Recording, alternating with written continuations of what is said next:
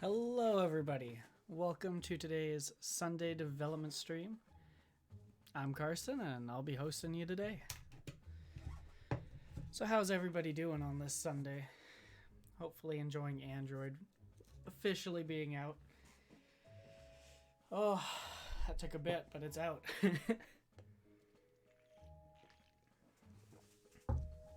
And today, you can't see him yet, but we are joined by a special guest who's not usually here. Here's his tail. Oh, he didn't like that.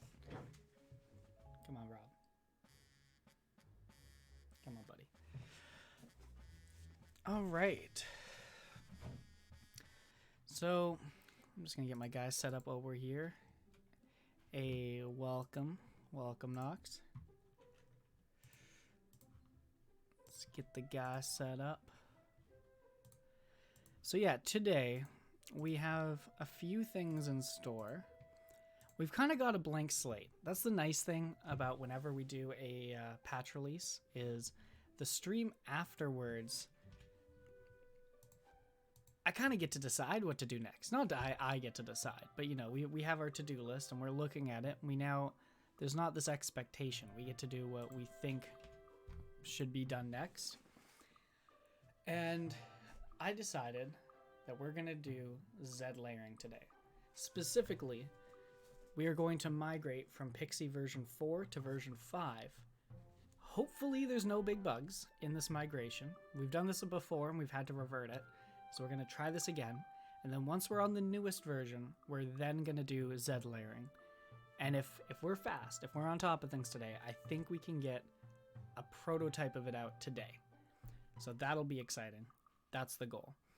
You have probably seen a couple times on streams we've talked about Pixi V5 and we've talked about Z layering and attempted it. And what's kind of been different is before we've attempted Z layering, before we were attempting Pixi V5 as it's like we need to do this update, but then we never really followed through with it going from 4 to 5 because it would cause some various issues. And then likewise, I've been like, oh, Z layering is so important, let's just do Z layering without upgrading to 5. And that means that we're the ones managing everything rather than it being built into the system, because that's a benefit of version 5. And it wasn't efficient enough. Like, I did it, it worked. It wasn't super efficient. We were over managing, and Jagger and I just kind of reverted and bailed out because we just decided, okay, we're going to do it when we move to 5. So it kind of made those things have to be merged. So today we're going to try both. We've also got some fun little things, like my 3D printer came in. So I got to the first prints we got to do to test it out. It's on a wobbly table. But I started with these little owls, and they came out surprisingly well. And then the second thing we attempted was Aiden Canadian has I sent him our logo and he created the 3D model for it.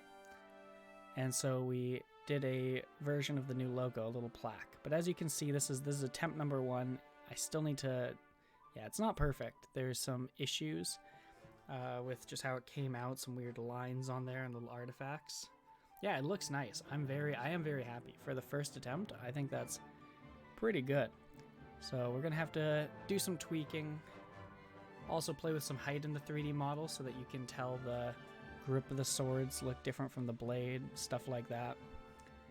And at this moment, in the other room, I have no clue how it's looking right now, but I have the first Guilds of Gods ring attempt. It's actually the second Guilds of Gods ring attempt, but the first one was so bad, I'm not even going to call it an attempt, because we literally, I looked at it and it was just string. It didn't even form a thing. So last night I sent it back to him. Aiden Canadian worked on, now it has it's called a bed at the bottom. So instead of it just kind of trying to free draw a ring with some supports, it has a flat bed that everything gets built on that you can snap off. This had the same thing. It had a big backing on and we were able to snap it off. It worked great. So we're trying that now, and hopefully that is going to stick together well. And when I, right before the stream, I took a look at it, and it's coming. It's looking really thin. It's looking really brittle. I have feeling when I try to take it apart, it might break on stream, but that'll be fun. You know, you guys get to laugh at it. So yeah, it'll be cool. And these little knickknacks will be, you know, we've got some ideas of things just ideas Jagger and I are floating around. Jagger has also purchased a 3D printer, so we've got 2 now that'll be there, so we can hopefully start pumping out some things, whether they're for, you know, some things as a thank you to Patreon supporters for, you know, supporting us through these times when we kind of have neglected them as we've been moving over to, you know, this whole in-app purchases. So they've been neglected, so, you know, a thank you to them, as well as maybe even creating a store out of things. I don't know. Which is some things that are coming to mind. So that'll be fun. Little things we're working on. Oh, I created these, but I didn't operate. Anyway, that's where we're at, and let's start the Pixi V5 attempt. So what I brought up here was the migration guide that I followed last time, that Pixi released when V5 first came out. And then I have the last commit Jagger did in the old Pixi V5 branch back in February, a month before this guy was last updated. So this might, yeah, anyway. So between these 2 things, hopefully I have enough to redo it. All right, so let's get pumping. Oh my God, what is with these dumb bots? Okay, 1 second. I gotta deal with something.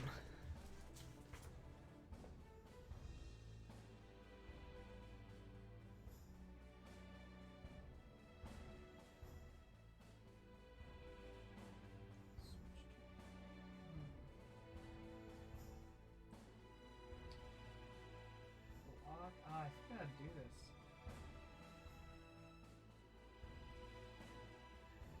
Yeah, because if I block, it's just about me. If I do this last time.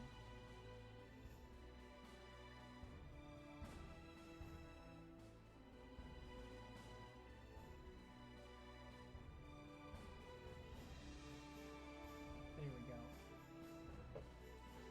It's the ban button. Gotta whip out the ban button. Okay, so we've got a nice fresh start here. So we're gonna make a new branch, and we've got a new naming Jagger and I are gonna call. So this is gonna be branch 66, because this is not going out in update 65. This will be a 66 feature, or a version 66 feature. And this is gonna be called Pixi V5. Yeah.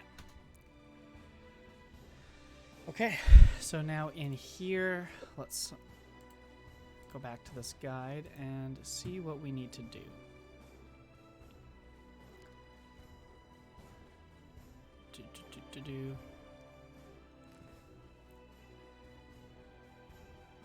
Sorry, on the other monitor, I gotta bring up Twitch chat again now. Perfect. All right.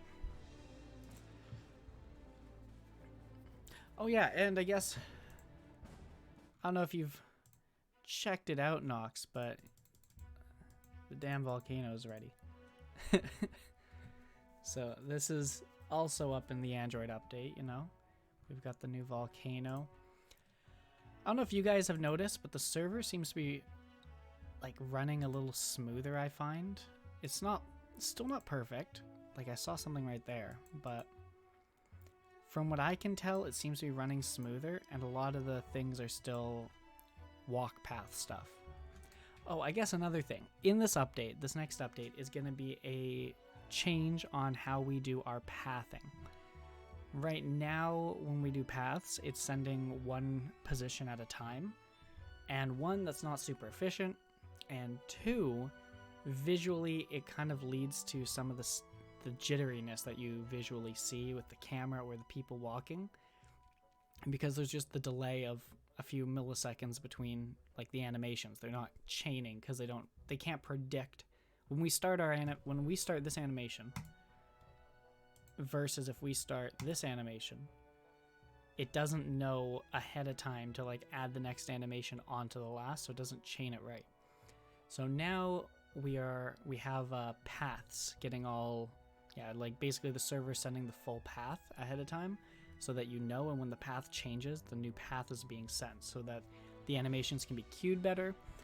There's some visual jitteriness of that, which led us to essentially just commenting out the server telling you to use the path and bringing back in the way that it has always been. But in this update, like in version 65, is the code for the pathing. It's just buggy and not released. So by 66, we should hopefully have that finished, and it will make things more appealing, less jittery, and I think it'll look smoother. A lot of the times what people think is lag in the game isn't lag, and it's just unfortunate to even have people have something feel like lag when it's not there. Oh boy, been a while. Looks like there's mountains now. Yes, the volcano has mountain ranges. And welcome, welcome. I don't know if you heard that though. That was the cat. Robert. Oh yeah. Big boy. Okay. Oh no, you are not allowed on the keyboard today. Yeah, but welcome, Boo. Welcome. Good to see you. It has been a bit. Yeah, we've got the mountains out. Android's working a lot better. Not only is Android working better, but for you iPhone users, if you just go to guildsofgods.com/play, mobile is working better. And that's the beauty of this whole Android thing is it's like iPhone now is like 90% done because almost everything was shared with Android. And in fact, in some of the things we did, iPhone is the easy one. You know, Android's the one that's inconsistent about sizes, inconsistent about beveled edges versus not. Where is there a little thing at the top that hides buttons? Are the buttons virtual or not? iOS is the one that's more consistent, and that's one of the reasons why we started with Android, is once we know we have that working for Android, it should just be plug and play for that side of iPhone. So in the iOS world, we pretty much just need to do in-app purchase integration and log in with Apple. Other than that, everything is shared with Android. So it's been good. Oh, and the cat's about to have a little hissy fit because he left. So give me 5 seconds. I need to go open the door for him. I was hoping he'd stay for a few hours, but doesn't look like it. This is even his chair. Like, he spent all day yesterday just sitting in that chair. And I thought he was super cute, and I wanted you guys to be able to appreciate him too, but he's getting a little camera shy. Hey, Robert.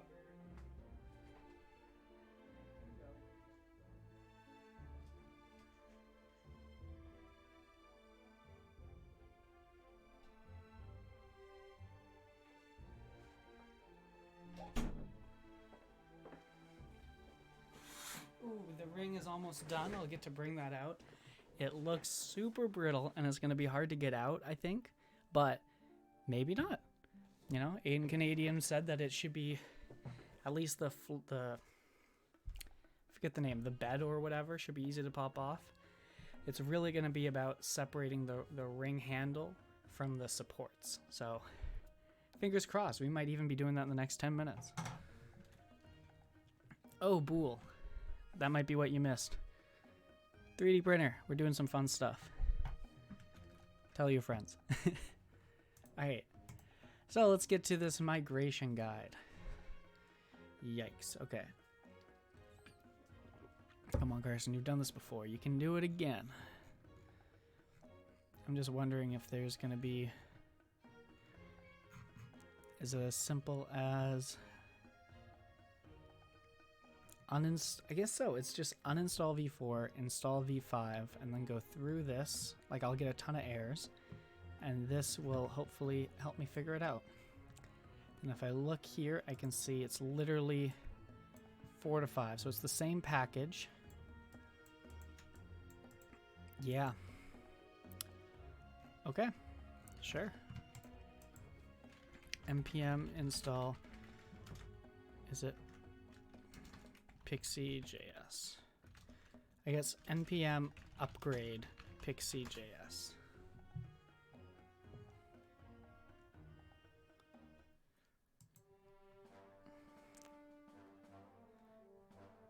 Run npm. Oh, okay, fine. I have to update npm. Wait, do I need to update npm? Oh, that's barely new. Okay, g npm. So we'll update npm, and then we will update the rest. What other things would like? So, question everybody. What would you guys like to see just on the stream to make it more interactive when I am doing work? Because I always feel bad when I get into like a coding thing that players aren't gonna, you know, it's not gonna be as fun. But when people have the chat going, it's pretty good. 1 second.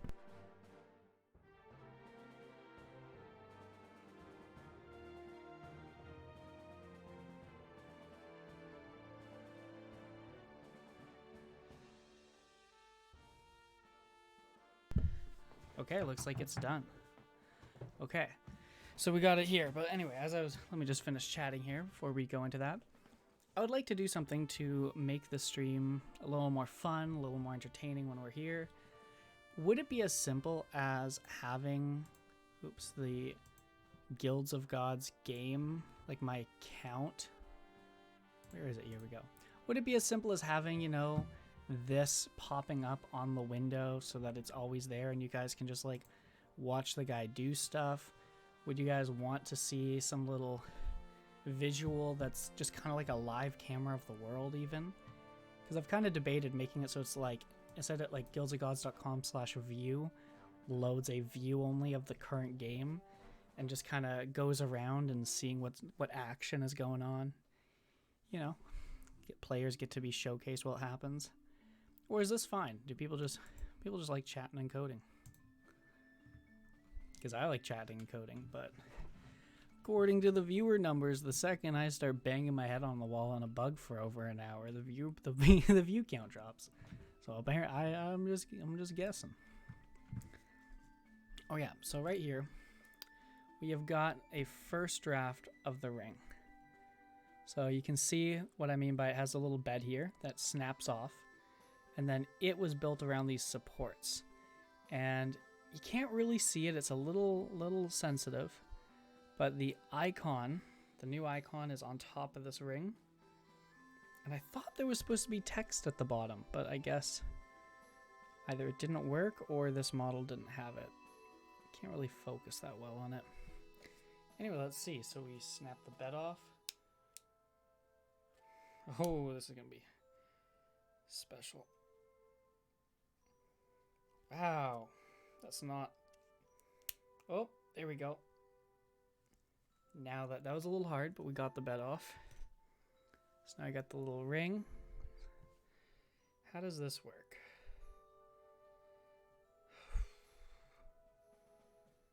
I think I'm gonna have to we'll probably have to take a Dremel to the inside of this to clean up the bits. But let's just try to get the ring out of the mold here.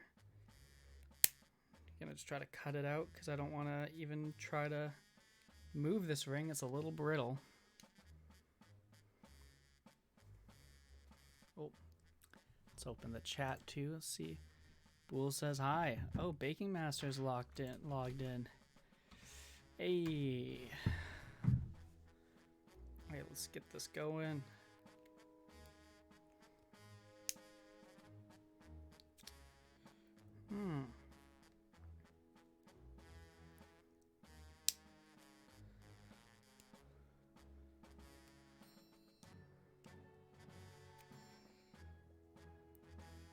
Let's see. Oh, I hope this even fits my finger right.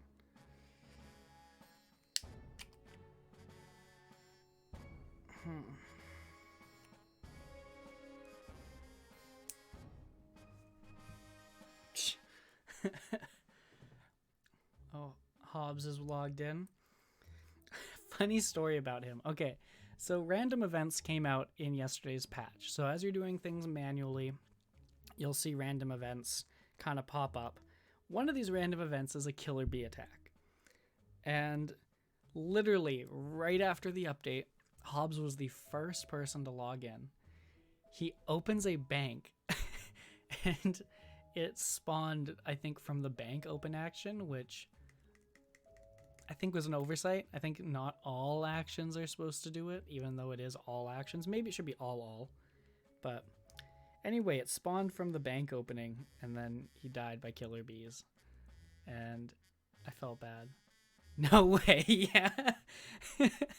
I was like, Jagger was on, both of us were on, and I was like, oh, like we were chatting about it, and Jagger said he watched it, and I was like, oh, poor guy. Not used to the new feature. And maybe they're too strong. Maybe that means that they were a little too overbearing.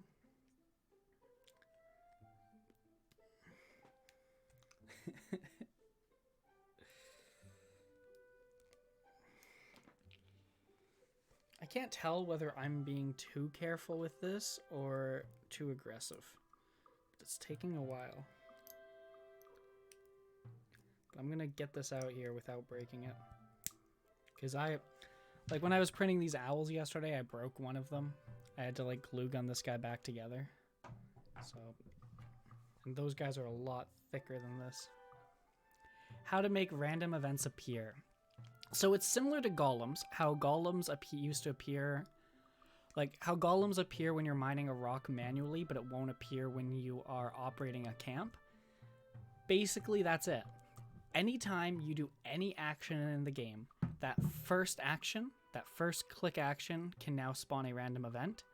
However, anything that loops or does autopilot will not trigger it. So essentially, you can think of it as the act of saying operate this camp might trigger a bee attack. But once I have clicked and it hasn't happened, you can be confident that you can leave the guy and it's not going to be a worry. So you will be there for any attack that happens. Even smithing, yes. These are very generic ones. Like golems are only for mining, but things like the killer bees, there's a haunting that can happen. Those events will, the haunting's pretty funny. But yeah, the haunting will happen and stuff. Yeah, you know, it's basically that. So it'll happen on anything. Opening banks, literally it's on the act of you doing an action. So something that didn't come out this update that will be coming out next update to accommodate this is loopable actions. So similar to this, when you shift click, it's going to loop whatever action you do. Or if you shift right click, you're going to see loopable actions as like it'll be loopable versions. So think of it like if you shift click on a rock, it'll mine that rock. And if you have bags, it'll just keep mining. And say it's something like copper, the rock depletes, your guy will just keep trying to mine it even though it's not there, and it'll just be like, it's not here, it's not here, it's not here. Then when it respawns, if you're still looping, when it respawns, you'll automatically go back. So this works for flax. This works for literally anything. Like if you had stackable food and you wanted to eat all of them, you'd shift click the stackable food and it would just eat, eat, eat, eat, eat. If you had teleports and you wanted to just spam your teleport spell, you'd shift click the teleport and it would teleport, teleport, teleport, teleport. This is working and this is in the game, but it is disabled for patch 50 or 65 because we ran into a couple bugs that showed us that we need to essentially retest the entire game that loopable it works. So I'll give you the example of where I found it broke, or where Jagger found it broke. Jagger ran into it and then I debugged it and figured out what it was. And it was that when you do the tutorial and you talk to the guy and you do the last step where he teleports you to the main island and then starts doing the tour, Jagger had it in loopable mode when he did that, and then the teleport kept looping. So normally it's like teleport, at the end of teleport, start the tour, at the end of the tour, show the dialogue. But it was teleporting, starting the tour, and then going back to teleporting, which resets all timers and stops the tour. So it turned into this infinite loop that went on forever, and he was stuck. And then when he logged out, logged in, you know, he's now in the main world, but it never finished the tour, so he got into this invalid state. So we were like, okay, we actually have to test this with everything. But it works great for things like flax, works great for mining. Like, we haven't seen issues with in-game stuff. It's mostly it's been like dialogue continue withs that we're just like stuff like that where we're like, ooh, this is firing in places that it probably shouldn't. And if there's ever a hard-coded place where we need to be don't fire here, that means we need to evaluate everything because there's probably more than one case we don't want it to fire at. So yeah. Nice. Yeah, no, it is nice, dude. It is exciting. Honestly, it'll be really cool. I think people will like it. And hopefully this will help because essentially what we've done is we are punishing auto-clickers by making these random events. And then we are giving you the ability to do what auto-clickers are trying to do. You know, spam teleports, spam flax, spam mining a rock even when it depletes. Stuff like that, right? That's what they're trying to accomplish. So we're just giving everyone the tool and then have a deterrent for people who do it manually or for who are cheating the manual route. So we think that'll be a good approach that's kind of follows our philosophy with camps and everything, where we'd rather just have everybody has equal access to the tool.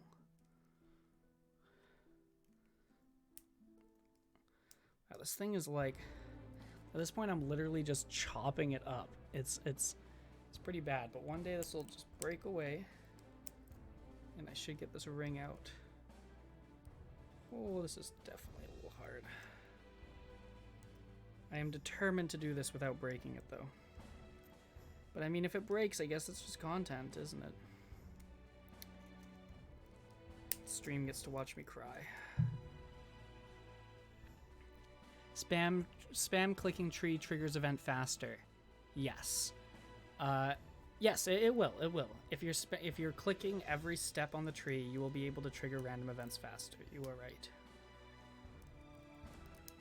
I think, don't hold me to it, but I think there's a 1 in 5,000 chance, or 10,000 or something like that. But it's literally on every single action. Like I said, opening a bank or a store or something can trigger it.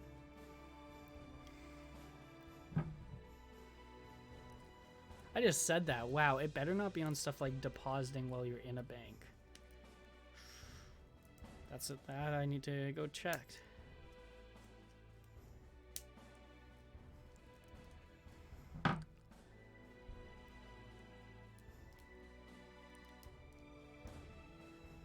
No, that would make sense, because I bet if that happens, it would just minimize the bank when you start getting attacked, so it would work out.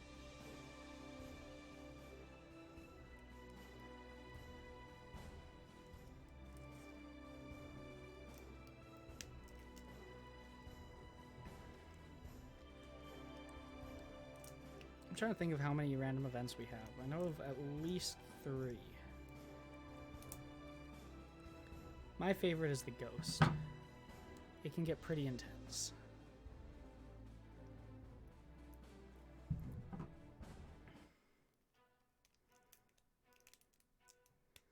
Okay, officially cut through this entire thing. Come on, Guilds of Gods ring. I was like, I'm gonna get Zed layering today, and then all of a sudden I spend the first hour trying to get the first ring going. God, I want to see him. Oh, you'll see him, man. I believe in you.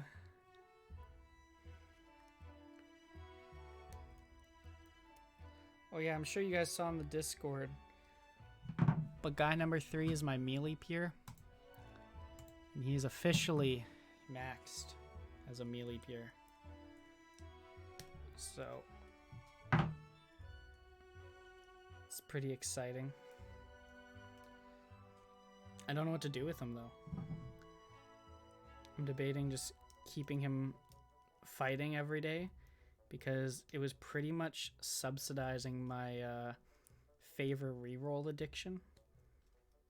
And ever since I stopped, I've been losing favor every day. Do mage and we'll speak. I know, this is the easy one. I just mean, I'm happy to have somebody, you know, we can go into the obelisk. I beat the Emperor on my own with this guy. Me and the Emperor, we had a duel. And it worked out. So, I ate a lot of star slugs. Many trips to the bank. Okay, let's see if I can just This thing is a little... Ooh, okay. So we'll have to use the Dremel to clean this, but you can see it's like it didn't nicely detach from the bottom of the ring. And I can't snap it off the top, and I think it's supposed to snap off. It's not, and I have nowhere to put pressure on to do it that isn't going to break it. So let's again try to snip it in the bud.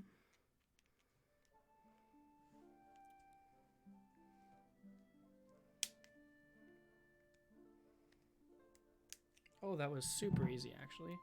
That snip, snip. Ooh. Alright. Need some tuning, obviously, but the first Guilds of Gods ring. Does it fit my finger? Oh, it's a little... I mean, if we did the Dremel cleaning, it might fit better. But it fits my pinky. So that's something. That's something. Oh, it's backwards. It would fit, honestly, if we clean this up, it would fit my ring finger. I guess this is my right hand. Yeah, I'm going to wear this on my finger all day. Nice. Clean. What stats? What do you mean by what stats? Ooh. Do I got my phone on here? Yeah, let's send Jagger a text. Oh yeah.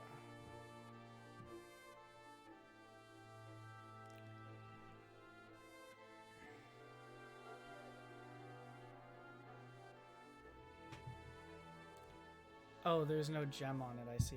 Yeah, it's not a gem. Sorry, okay, I see. It's not that this has a...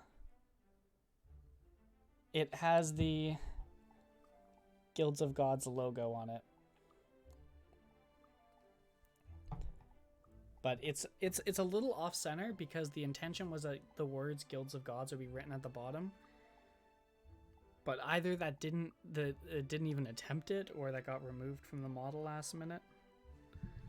Or something, but it's pretty slick.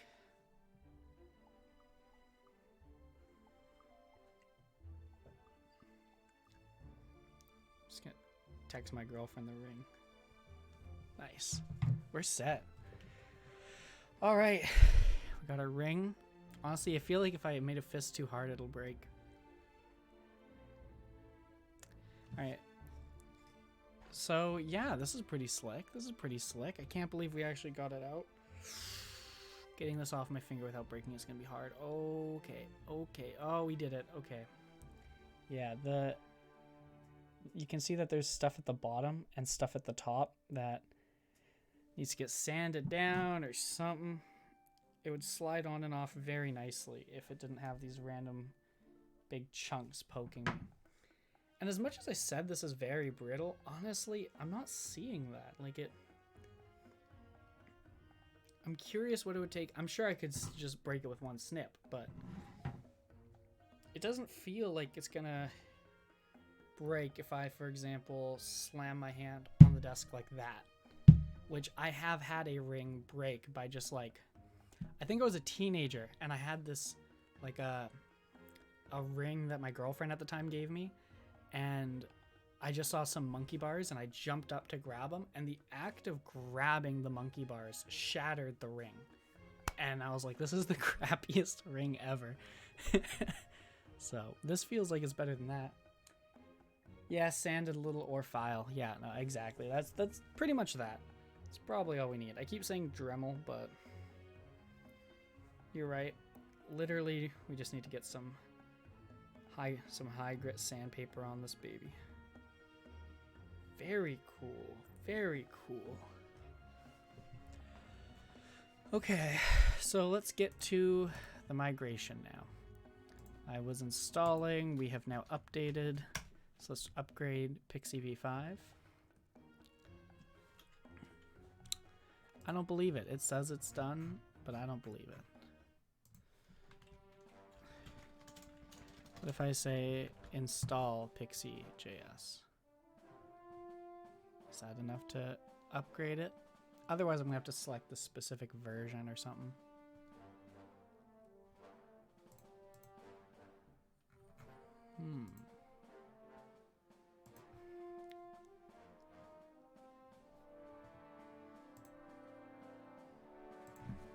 Whoop, there's Jagger back.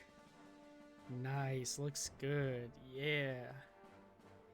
Pretty slick.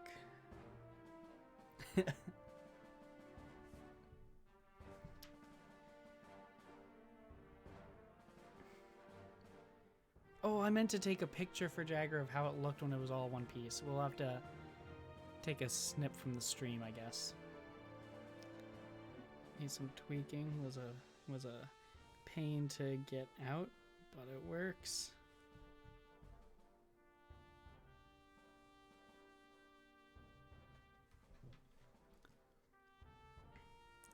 You can see some leftover supports still stuck on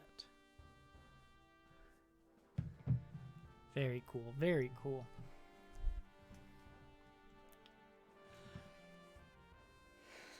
And I didn't realize, but PLA, the maybe it's all, I don't know if it's all PLA or the type of PLA I have, but PLA, this 3D printing stuff, isn't really plastic, and apparently in the right circumstances biodegrades in 9 months.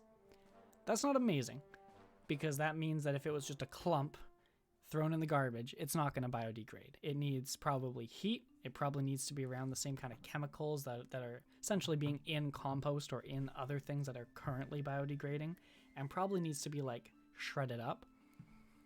But it is fascinating to know that it does biodegrade, and that I can just keep all this leftover crap, and instead of throwing it out, I have a composter. I compost, so I can just, break it up really fine and keep a little bucket of it and just mix it with the compost and just see if maybe 8-9 months is a little too much, but if after a year I can't find it in the compost, that'd be amazing.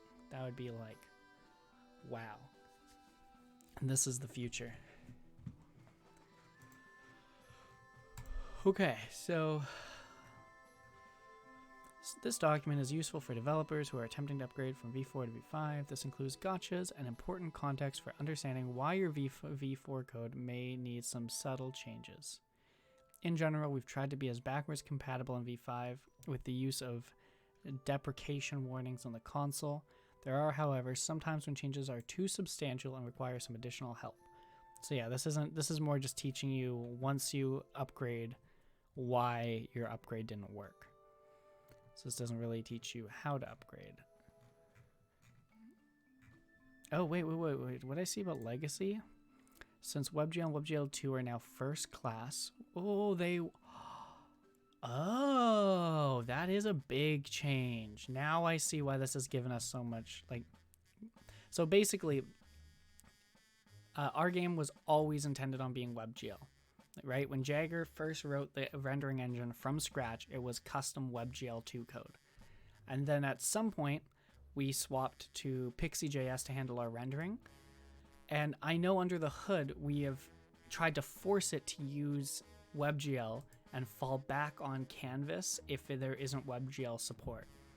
That becomes relevant pretty much when we go to Android, stuff like that, where I'm not confident that when you go on mobile, like on default internet browsers on Android, it actually knows how to do WebGL right. It might not. So this is interesting that it swapped the order. So now it's like WebGL, what we want is the default, and the old way is legacy.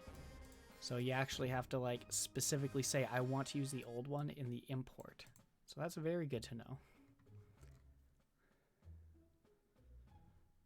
All right. Okay, I'm gonna move this to this monitor. Actually, let's 50-50 it. There we go. Okay. Install specific version. So I'm just gonna Google something quick on the other monitor, get the command right.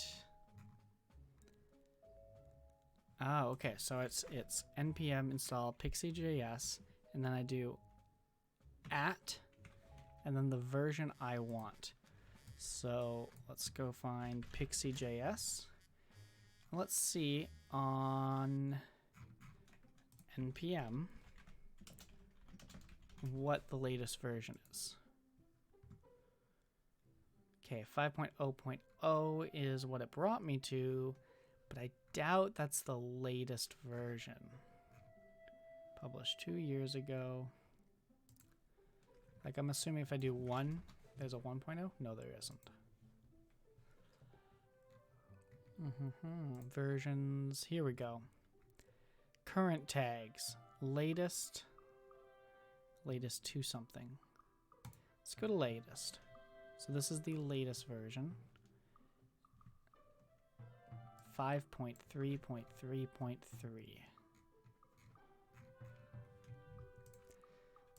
So Pixi at version 5.3.3.3. So we're installing this version of Pixi.js. Oops. Too many browsers. Holy.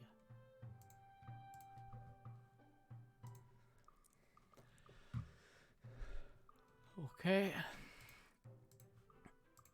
It's gonna be fine. Okay, so let's just npm run start and let's see how much this hates us. And then we can go through the guide and do all the things to fix it up. Oh, so we are already running it.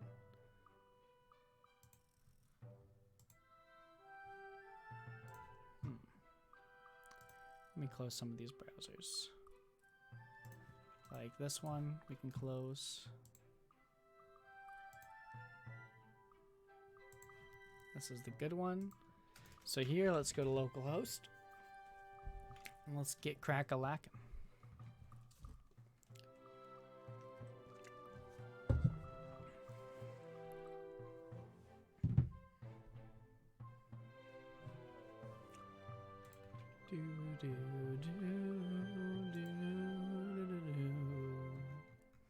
Okay, what do we got here?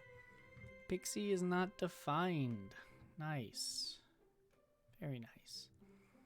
So this is in Pixi multi-style text .ms. Come on, show me where in the code this is.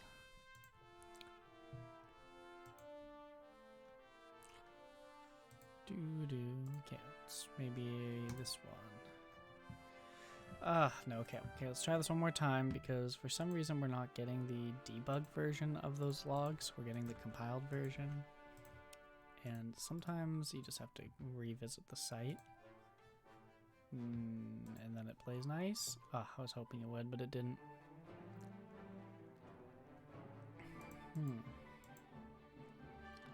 Pixi is not defined. Multi-text.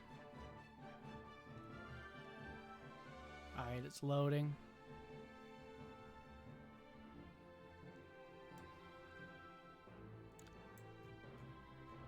No, it's just the big compiled version. That's so annoying when it does that. Okay, so Pixi.js has been installed.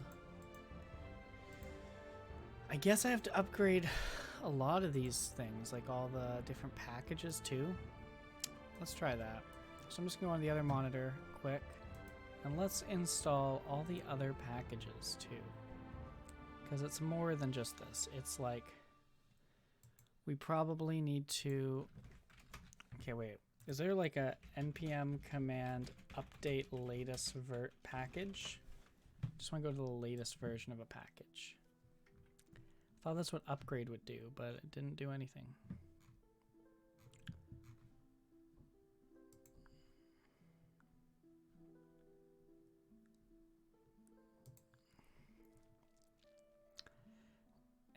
Wait, run the np, is it literally, okay, let's try this, npm update. Maybe that just updates npm.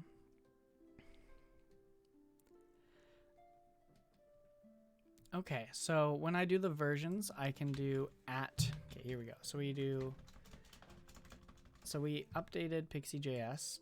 Now it seems to be multi-style text I saw it was having issues with. So let's go Pixi multi-style text at latest.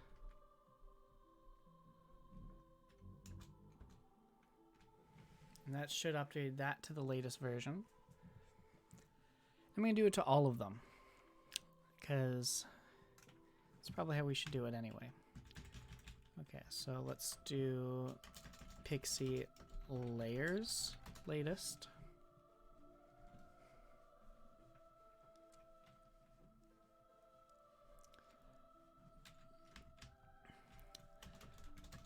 Upgrade to the latest lighting. Oh yeah, with Pixi, I guess I forgot to kind of mention a bit, like with Pixi V5, once we finally have this updated and the updated version is pushed as the main game, at that point we can add post-processing effects and lighting and everything super easy. We've pretty much, it's like Z layering. It's this thing that keeps getting pushed back because doing it manually is so much harder than than leveraging the engine itself. So we're like, we'll just wait till we actually upgrade the engine. But pretty much, I want to start contacting other streamers, other content creators, and I want to just start talking about Guilds of Gods more. And when I was just sitting down yesterday thinking about it, I was like, what is my hesitation? What do I feel is missing from the game before I can get every eye on it? And it really kept coming down to, oh, we don't want to make the trailer until we have, like, oh yeah, we basically the same reason we don't want to make the trailer. We want to do that once we have Z layering and post-processing. And it's like, okay, so those things keep pushing back success? Like, that's BS, you know? Let's just do it. Let's make that the priority now that Android's good. I think we can get this done today, you know? Obviously we won't, but we will. If you get what I mean. We got this. Alright, so let's... Oops, I already installed that. Alright, let's run it again now that we've updated... actually, we had the latest version of lights, but yeah, now that we have updated all of this... Let's close that browser too. Now that we have updated all of it... It should be simple. Hey Bool, have you found a random event yet?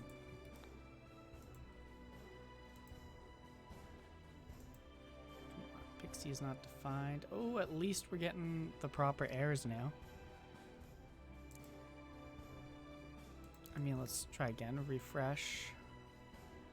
Nope. Oh, it's okay. You'll find it. It will happen.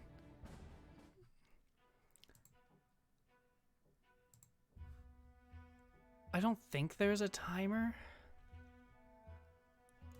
I think there's a timer about like a minimum amount, as in we didn't want you to get random events more than like getting 2 in the same 10 minutes would really suck. So I think we have a timer that you can that's being leveraged so that to avoid duplicates. But I think the first one is still just as likely to happen.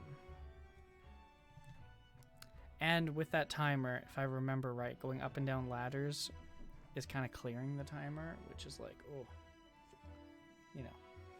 I'm a mine gem rock and try. That's a good call. Get that gem rock.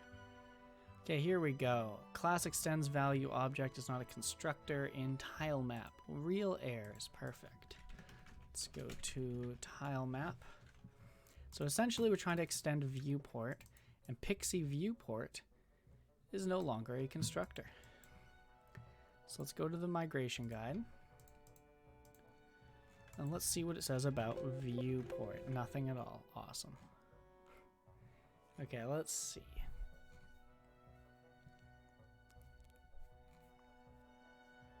Actually, let's go see how last time we did this, things changed.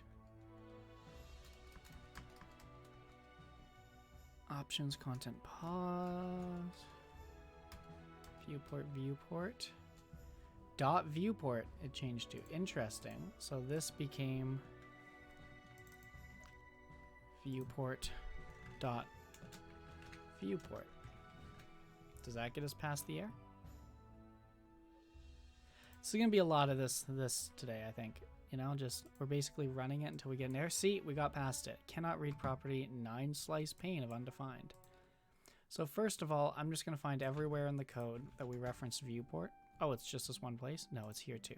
So the 2 places in the code, and we're going to do that same fix in both places. And then we'll figure out this. So 9 slice plane is undefined. I bet it's the same thing. Oops. Yeah, I bet this is the same thing. I bet if we go here and I control F for 9 slice pane, we can see that it used to be pixie.mesh.9 slice pane, and now it's just pixie dot. Seems to be it. So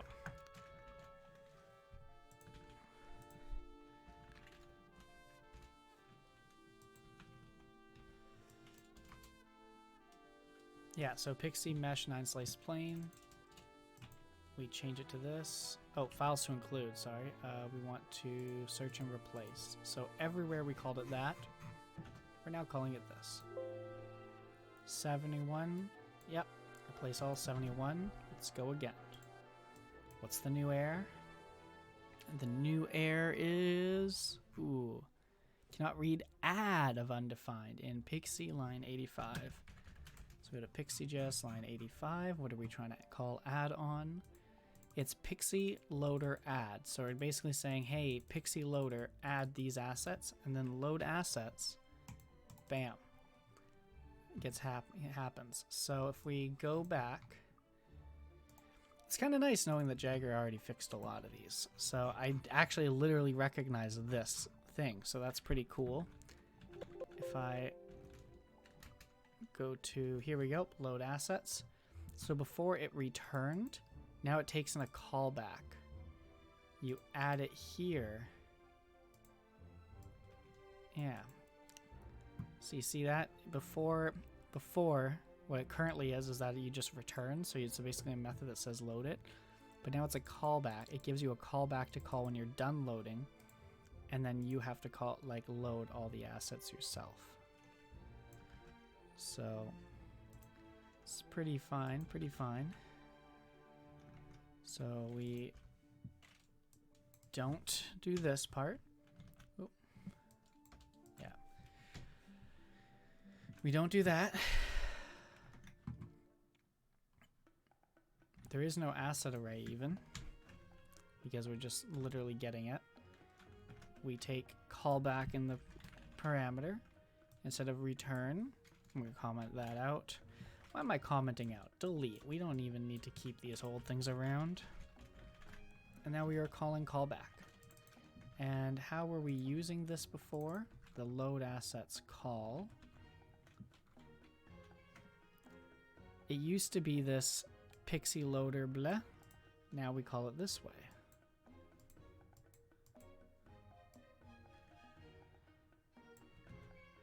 So it was Pixi loader add. Where do we do that? So instead of this guy, we now do this.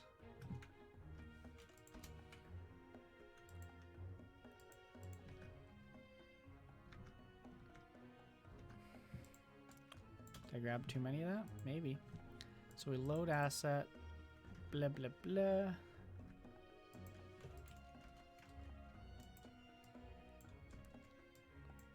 A lot of gibberish characters get just kind of added.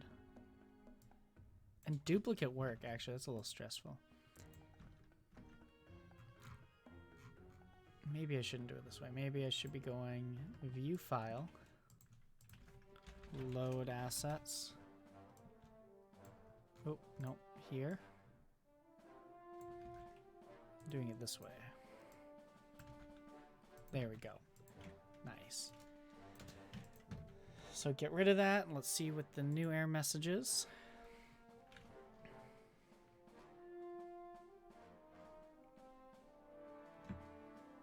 Oh, we did get one. Okay, I was like, wow, no error messages.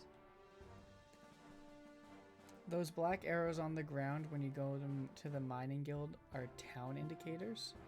Those black arrows on the ground when you go to the mining guild are town indicators.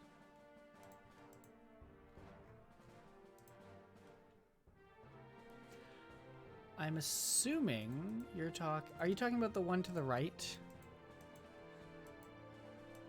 Like, to the right of the town?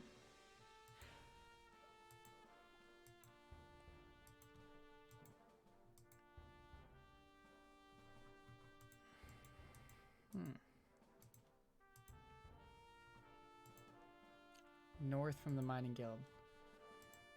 I just mean, do you mean signs like this? Because if so, they're kind of like path indicators, yeah. They're not necessarily town, but they're a path. Yeah, I guess they are. They're just kind of telling you, they are town indicators. I guess that's what you could call them. They're more like suggested paths, so that if people just kind of find themselves, they have a way to get back to civilization. I didn't put them everywhere, but yeah, you're right. I kind of forgot I did that. That never went into a patch note. But yes, there's little signs now that tell you, yeah, like this stuff, that tell you the good paths. Like, you know, if you can go left here and it brings you to the old Emperor's building, you can go down to the mining guild. And if you go up this path, this is what leads you to the dead end with the goblins that eat people.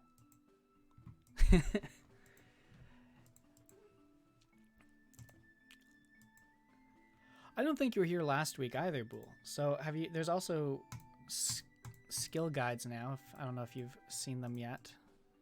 This is what I've been spending pretty much all my time on.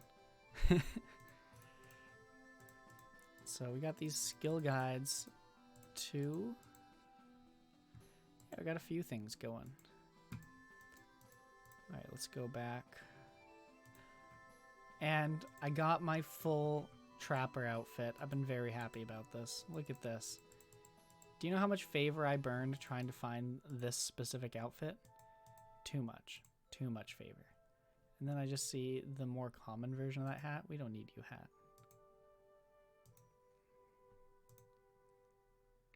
Adventurer pants. Is that the one I already have? Oh my god, it's the matching one. Yes. Booyah. Oh, yeah. Alright, I know I just got excited about how I have a trapper outfit, but now we're set.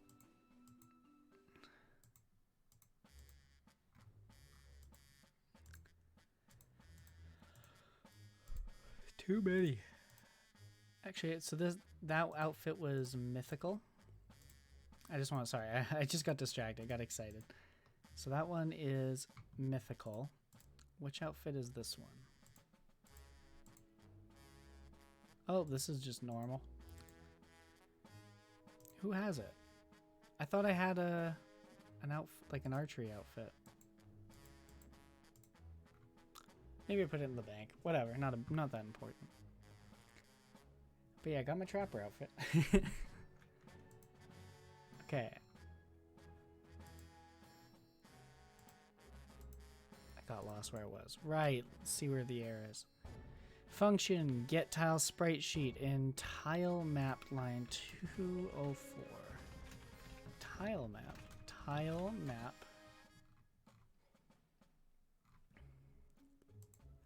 I haven't gotten to see it yet. Actually, I'm just gonna say it. I haven't seen people use emotes yet, so I wanna whip one out. Just give him the good old bone dagger. I just want to see it pop up on the screen. Ooh, look at that. So nice. I want to really get this stream looking more polished. I said this last stream, but I think there's some stuff we can do. We're coming up on our 1-year anniversary of streaming, and we got to really, up it a little bit. Really make it the next thing.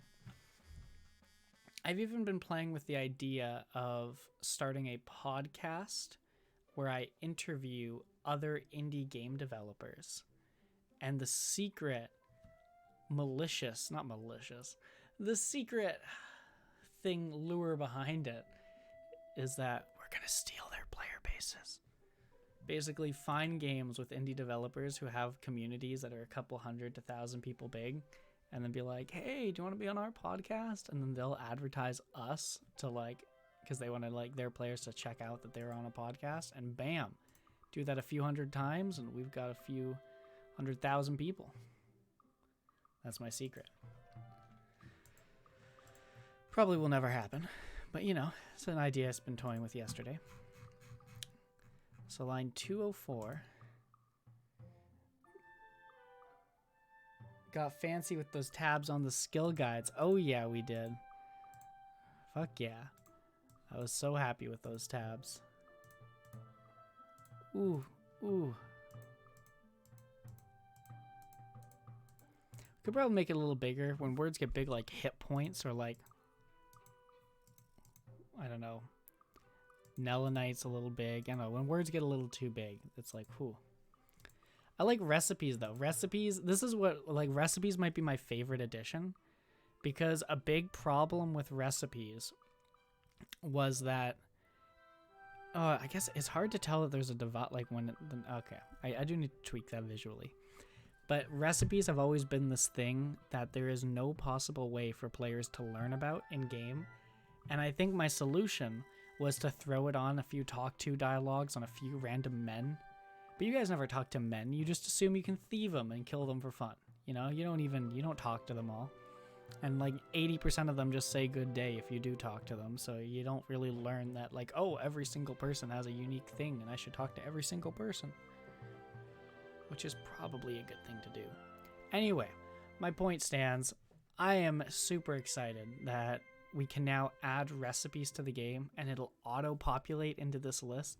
So I don't have to be afraid of like, how do I teach people how to make these things? I can just add things. We can just add more food. And I don't know, Jagger and I were talking about how deep do we want food to go? And we both agreed it would be so nice if there was like at least 100 recipes that you could make. And you know, some of them are just pieces that go into many. For example, dough goes into all 3 of these at the bottom. But you know, now that I'm looking at this is uncooked. I guess that makes sense. It makes uncooked and then you cook cake. Yeah. Okay. But yeah, you see what I mean. Like, it would be so nice to just add a lot more of these. And we have some new things. Like, I could make we could make pies that are like, you know, octopus tentacle pie. Stuff like that. Chop octopus tentacle. Yeah, it'll be cool.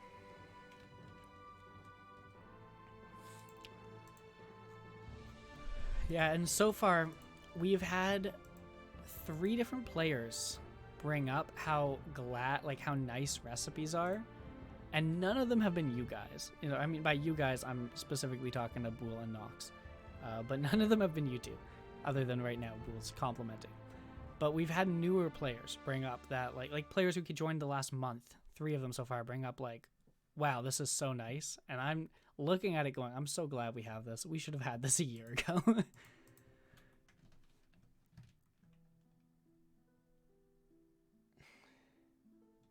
Cooking points earned on first time baking the food. That's not a bad idea. Just to convince you to make it once. People like cooking games. Dude, people do like cooking games. That is like, when my girlfriend first tried Guilds of Gods and first played it, her desire was to be able to open, like, she told me one day I'm going to open a cooking, like a sushi shop, you know, because we just had fish at the time. We didn't have cooking recipes. So she's like, oh man, we're going to have a sushi shop. How do I like start a sushi shop? And at that point we had just added market stalls. So I was like, oh, you have to get construction level to open market stall, blah, blah, blah. But as I was talking about it, I was like, wow, it would be so nice to just let you make sushi. You know, like, you could definitely, like, people love cooking games, and if you could make a lot of cooking items, then you could have, like, if we made market stalls hold more items or make it a little easier, you could have players who literally just, they like cooking, they're playing the cooking game, and they just, you know, then they can sell their food to the people who want to be grinding combat or something. Yeah, I don't know. I think so. Cooking is a good... People like cooking.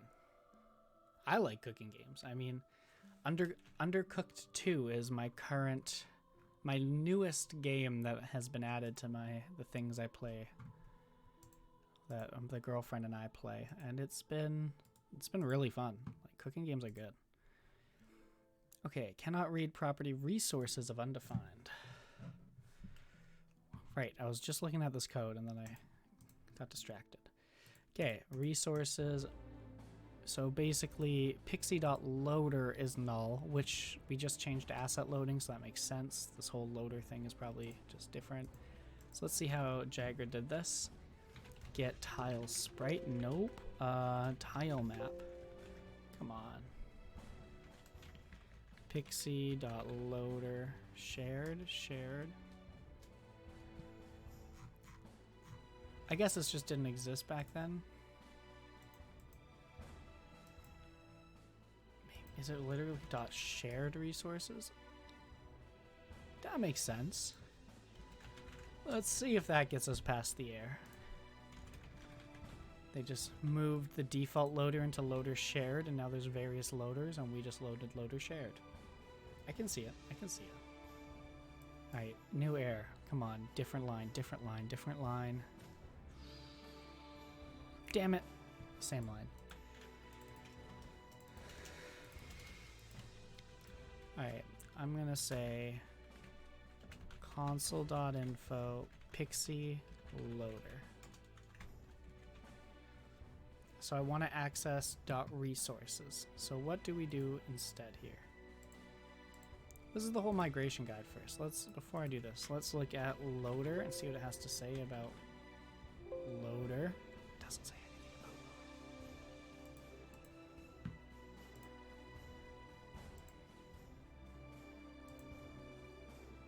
Okay.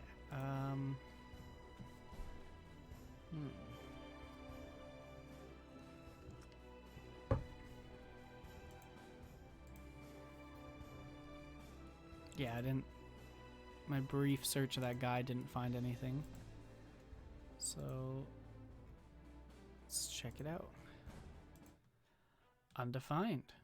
So just straight up, that makes sense. Loader itself is just undefined. So let's see what Pixi has.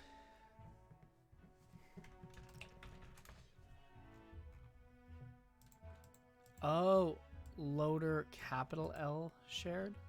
Let's try that.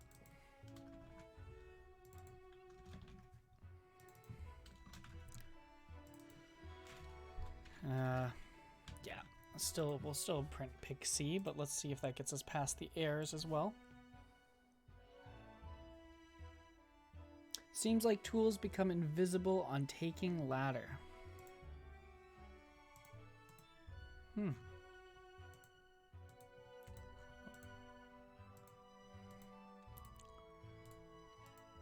Well, let's see. So I've got a tool in my right hand. I could see it. I think I figured out why. I haven't. We'll if we have time, we'll try this today. But I think I also figured out why sometimes your guys up here lose their clothing. Yeah, you're right. Going up and down the ladder. We lost. Hey, there's Bool. Hey, Bool. I'm gonna follow Bool. Oh, he's running from me. But yeah, you're right. We definitely lost it. Oh, Bool's got 2 people at the gem mines. Oh yeah.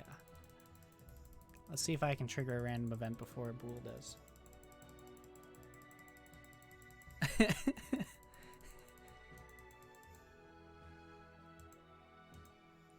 What do I need to mine this? 70, was it? No, it was 65. I can mine gem rocks now. Oh, that's exciting. Nice. I thought I couldn't unlock that yet. Give me all the gems. Haha, Bool. You think just because you got 2 guys you can outmine me?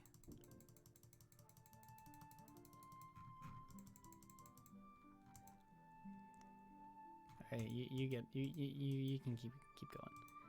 Have fun. I hope you get attacked by a swarm of killer bees, or get haunted by some ghosts or something. But yeah, you were right. When you go down a ladder, you lose your tool, which is very interesting. Same with when you go up a ladder. Going up / down ladders makes tools invisible. Put that on the list. Thank you for the report. Let's go back to my coal. If anybody wants coal too, I got like 18,000 coal. I just keep going for more coal. So just DM me if you want it. Add me in Guilds of Gods, you know.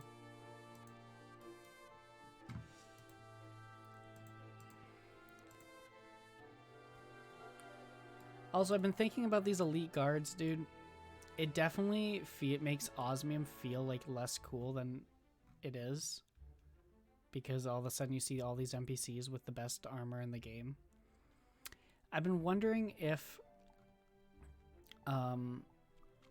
we should add a different color to their helmet, like for the back thing, compared to normal Osmium. And then if we should maybe even put the guild emblem on the plate body or something. That way you could differentiate the guards from players, and players wearing the pure Osmium armor get to, you know, look like they have some special best armor in the game.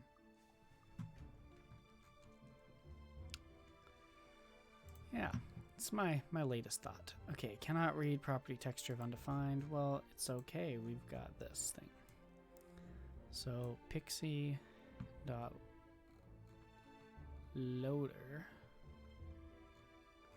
Pixi dot LLL loader.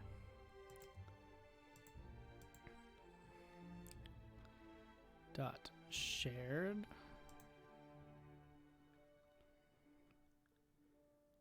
Dot resources.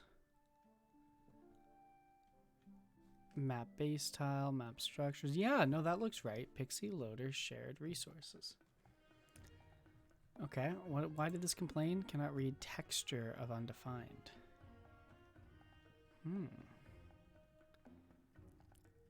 In sprite pool.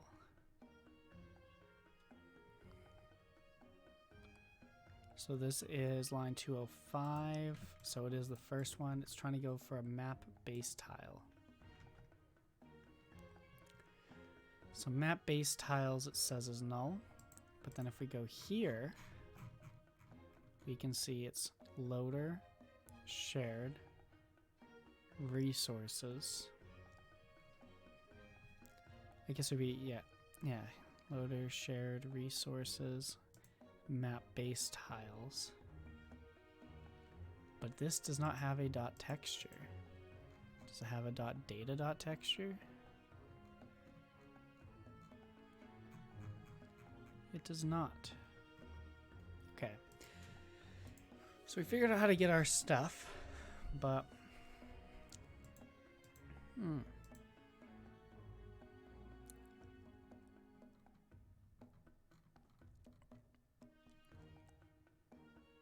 interesting. Data dot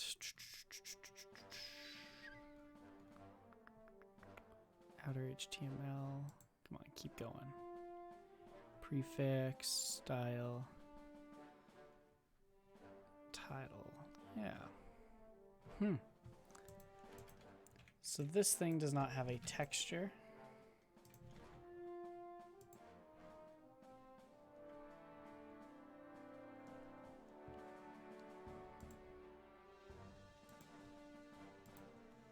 So let's see if texture is mentioned in this guide anywhere. Enable MIP mapping for render texture. So we get our renderer, bind texture, base texture resources. One of the newest features is that we decoupled all asset-specific functionality from base texture. We created a new system called resources, and each base texture now has a resource that wraps some specific asset type. for instance, video resource, SVG resource, image resource, canvas resource. In the future, we hope to be able to add other resource types. If there were asset-specific methods or properties being called before, these will probably be on baseTexture.resource.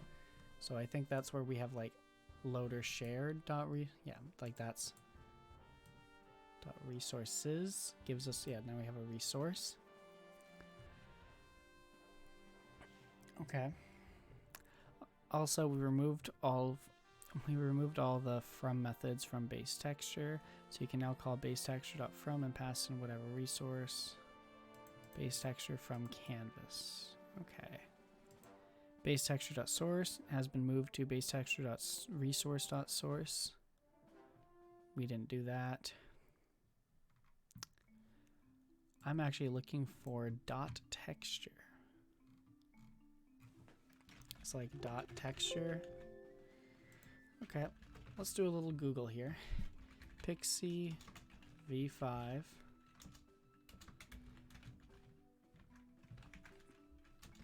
Resource texture. Pixi.texture. So Pixi texture from image asset. And then new sprite. Okay. So building on that, if I can console.info, Pixi loader shared resources, Pixi.js asset. Wait a second, is this? That is it. So it wouldn't be Pixi texture from this, would it? I'm assuming that that's why we have this whole loader thing, is because we want to share the texture rather than make a new one each time. And this is going to make a new one each time. But who knows? So if we go to Pixi, we go to load image assets. Here we add the name and then the assets. And we go to these assets.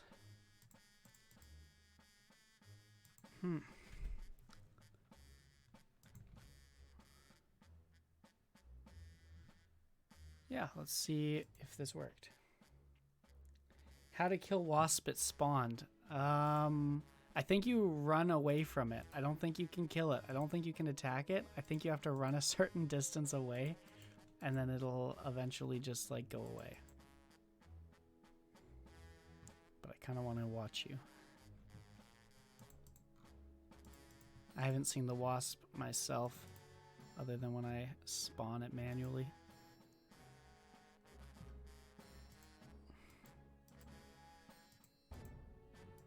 Oh, I didn't get to see your guy. He already booked it. Did you book it down? It only hits the zeros? Okay. It doesn't feel like punishment. It slowly ramps up its damage. So it'll hit zeros because we don't want it to just kill you right away. If you leave it, it'll slowly get to the point where it's hitting ones and then twos, and it just kind of keeps incrementing its damage. Oh, you're at the bank. Okay, I missed it. I missed you. You ran past me. See, that's the problem. You looked just like an Emperor's Guard. I ran right past you thinking you were just a guy. We definitely need to make the armor look unique.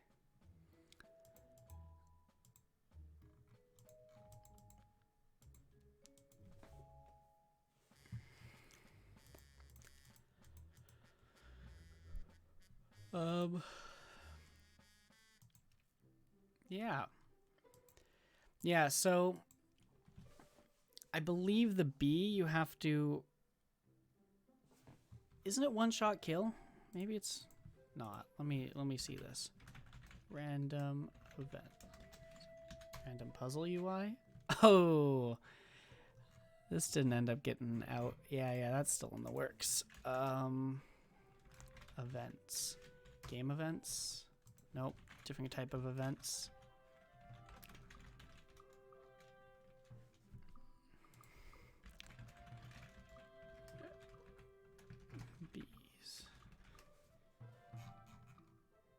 Wasp 130.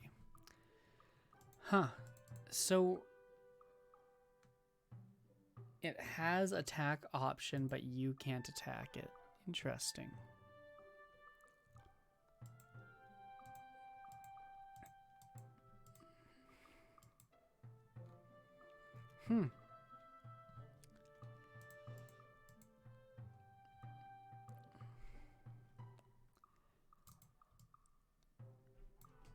Ew.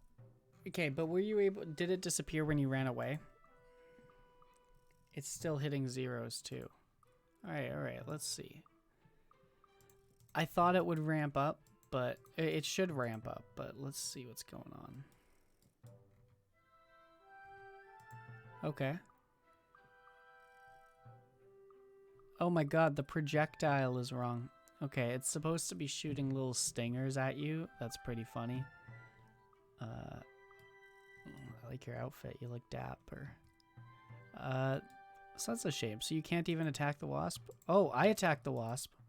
Oh my god, he's attacking me now. Wasp! Go away, wasp. Oh my god, he runs. You see? Oh, that's funny. Can you attack him now? Oh, that's... Wasp! Get away from me. This isn't my combat guy. This guy literally has 1 defense.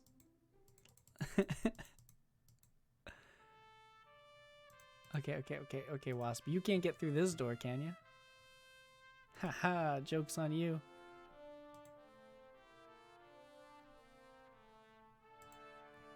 And now he sits there. Oh, and he... No, oh, he didn't disappear. He's just over there. Huh. So if you attack him, it doesn't aggro him for you? That's interesting.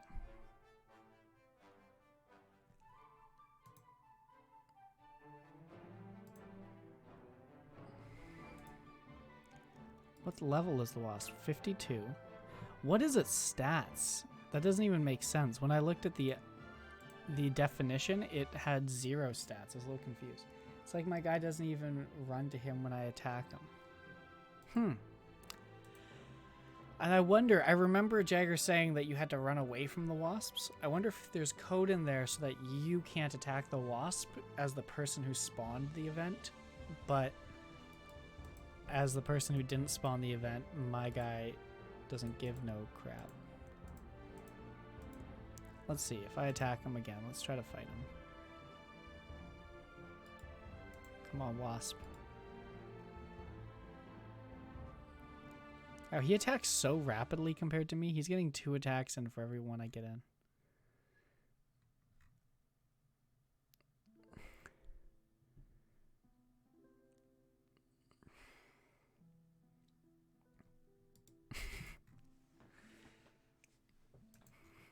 You can fight each other's random events. It's funny. Okay, I'm going back in here. Ah, wasp, now you're stuck.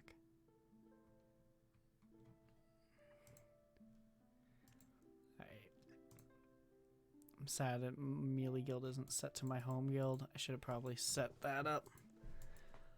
I mean Mining Guild. I'm going to bring a guy down to murder this wasp. Alright, so noted wasps are annoying. And you weren't able to kill him, which kind of sucks. But I'll chat with Jagger about that. That's funny. That's just funny. Can do you have 2 adventurers nearby? Can you get the other guy to attack him?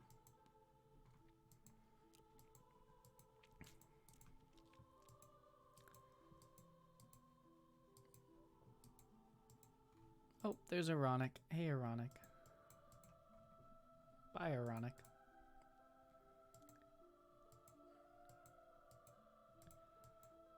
Alright, let's get this guy. Oh, yeah, even after teleporting, I lost my, the visuals on my item. Interesting.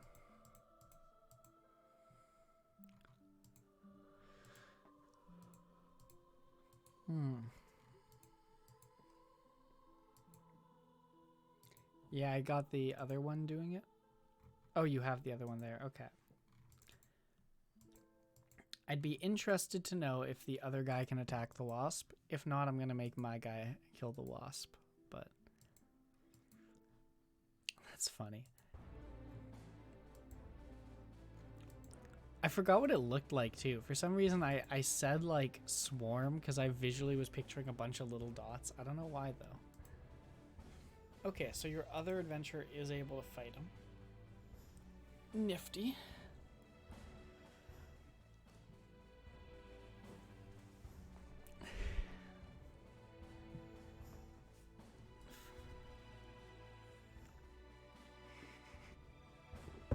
Nice. Good job. Oh, that's just so funny, though, about the... Like, I didn't think me attacking would work. I was not expecting to have to run for my life from a stupid little wasp. But you're right, that didn't feel punishing. So, ghosts, for example, how they work. That one I tested. Now that you say that, I didn't actually test the wasps. That one I cut like Jagger coded. I just made the NPC. The one that I did test was ghosts. So ghosts are, the way they work is like a ghost spawns and he just starts attacking you, and he just like is swiping at you, and he does very little damage. He's probably just as weak as the wasp, probably a little weaker maybe. But then after a few seconds, another ghost appears. And then after a few seconds, another ghost appears. And it just gets to the point where you literally have like dozens of ghosts all fighting you, and you're just like eating food to try to stay alive as they just beat you down and whittle you down. They just keep expanding in numbers and strength until they finally kill you.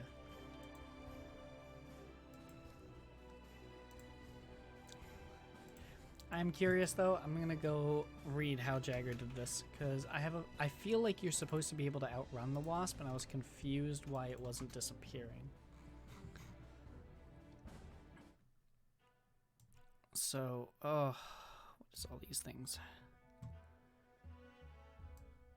Okay, back to the top. So let's just minimize all the files.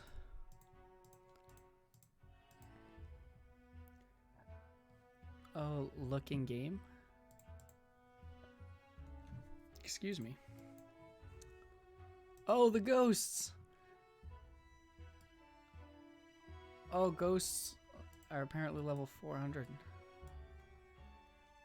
And they're growing in numbers. They should probably spawn like away from you, and then they start walking towards you. Right when you mention ghosts.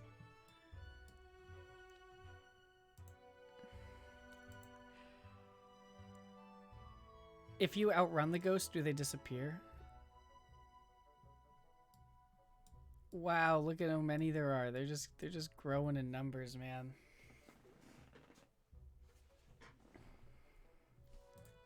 I'm gonna try to save you. I'm gonna take one of these ghosts for myself. Oh, they didn't even... Haha. This one's mine. Oops, I lured one to you. He retargeted you after I grabbed him from the pack. So that's interesting. The other ghosts, they all started disappearing. Except for the one that I pulled out of the AI's logic. And now he oh, and then they disappeared because you're too far away. Okay, alright, alright. So now it's... Did I break this one? Nope, he went away too. Okay. Cool, so the ghosts, yeah, when you run away from them, you survive.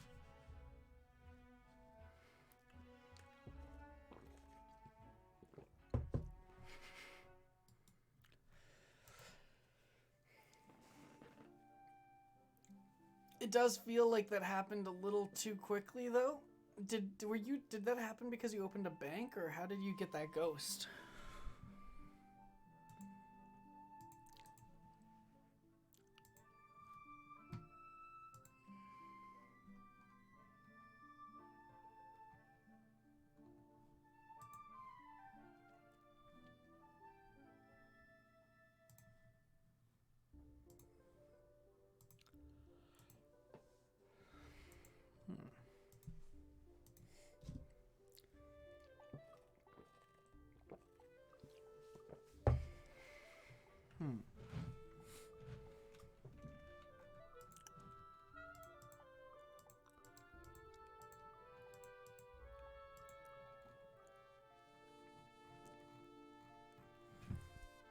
That was interesting. All right, let's go back to this.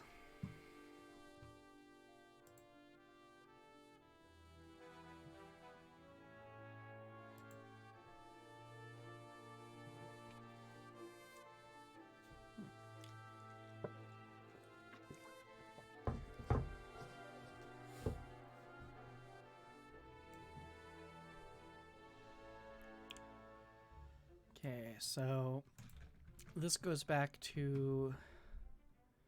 Oh, okay. I think we got past it, actually. So where were we? Here. I'm no longer getting a line here. I'm getting it here. So I'm going to just recreate this little code change on all of them.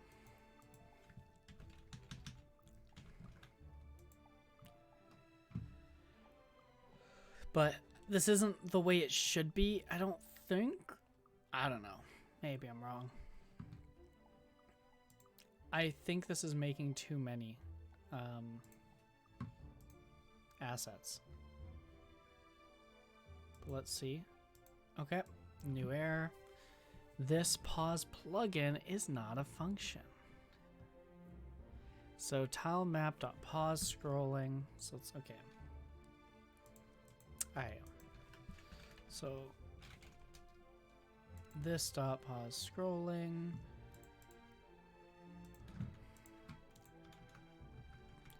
Pause plugin is not a function. Alright. So this is viewport no longer has pause plugin. How does that work? Does this migration? Okay, wait. First, let's check out Jagger's code here. How does pause plugin is not referenced? Excuse me.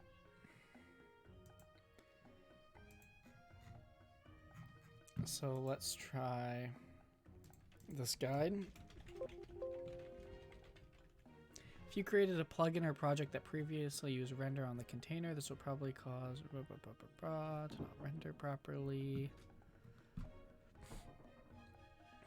If I was to make a guess, I'm gonna guess that this pause plugin isn't as valid as it used to be. So let's go back to package.json and see where pause is mentioned. Pause plugin. So really we just assume pause plugin is part of viewports. Okay, so let's Google Pixi V5 pause plugin.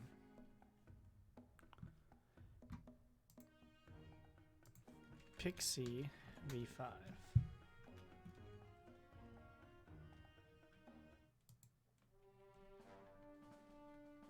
Pixi application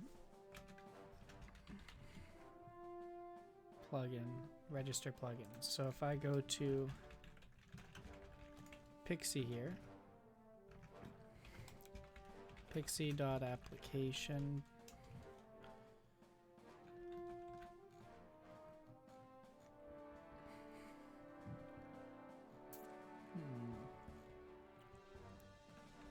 see if in this, oh, here we go, plugins, interaction on, plugins, plugins, plugins.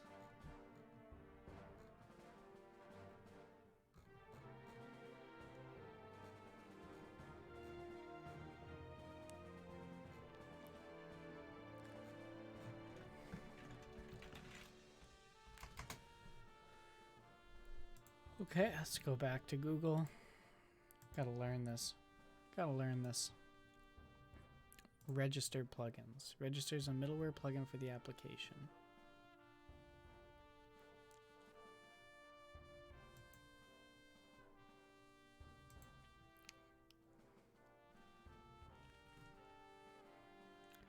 Is there an example of this?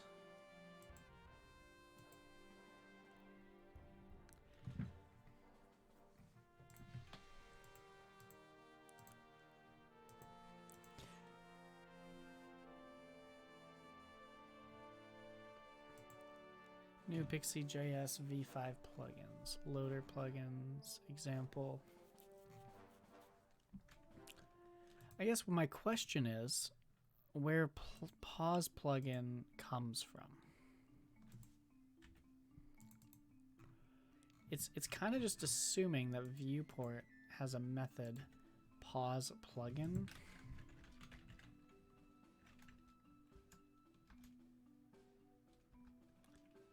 Oh, there's declare plugin pause, plugin manager,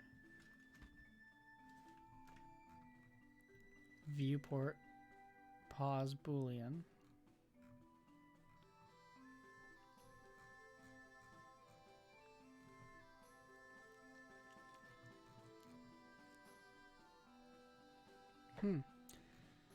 So how are these? I assume what happened is these got how this is wired up changed. Now this plugin has a pause method, and we have a boolean here: pause, true or false. Do we have a method pause resume? Plugins gets you to plugin manager. So viewport has a this dot plugins dot pause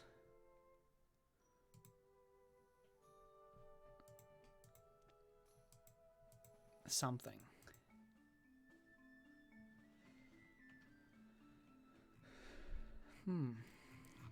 So anywhere do we have a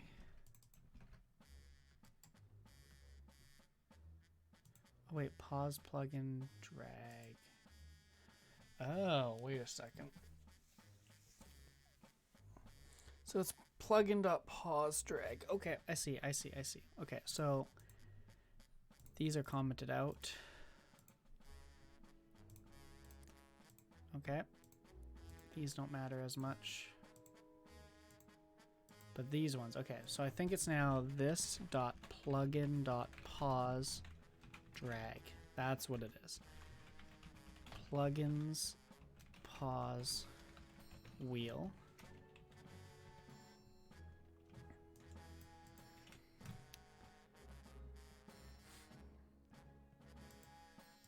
And this is the same way, where this is now saying plugin dot pause.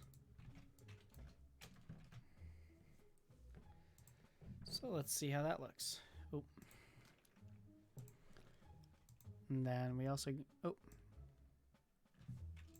got it here too, yeah. So do we get past it now? Ton of warnings. Ton of warnings.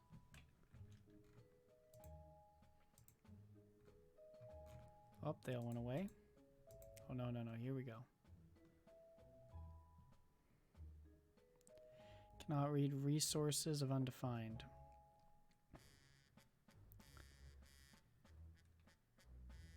All right. So entity part 26, entity part 26. Yeah, okay. Says this. Dot sprite sheet, dot textures. So this gets that resource. So I think this is supposed to be return pixi.texture.from. And now we take this string here. And then from there, we do the rest.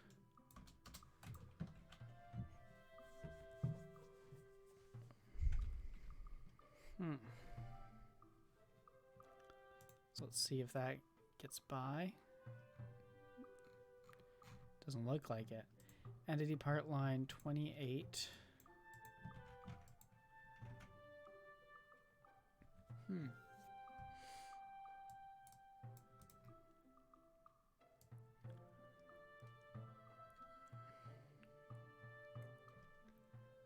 Dot textures.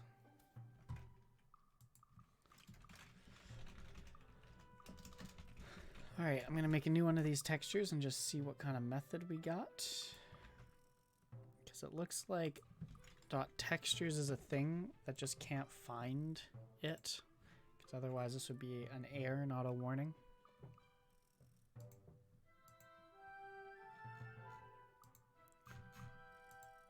No.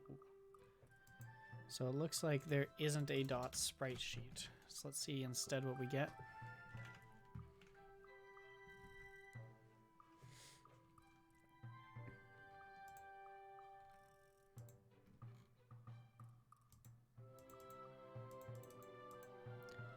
Okay, so this does not have a sprite sheet.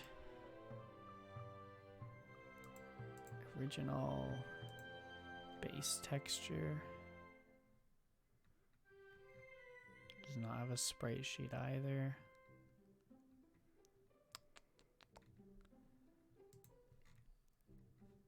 All right. Let's put this back.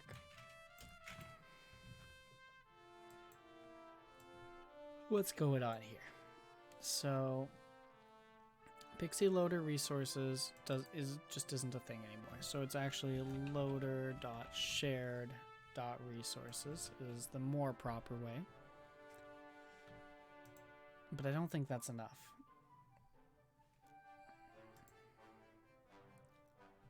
Same thing. Entity part 26. Get model texture.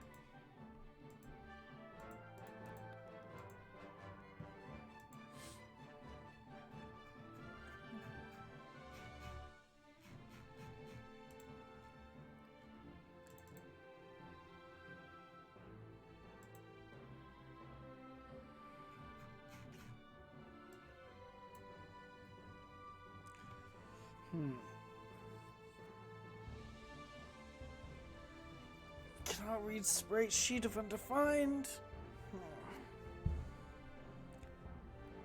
So that is null. Can't find what's in there. Alright, let's go back to this code. Let's see if sprite sheet comes up. Loader shared resources. Oh, resources changed. Okay, all right. .ui buttons .sprite sheet. Because we know what we want. It's just UI buttons.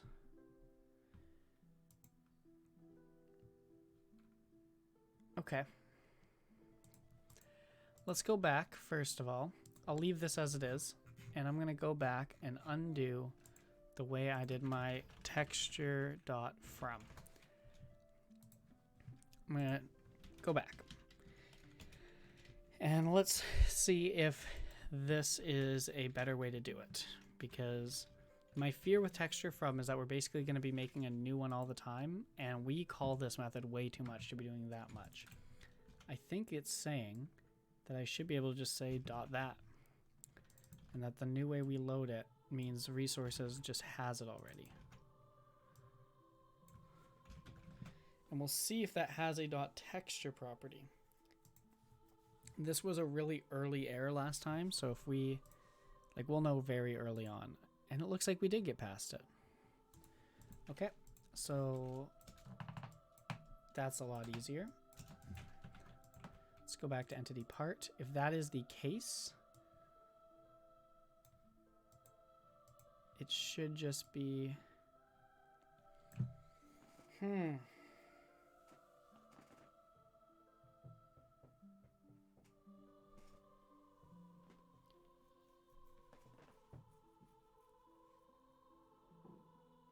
That's actually a hard one, because the other case, it's like I knew ahead of time what I wanted. This case is not like that. This case is more like I have a key. What do I do now? So let's go back to Pixi. This goes all the way back to the way that the first thing we did here when we changed how we were loading. So basically loading with a new name. So it's like load assets. Here's the asset name. Here is the long string I want you to grab. I see. Okay, so what asset name are we looking for here? We're basically saying models. So there's leg part. Yeah, so these are all models something. So we always know we want a model. And it's this asset.json. So it's like arm parts, tail parts. I think if I'm reading this right, it should be this same thing, but we're getting rid of everything but the asset. Maybe that is what we need.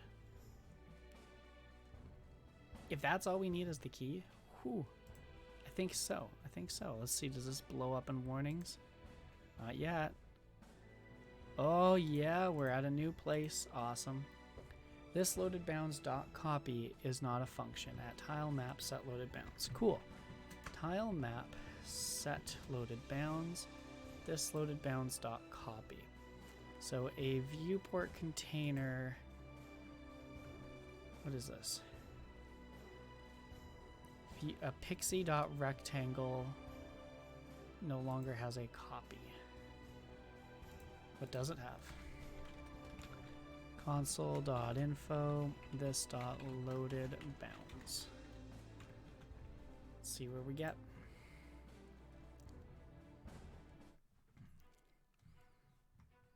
Nice, we're almost 2 hours into the stream. Still not past this, but you know. It's not the end of the world. So a copy. So instead of copy, there's copy to and copy from. So we just have to make this now copy from. And let's see all the times we say .copy in the code base. And we're fine. We are set. That might have been the only place in the whole code base where we were copying this specific thing.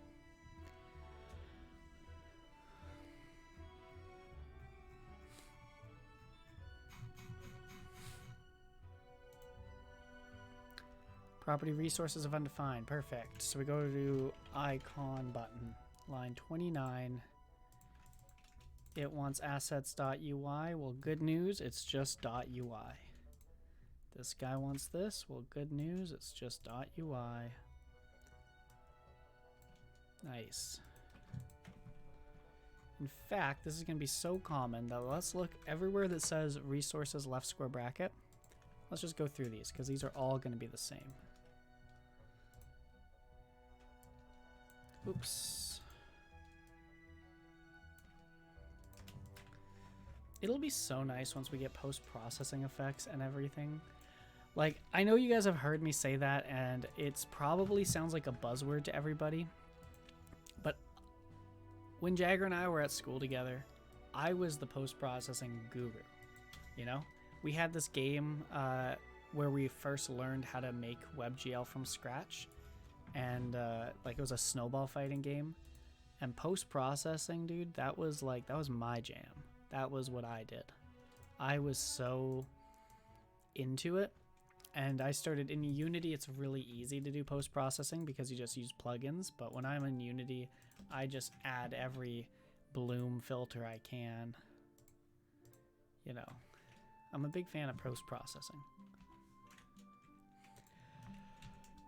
It's like, you guys might remember that the game used to actually, like, Guilds of Gods used to have shadows, believe it or not. You know, the OG people will be able to tell you guys that there used to be shadows in the game. And those went away because it literally duplicated the amount of sprites. Basically, every wall in the game needed at least one shadow. And Jagger and I were like, we could do this in post-processing so easy. So we got rid of shadows. And this is one of the things that it got pushed back over a year now because of this. So let's get this crap finished. Not this is crap. Let's get the migration that is so painful that I'm doing right now finished so that we can support it and get some sick looking effects. Like, I'm talking shadows, I'm talking day-night cycles, I'm talking everything.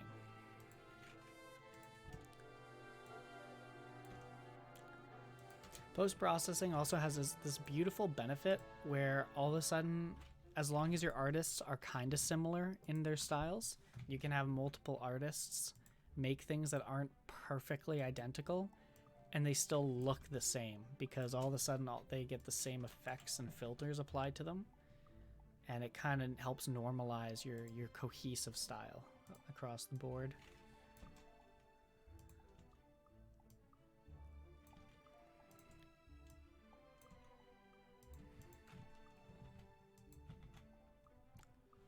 All right, let's get on with this. Let's see if it's going.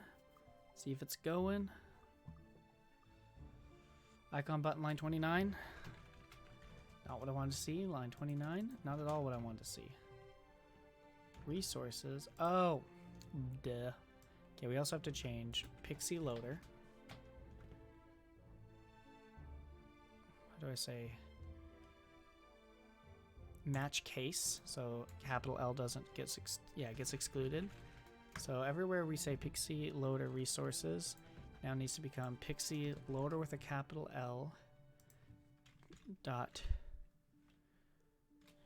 what is it, dot resources dot shared. Now I forget. Let's go to map def. Sorry, I mean tile map. Shared dot resources. Shared dot resources.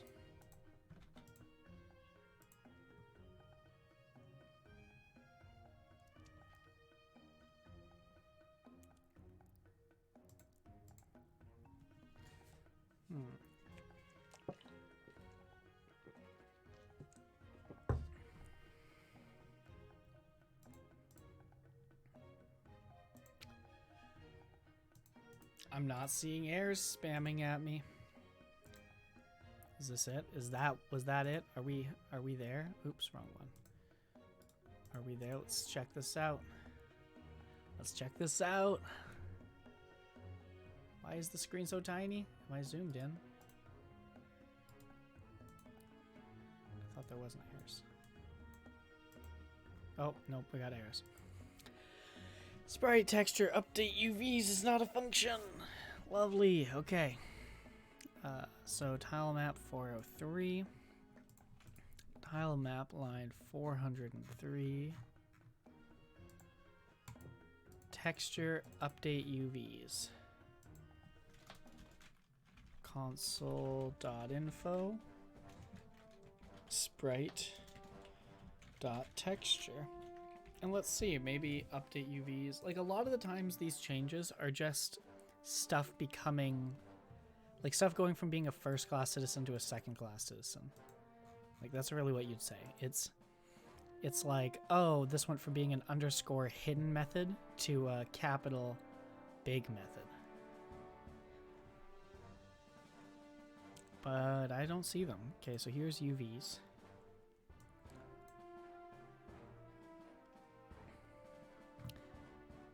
Like, do I need to call it? Like, okay, what we're gonna do is we're gonna Google if update UVs, you know, changed. But if I was a betting man, I would put money on that this is basically gonna tell us that you don't have to call this anymore, and that it just does it under the hood.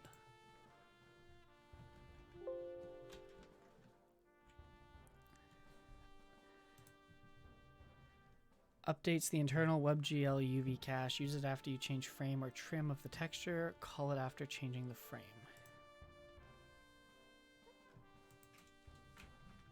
So, and what is this on? This is on Pixi texture. So you update the frame of the texture.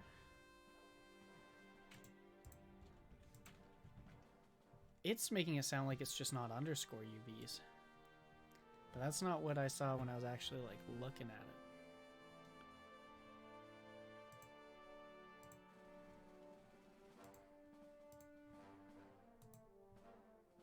at it. Oh, what the crap? Whatever. We're in. Look at it. Okay, I take that back. Don't look at it yet. This dot remove listeners is not a function. Nice. So, easy check. Did Jagger have to deal with this? Yes. He just commented out remove listeners.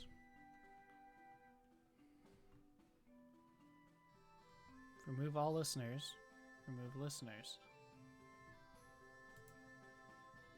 I don't know why we had both anyway, but okay. So remove listeners. Let's try it again.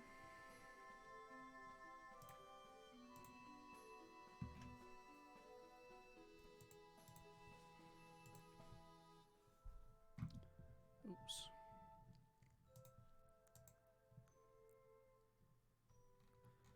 Nice. Okay, I'm in the game.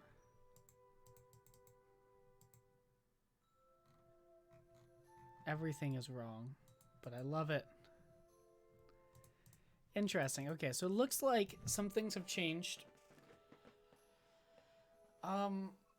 Like for whatever reason, our viewport is so tiny. It almost looks like it's half the old width. Like, is that literally half? Yeah, I would say that's half the old width. But your guy doesn't know that, so your guy is being drawn right here. So let's go change this. So this goes into playing around with Pixi here.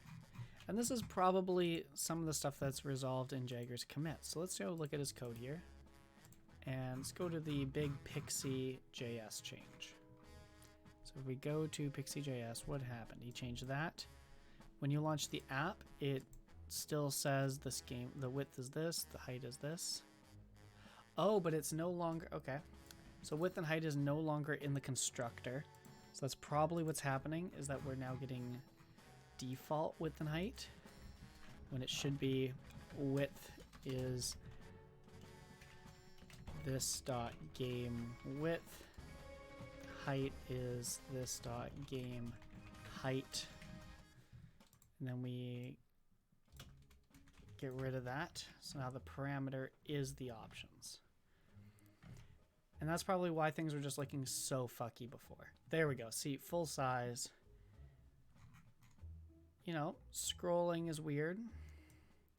Our scroll bars are broken. But we're back into the middle. As I zoom, that's fascinating. As I zoom, you notice that it's okay from up here, but if I mouse down here, oh, no, it's fine there. Okay, it's as I'm moving. So if I zoom while walking, things get really bad. But this is Pixi V5, so that's cool. So are all the scroll bars breasted? Like, let's see. Yeah, so these things all have no info. Alright, I'm going to be right back, take a quick washroom break, but we did it. This is progress. Now we just got to fix all these bugs, and then we can go on to Zed layering. Alright, one moment.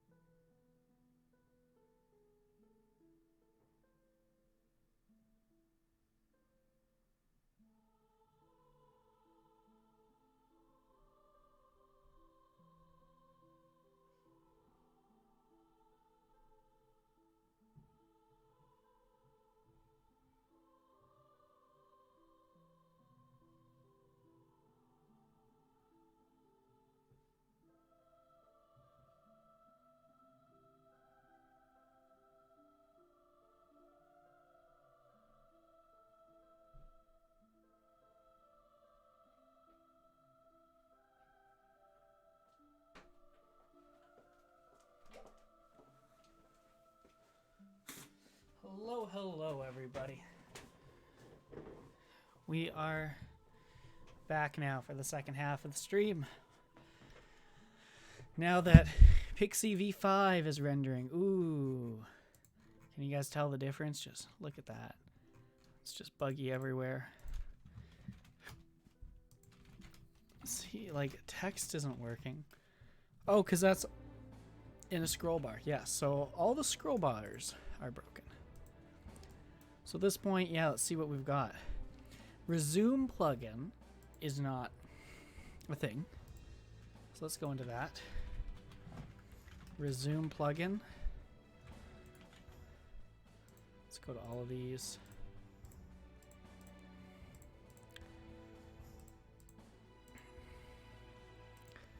Literally only used here. Really, it should be used elsewhere, but this should, anyway, this should be plugin.resume.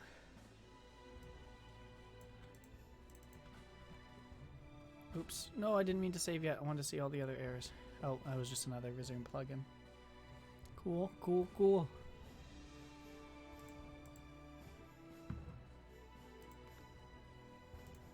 Oh, and so this should be the first stream that it is set up to auto upload to YouTube. So I'm gonna keep manually doing it to try to get YouTube caught up with all the past VODs. But I didn't realize how easy it was, and we'll see if this works out. Because if this can auto upload to YouTube, that would be slick. That would be like, whew.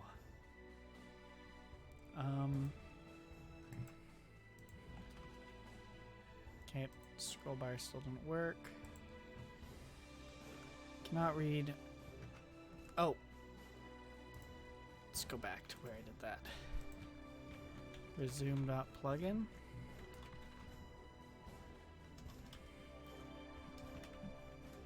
Is it plugin dot? Plugin.pause, plugin.resume.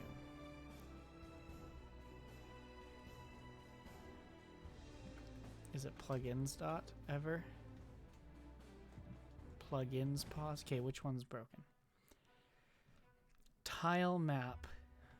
Unpause scrolling. Resume. Line 76. So I think it should be plural. And these guys are a mistake. Both of them. So let's try it again.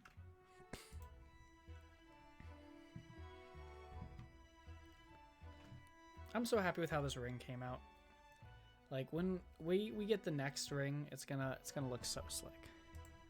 The next set. It'll be very cool. Definitely need to redesign how we do these supports so that they don't stick to it as much. Recenter the icon or the logo so that it's, you know, no text. Center it, make it a tiny bit bigger because it can take up more space, and then increase the depth because it's really hard to see it. But oh, and make this probably a little, I'm impressed by how structurally sound this is, but if you made it a little thicker, it would even be more. So still busted. And no errors. Alright. Alright, I see how it is.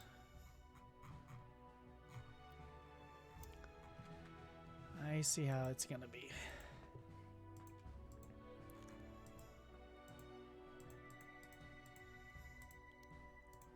Everything in a scroll bar is busted. So I'm guessing like if I go into the bank.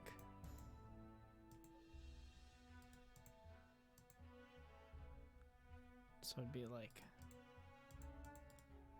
that's another thing. Why is my right click? Uh-oh.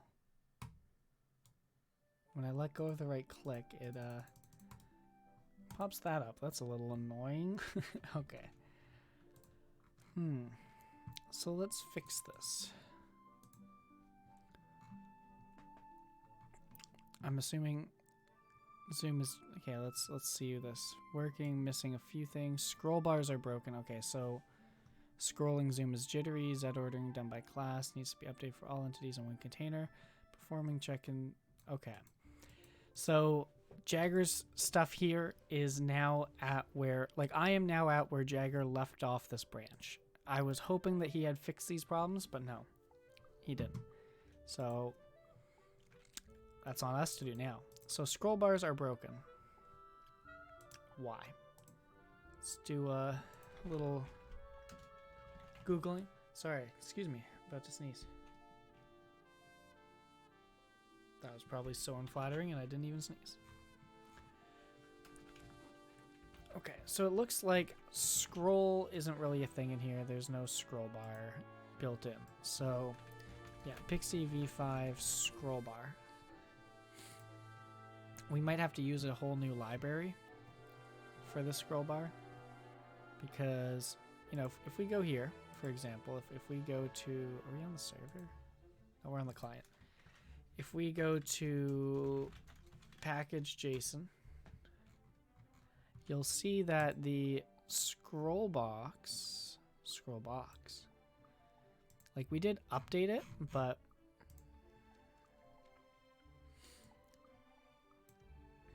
yeah, I don't know my point anymore actually. I totally thought it was the multi-text, but no, that looks fine. So it's literally just damn scroll box. So why doesn't this work with Pixi V5? Or maybe it does. Maybe I just don't know what I'm doing. So let's see. A configure. So this is scroll box, not scroll bar. This is the exact same one. Pixi scroll box. Yes. So this is the one we use. A scroll box uses a mask to clip the desired width, height, box size. Uses scroll box scrolls with scroll bar. Scroll box may be hidden when not needed. Maybe scroll by dragging on the content window. Migration from V1 to V2. Ooh. And we were on V2. We were on V1, now we're on V2. Okay, alright, alright. Maybe this isn't a V5 issue. Maybe it's that I need to follow this migration here. So this dot scroll box just becomes that. Oh, scroll box no longer exports a default object. Instead, you need to use this. So let's see how we do it.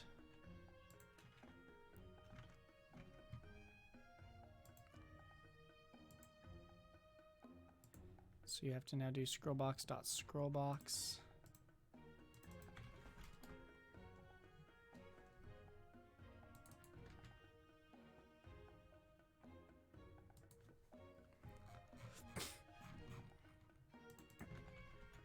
Okay, so this is our scroll box. Scroll box, new scroll box. Interesting. 9 slice.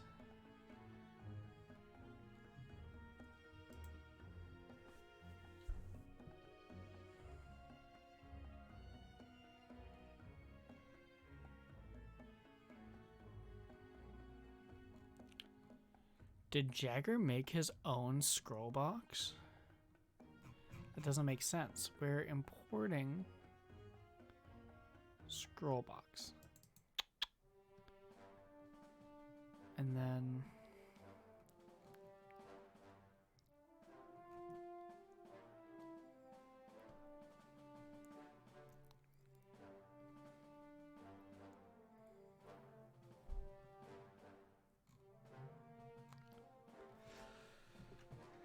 interesting. Pixi Eye scrolling event. This scroll goes into here. Oh. So this isn't the scroll box we're using not working. This update actually broke our scroll box. Interesting. Excuse me. Very interesting.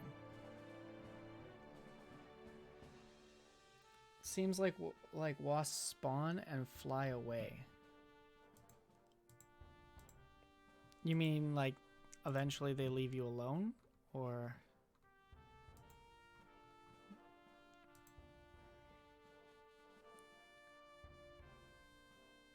Wasps spawn and fly away. So they're not spawning and attacking you? Like, not even attacking me.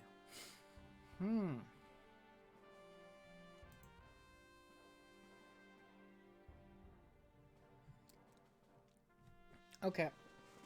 So so there's also a bug with that Hobbs or whatever discovered yesterday when he was getting attacked by the bees or the wasp, that he found that, what was it, if you log out, the bee doesn't log out.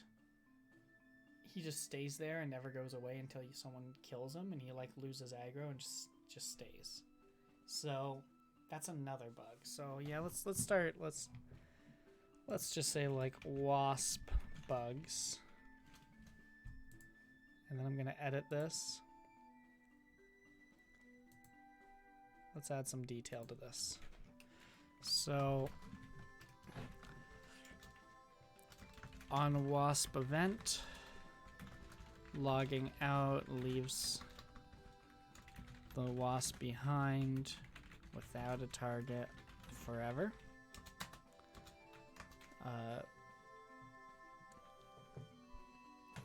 Bool was not able to attack the wasp with the adventurer in the event. Carson and Bool's other adventurer were able to attack his wasp. And 3 times now. Okay. In one stream, Bool has... Okay, no. In 2 hours of streaming, Bool has gotten the wasp event 3 times and the ghost once. Sorry, I missed your other... You mentioned one other thing. The one you just mentioned, which was... I haven't clicked for 2 hours, though. Bool has been getting these events while not clicking. That doesn't even make sense. So, you haven't clicked for 2 hours.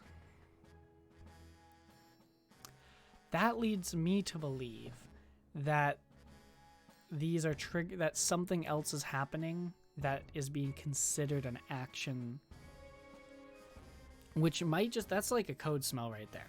Because, maybe not a code smell. I shouldn't jump the gun. That might not mean that. But what that tells me is there's probably something going on under the hood that is being treated like a full-on user click action being sent over the network that we didn't anticipate, which isn't a good sign. Like, it might mean that there's too much network activity going on, like more than we think, or it might just mean we forgot something. Like, I'm trying to think of what timer could be going on under the hood that might be triggering something.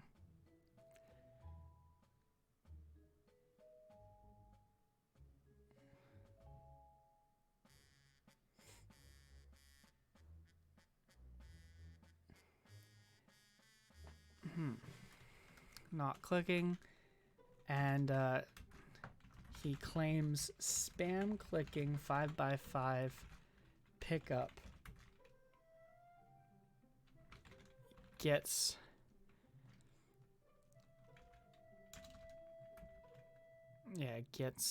events quicker than usual.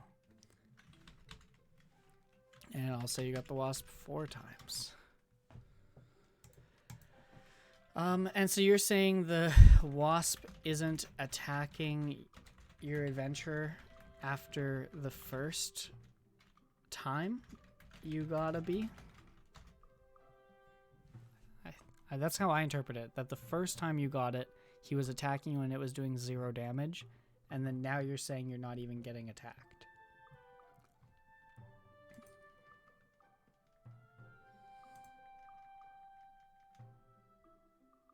Okay. I'm gonna say that as a statement then. Okay. Okay, thank you, Bool. This is very helpful.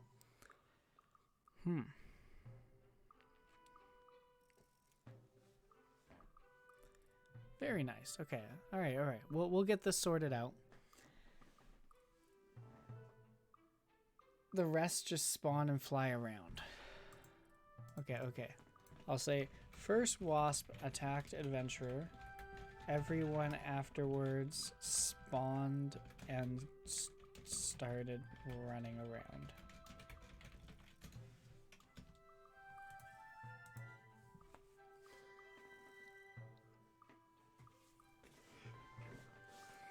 I wonder if that means that like maybe something under the hood happened that's like that adventure has been claimed, so the new wasp spawn think an old wasp was attacking you and you're not available to fight, and then just doesn't know what to do. Maybe.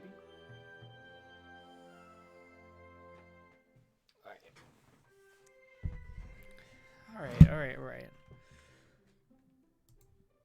Yeah, because these wasps, we can't have players, like new players, getting so frustrated by it. Oh, I'm gonna add one little thing too. Not that I've actually tested these, so I'm just gonna start with a question mark. No wasps in tutorial, please. Just in case. That would suck. It would confuse players so much if an event happened during the tutorial and they just don't know what to do about it. Wasp spawning non-stop now.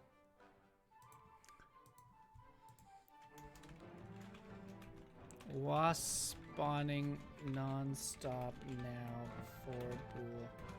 Not even clicking 5x5.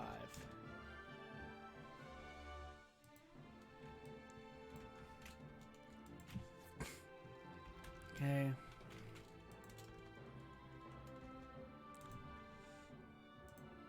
All right. I mean, if you start getting annoyed at those wasps, maybe relogging will just kind of fix that, but that's kind of funny. That's not good, though.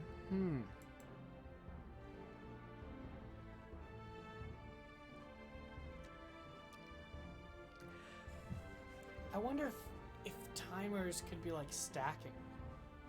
Like at the start, when you first log in, you have one, thing that at the end of it, it'll start randomly rolling chances of spawning. Excuse me. And then the more that spawn and clear, the more timers get added, and you just get to the point where you have like 50 timers on that are all just debating when to spawn it. I don't know. I think I saw someone run, so it must be Bool. Run. Oh, it is Bool. Here's other Bool. Oh, there's the wasp. Hello, wasp.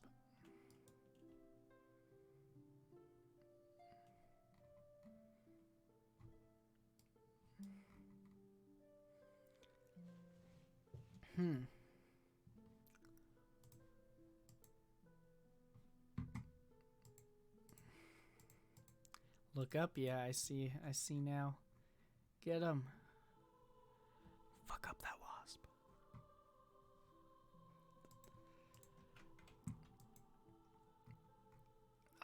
I'm now looking at this again going, oh my god, why is this not even working? Content mask.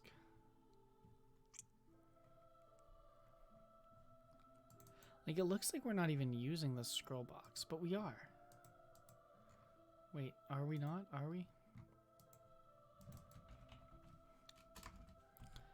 Like, we use it in so many places here.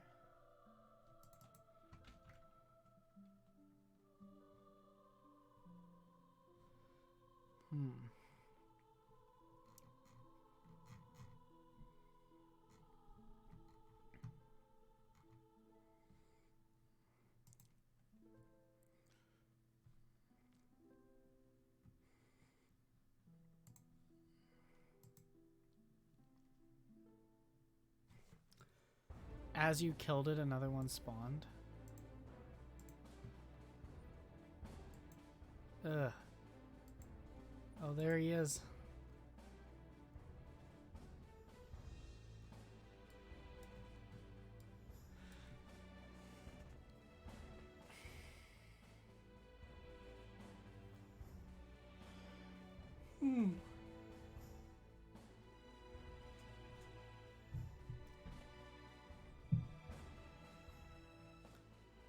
That's a little silly almost. Like, oh my god, why are they all spawning?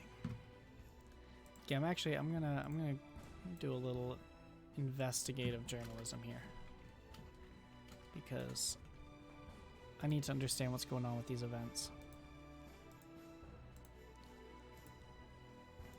Okay, so that's wasp.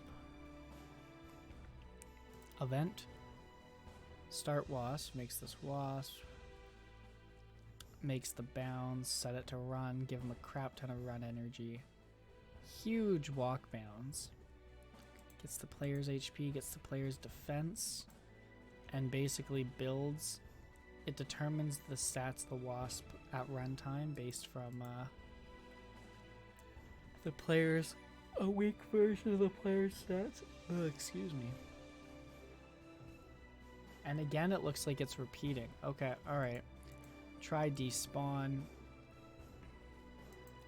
Let's see. Try despawn. If the wasp. Okay, so set a timer on that wasp to try to despawn itself.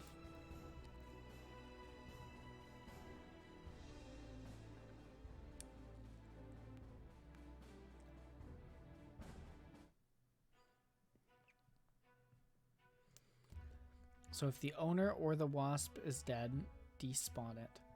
So you do have to kill the wasp to get rid of it. It is assuming that you fight it. So that's a real shame it doesn't actually let you fight it right away. Set timer, try to despawn.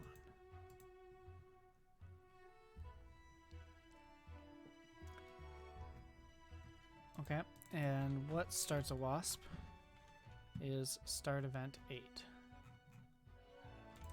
Okay. So event. So when you roll a random event, event index, event ID arrays, length. So it picks a random event.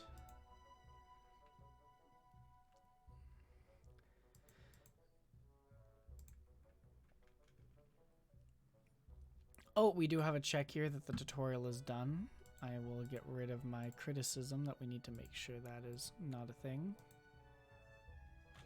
Jagger did include that. Okay, let's go back. Event. Time till event. 60, blah, blah, blah. Set timer. 16. So what is timer 16? Timer 16 is random event rest or NPC walk rest. So it's how long between random events.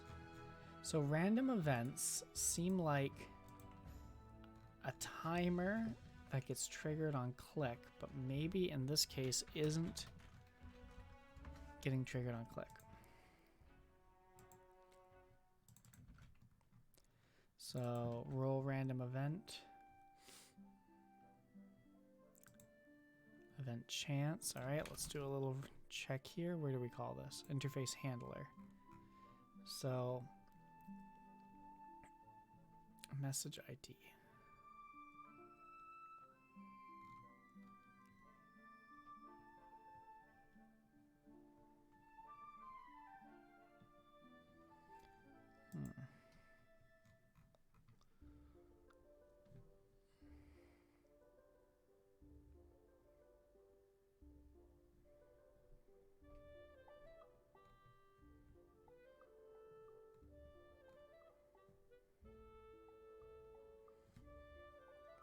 And is it always wasps?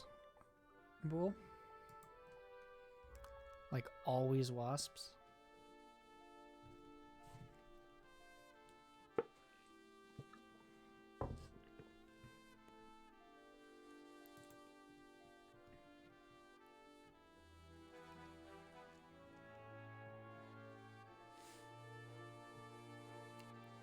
I should try to spawn ghosts. Well, that's what what I'm confused about is that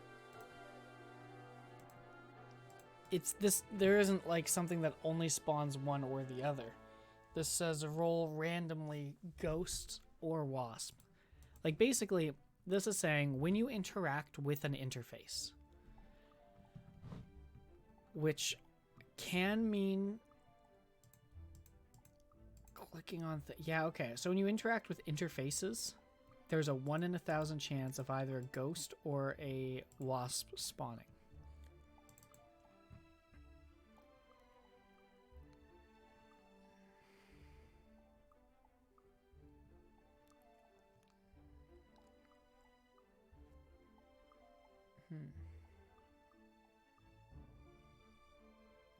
This one attacked though. Okay, so it's inconsistent about whether the wasps attack. And you did spawn a ghost, so it is going back and forth. Okay. So that's okay, but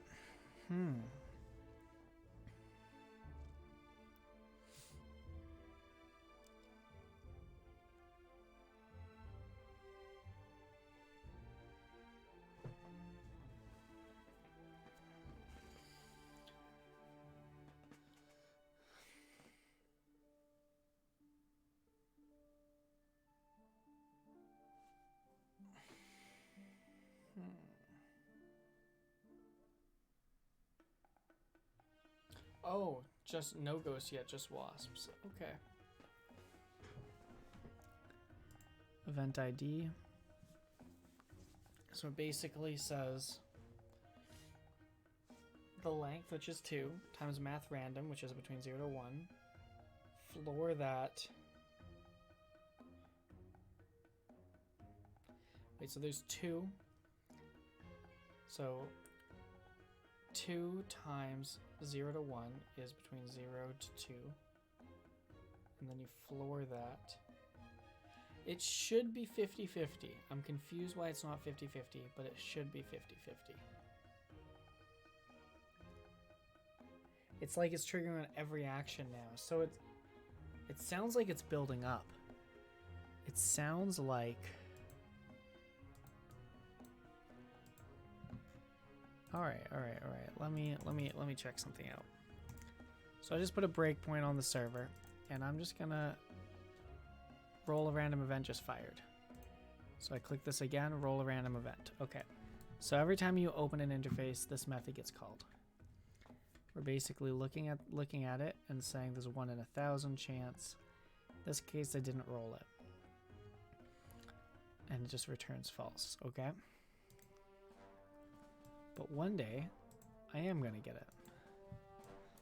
So let's put a breakpoint when I do succeed and see what happens. And let's just keep... What just happened? What did I...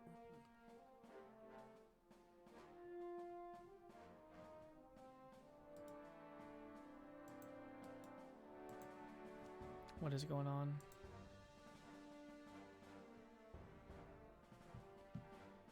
Okay, I'm gonna pause the server just to see where we're at. Okay, nope, didn't help. Oof, what's going on?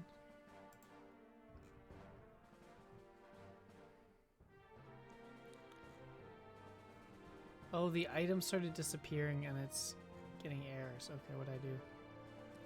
So I just ran into a Pixi V5 error. So I'm gonna, it's about using filters, which we're still trying to get V5 working here, so no hard feelings, but...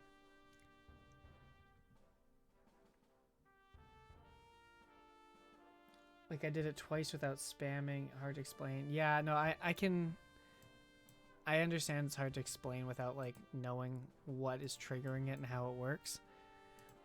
I am suspecting that what's happening is that the more you interact with the interface, the more these things get queued up.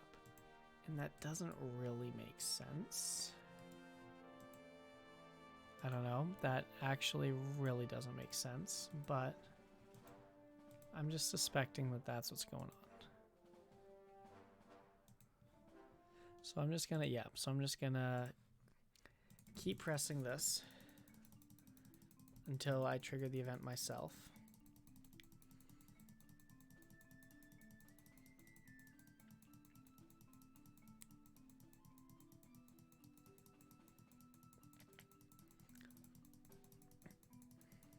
Yeah, I have a feeling it's just like piling up. Like the 1 in 1,000 goes down to 1 in 999, and then 1 in 998 as more and more just start happening.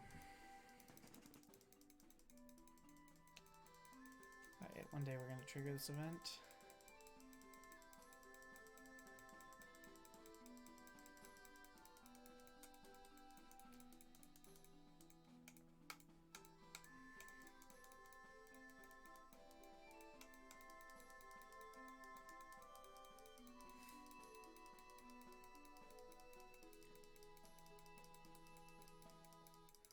Ooh, one day we're gonna get this.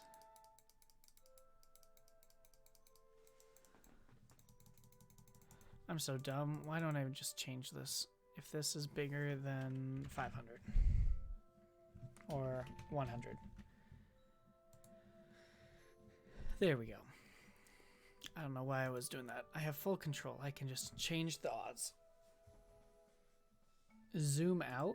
Oh. What?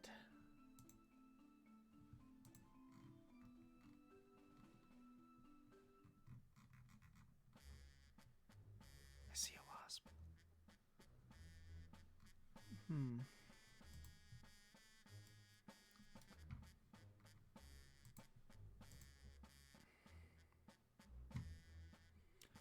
All right, all right.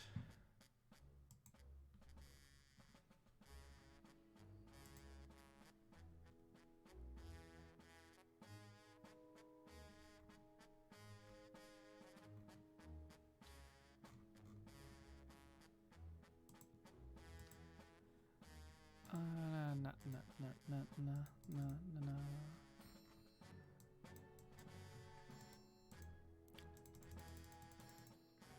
Oh, okay, there we go. So now we've got it. IDs, math random. Okay, so we get the event. And I got... Let's go back here to the... So we spawned an event. I got a ghost haunting as my event.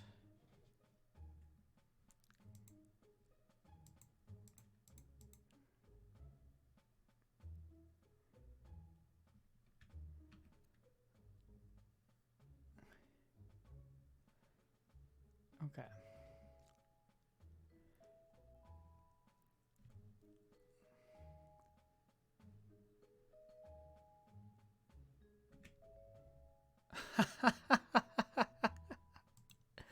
I figured it out, Bool. I am sorry. We will get this fix out. Okay. I think I figured it out. Basically, once you get your first event... Alright. I'm gonna take a screenshot of this because I am right now... Oh no, I am on the proper branch on server. I can just push this up. Basically... What I just rolled, for example here, is in 791 steps, we will then allow random events to happen or do a random event. I'm not sure if this starts the next random event or if this just says you can't do a random event until this, but either way, here's the problem. In 791 ticks, so 400 seconds, allow a random event to happen. Except... It's not saying in that amount of time. Like, it's storing, okay, it's storing 798. Then at the start of this check, which happens every time an interface has any interaction, it says, look at that timer and see if the number there is bigger than the current tick. The current tick is how long the server has been on for. So you can see it says that this server has currently been on for 85 ticks. So right now, this is fine. It'll just kind of keep going and we're fine. But eventually, the server has been alive for minutes, hours, days, right? It's not like, you know, it's been running. And if your thing says, it's basically, instead of you saying time till event plus our current tick, it's just saying the event time. So it's almost like if the check is supposed to be once you earn $10 more, but like that's pretty much what's going on here. Is this check is basically supposed to be saying once you've earned $10 more, then we'll talk. But then this if at the top is saying once your net worth is more than 10, which our net worth is already more than 10. That wasn't what we're trying to do. We're trying to say once you've made 10 more. So that's it. Basically, it got to a point where it was always true. So the event was always firing. You were completely right. But inside zoom out window, I think. They always, yeah, okay. So I think that's all we need to do, but obviously I need to test this a bit and stuff. But that 100% is part of it. Like, that is it. Like, I'm about to just go push this and tell Jagger that we've got some, oh, change this back to 1. Don't want 100 times the likelihood. Yeah, so I'm just gonna retest this, obviously, make sure I didn't typo this, but then we'll push this up, and hopefully we can get a fix out.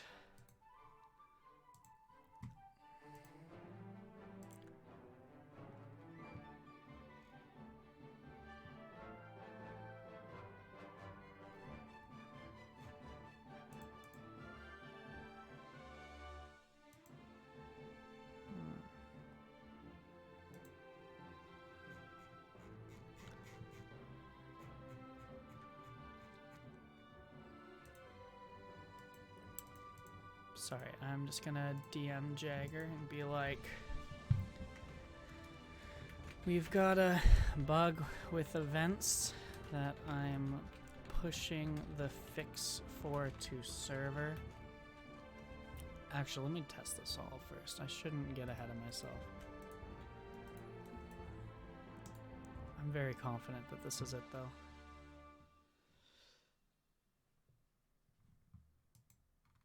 Because it was literally, yeah, like, yeah. Yeah, this is 100% it, but I guess I do have to, I will make this go back to 100. Excuse me.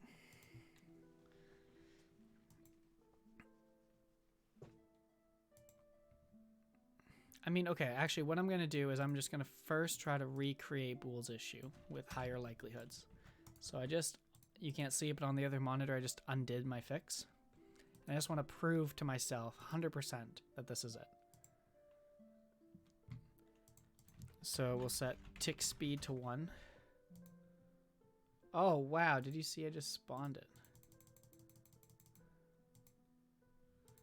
Oh my god, run. Run. Wow, first click and it happened.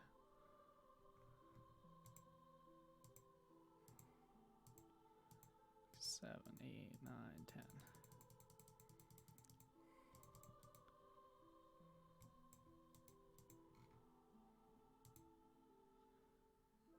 Oh yeah.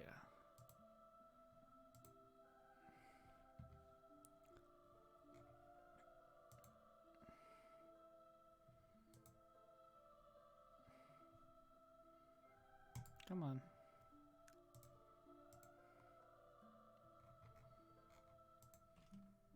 Buddy, buddy, buddy. Oh no. Run, run, run. I think Pixi V5 is being dumb. No, get out of there. Wow, that was bad. What is going on? Yeah, so chat isn't a scroll box, so now that doesn't work. Beautiful. So let's go back to the... Actually, this is fine. Let's just go open this chest.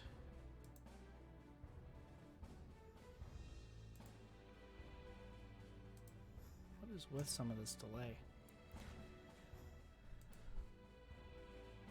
Okay, so now I just knocked the coffee. Good thing it has a lid on. Barely got my laptop wet. Damn coffee. Damn cafefe. Okay, so let's take a look at this. So we can see that the timer here. Oh, there is no 16 timer. Okay. Oh, because I teleported. Okay, wait. I'm gonna set levels 500 so that we don't have to worry about it. I'm gonna go out here.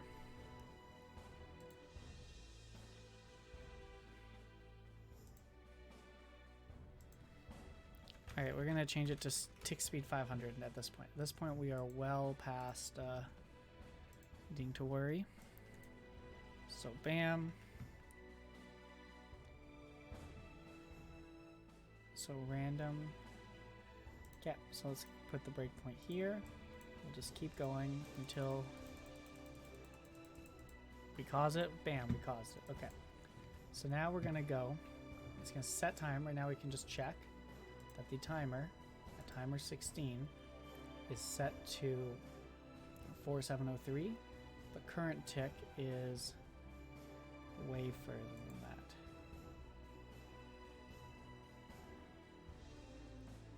that. Event 2 reset. What is current tick? Just seems like it's a little wrong. TBH. Oh no, it's perfect. That's no. This actually makes so much sense. This is perfect. I think, is Jagger's math here wrong?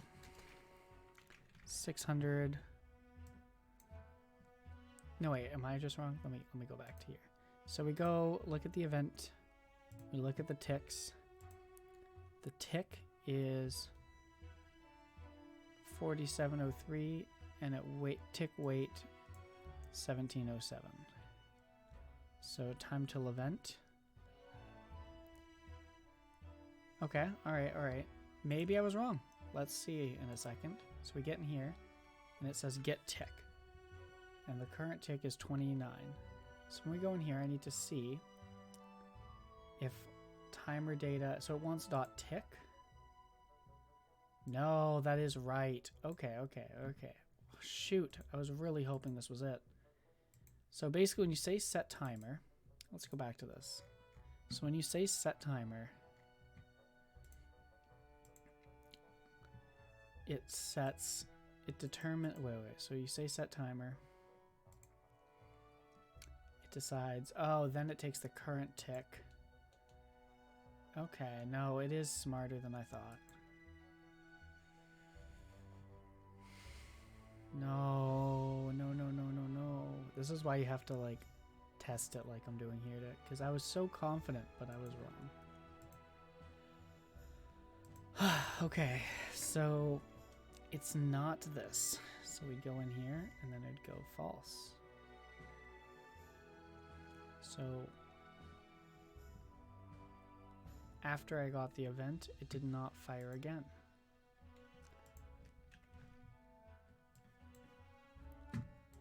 Oops. And it logged me off. Nice. You're already logged in. Please wait. Come on, buddy.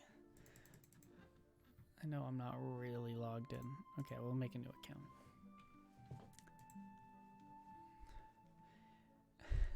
Okay, so the OK button. Nice.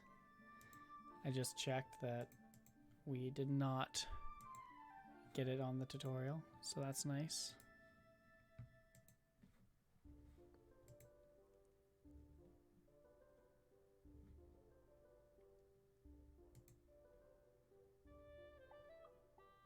What's going on? What is this lag? Tick speed 500.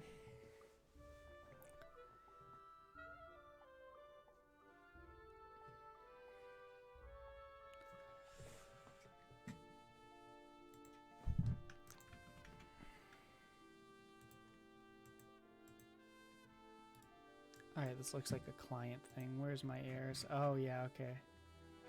Alright, client.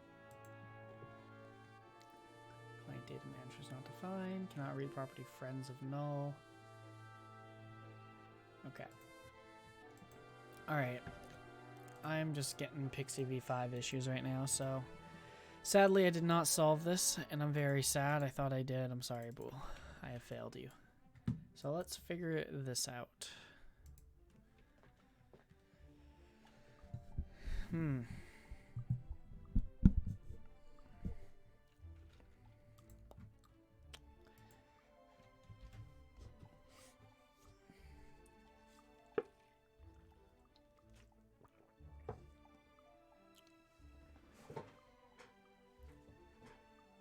I really thought I had this.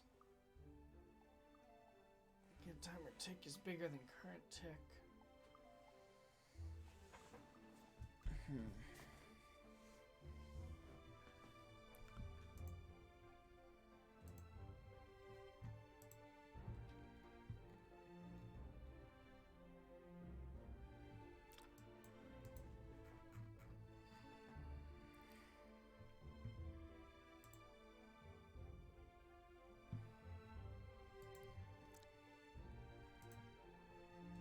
Check tutorial.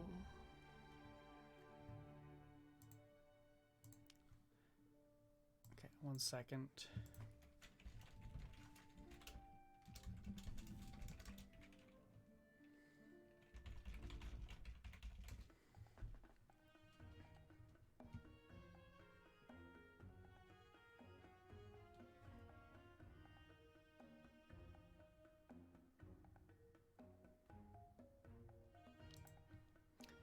Yeah, we're good, we're good, we're good.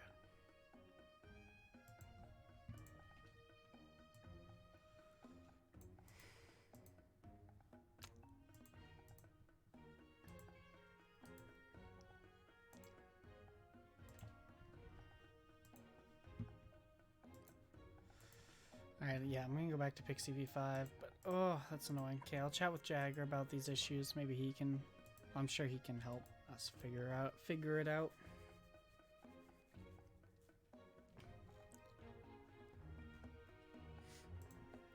Alright, so let's go back to the scroll build. Why wouldn't these scroll bars be nice? Let me add, for the sake of, you know, everything, this dot tint is equal to 0 at ff0000. Basically, I'm just going to tint scroll bars red. And let's take a look and see if scroll bars are tinted red.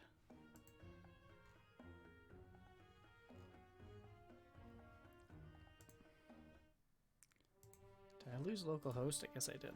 Oh, right, because it was laggy as crap. That's the problem. Once you run into a butt like something that's slow on this thing, it's like, uh-oh. Like that. What didn't that like?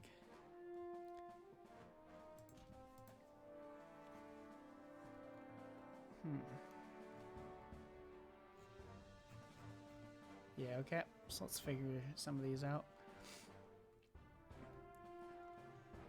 So we tried entity part, tried to do a filter system, cannot read width of undefined.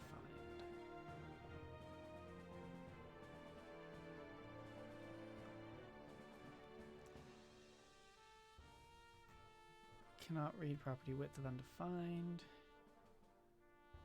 Okay. So probably is going on here is something about filter outline, filter outline, dot outline filter.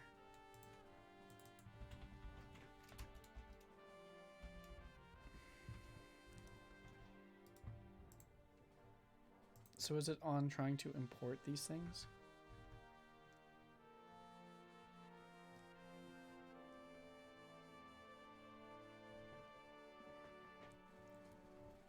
So entity part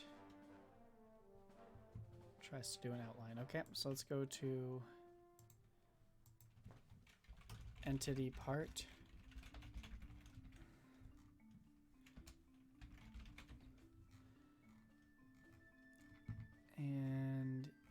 somewhere we should have some stuff about tinting. Or I mean about outlines.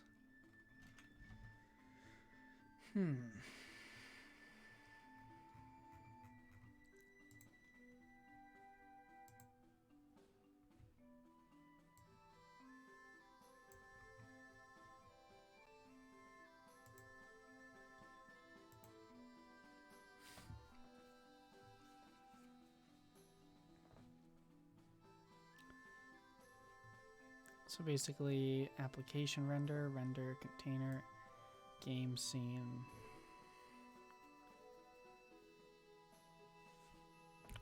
Filter system.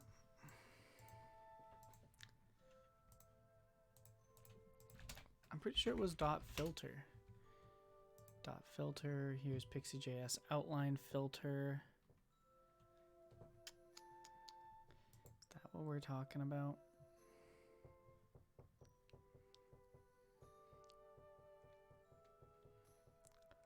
Yeah, it's definitely something to do with this stuff.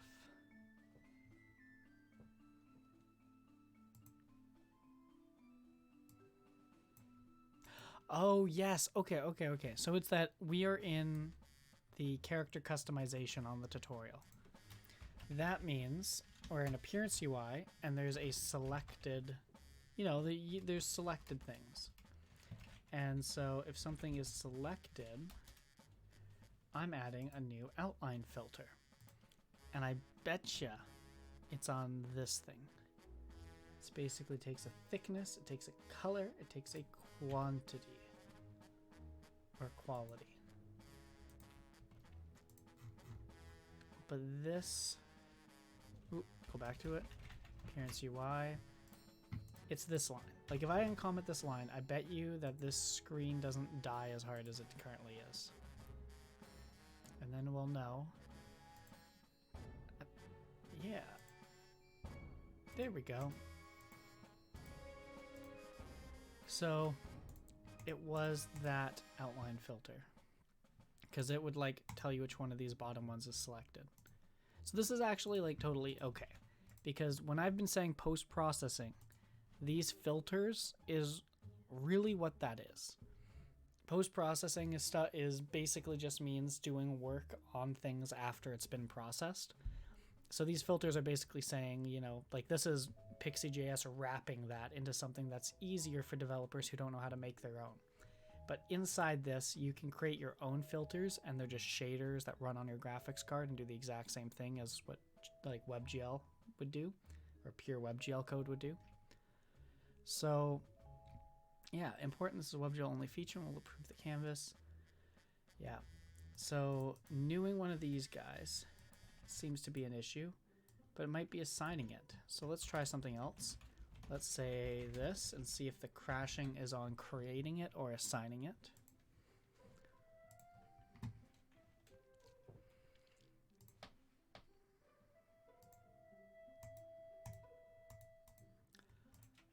Looks like it's on assigning it. So if that's the case, let's do a little Google foo here. And well, I guess maybe not Google foo. Let's just see what happened in here. So maybe Jagger did fix this part. Filter outline didn't change.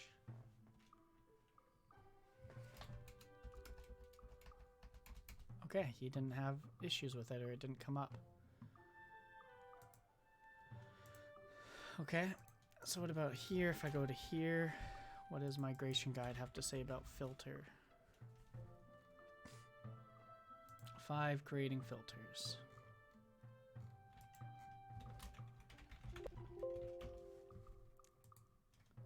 Let's go back, do a new Google. Pixi V5 outline filter.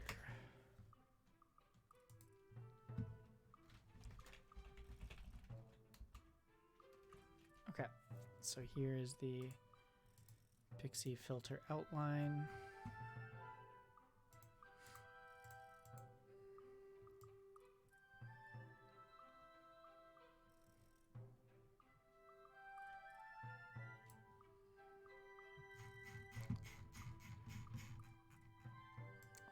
Pixi filters, filter outline. Declare module as this.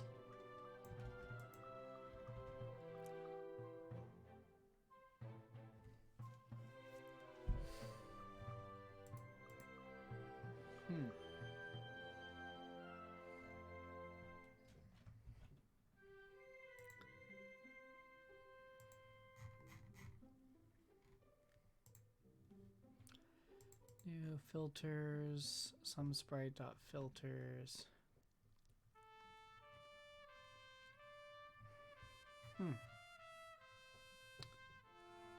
So it seems okay.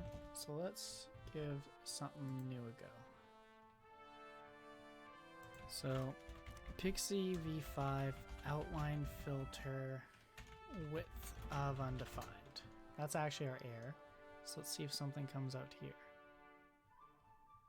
Custom shader, nope.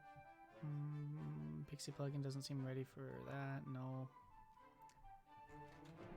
Cannot read width of undefined, and this is about filters. P5.js, nope, irrelevant.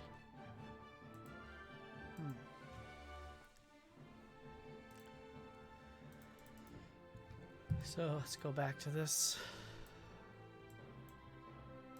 error log here.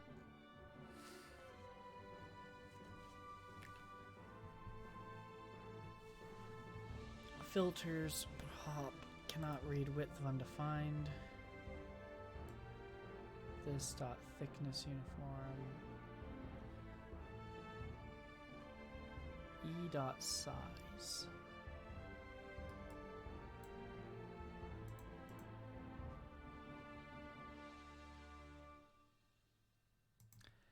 Alright, I'm curious if I'm just being a little silly maybe.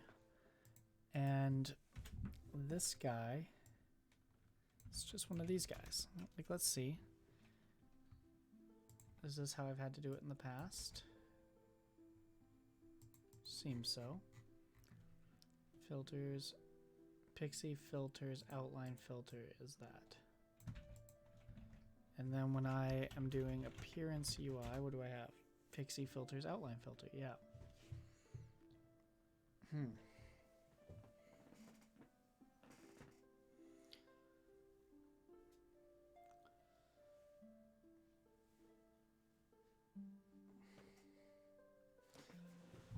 Well, ain't that a shame?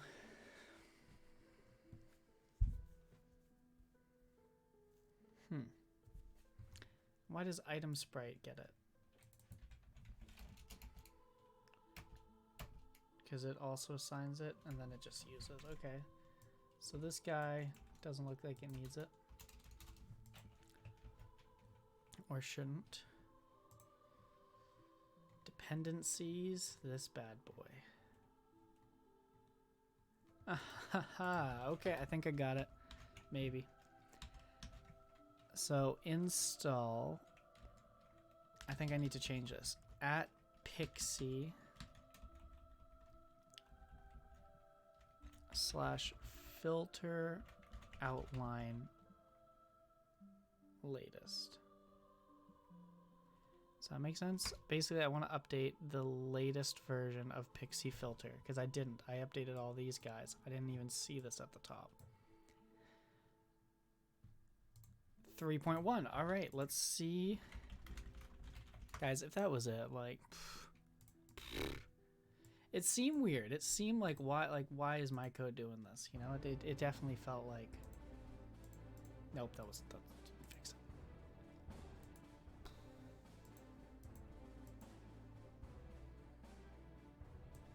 Oh, maybe it did. Yes, yeah, it actually did. It just hadn't loaded yet. Wow. Beautiful. Hey, look, it's that guild wizard. The guild wizards have the same issue, it seems, as the bees, where if they don't go into combat, they'll just stay there forever. Yeah, right clicks are so buggy. Now I see why Jagger was like, this version is so buggy. Because we are not getting this done by the end of stream. I'm sorry. I started the stream saying, we're adding Z layering today. And now I'm like, scroll bars are busted. Risco guys here. Like these guys. Come on, give me my thing. Oh right, and then also another wasp thing. Wasps shoot copper arrow projectiles instead of stinger projectiles. It's the wrong visual. They have their own thing. They're not archers. I don't know why they were acting like it.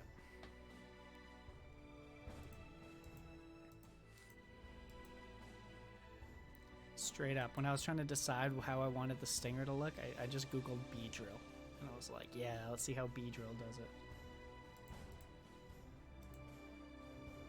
Okay, so is there any errors here? So far, no errors. 7 errors. So far, no errors. No new errors.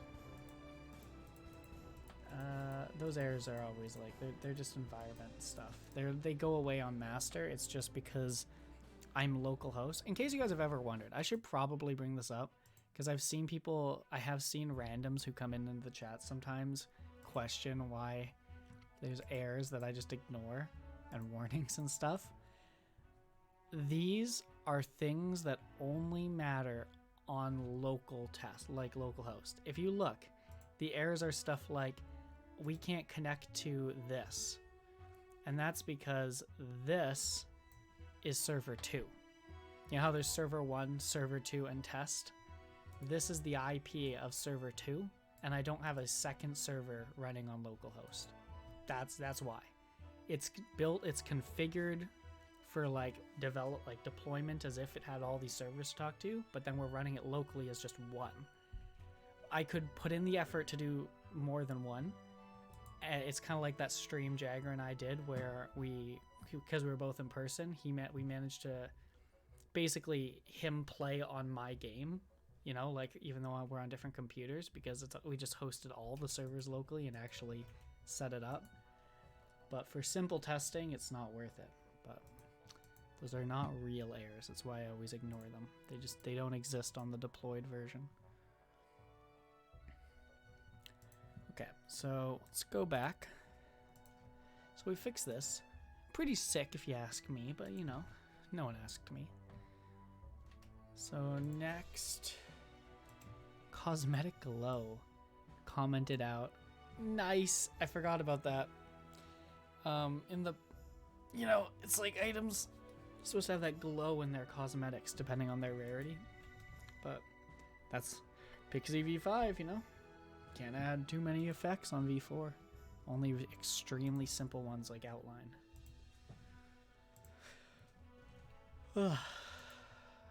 Okay, I need to fix the scroll bar because the scroll bar broke text, it broke everything, and I'm confused. I'm extremely confused because it's our scroll box. Like, I did a tint here and it didn't even do anything.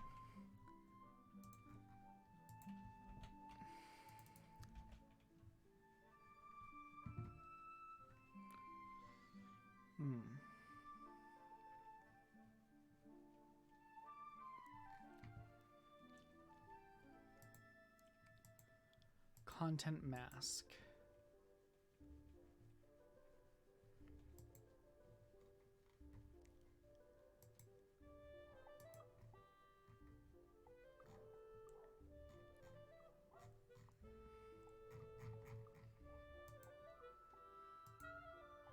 I'm going to just try something. So, where do we set the width and the height? This panel width, this panel height. Blah, blah, blah, blah.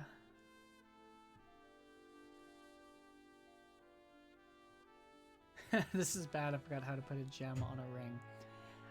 You use the chisel on the ring.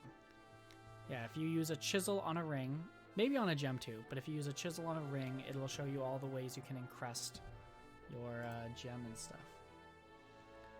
Oh yeah, last stream, Bool, I'm assuming you saw the clip that Nox took, but we were testing out max hit, and obviously this wasn't the max hit, but the max hit I got within like 30 attacks was about 112. So it is possible to pretty much one-shot people. That was using 7 gems that were the best gem for melee power enchantments. Randomly rolled, so this was not actually max hit. This wasn't 7 perfect gems. We need a good terminology for that.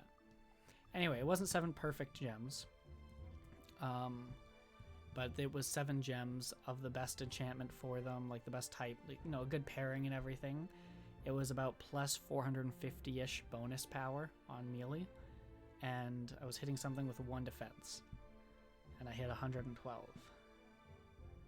So it's pretty good. I was kind of hoping the number would be bigger though, TBH, but you know. Now we need mob bosses to compensate. Yeah, and you also need to unlock that stuff, because on one hand I was like, oh my god, that's so hard, and then on the other hand I was like, wow. Good luck getting a bunch of onyx rings that are AAA quality. And getting 7 AAA quality onyx rings. But yeah, we do need better mobs. I would like to just kind of do that. I know that sounds really weird to put it that way, but I would like to try to make things more of a challenge somehow. And I don't know whether that's as simple as making the Emperor better, because there's bugs with the Emperor that make it not as hard. I was able to 1v1 it, and I only use like 50 star slugs, and that's not right. I noticed that when I attacked the Emperor, he didn't give me a skull, which he should have. And because he didn't give me a skull, his other guards didn't defend him, which they should have. And that whole area is supposed to be multi-combat. So that, in general, was like a lot easier than it should have been. And on top of that, one thing I want to add is it felt really cheesy that I could run back and heal and come back to the fight over and over again. I would like to make it so that every 30 seconds, when the Emperor has less, like, you know, let's say he has less than 50% health, every 30 seconds, he just does an eat animation and we give him 10 health back. You know, something like that I think would be really useful, because then the battle becomes harder. You can't just cheese it by going and getting food. You pretty much have to be ready in that instant. And maybe it's every 30 seconds he checks if he's in combat, and if he's not, he heals, something like that. But yeah, new mob bosses is really important. We've been putting a lot of focus in trying to get this game ready for, like, our focus keeps being the first 20 hours. That's how we put it. You know, it'll take, you know, if we want players to feel like there's content up to the 20-hour mark and not feel like they plateaued, not feel like it instantly turned into a grind. So our priority is going, you know, into the task system we talked about.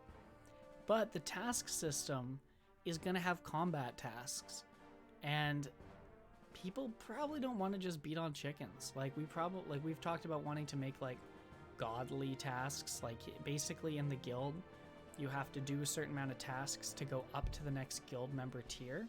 So you start as like a C tier member and you only get C tier tasks. Then after you've done enough of them, you become a B tier guild member and you get better tasks with better rewards. Then you become an A tier and then an S tier or a godly tier or whatever. And that's when it's like, these are like, go slay these dragons, you know, stuff like it gets harder. Yeah, so we do have plans for that, but yeah, we need some new late game stuff. And the Emperor, it's supposed to fulfill that niche, and it hasn't. And him only coming every 4 days while being bugged has hurt that. And his drops are bugged. Honestly, I should fix the Emperor, because when I beat him, I was mad because I didn't get a drop. And I looked at it, like Jagger and I looked at it, and if you go to the getter for the Emperor,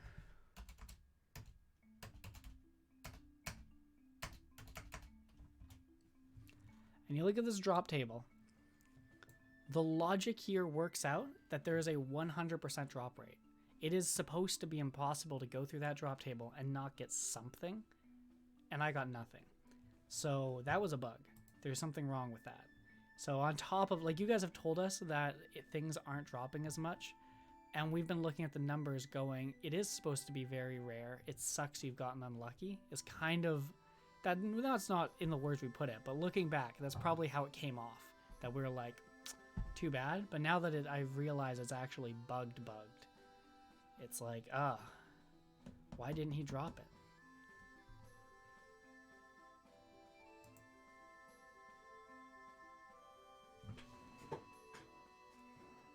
I fixed it. This has to go live ASAP. Oh, has that always been that way? Okay, I'm so angry. I'm gonna send a screenshot to Jagger. He's gonna facepalm. This is like dev blunders right here. So we assign the drop table that I'm just saying that we've gone over this over and over again. Hidden in down here, reassign it to something. I'm assuming that's like normal human drops or something, but that's a blunder. That's a blunder. We need, it should only be the top one.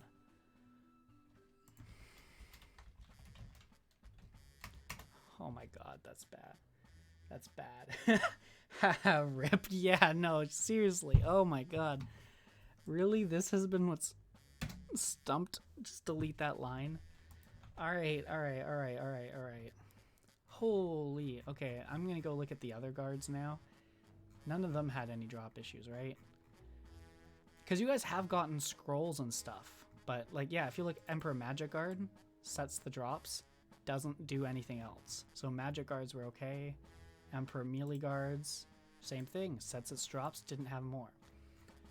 So it and is aggressive too. Guild NPCs.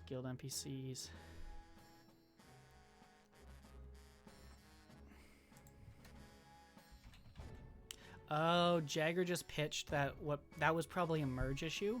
That's probably totally right. He's probably right. Basically, at some point, you know, we had the old human dot drops, which is like what it was default. And then, you know, Jagger probably coded that complicated drops. And then when we merged the two, the tool just was like, these are on different lines. They don't conflict, and just put them both in. That's 100% what happened. Okay.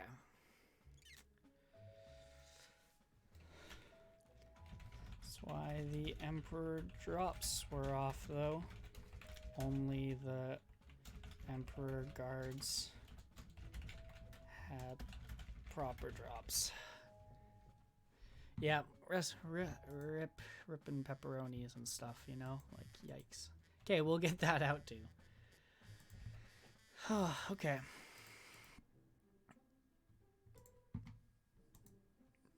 I'm glad we talked about this. In fact, set levels 500. I'm going to spawn the Emperor and I'm going to kick his ass.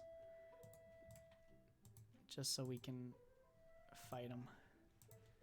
I actually didn't do that in the right getter. Emperor. I did it on the client and needed to do it on the server.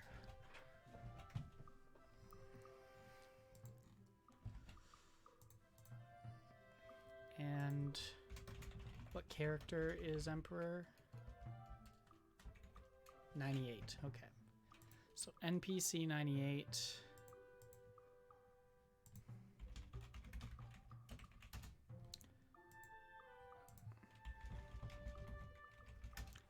Alright, let's just test. I'm gonna... The right click is so messed up. Alright, let's beat this guy up. Take him out. Take out the Emperor. Take him out like I take out the trash on Tuesday mornings.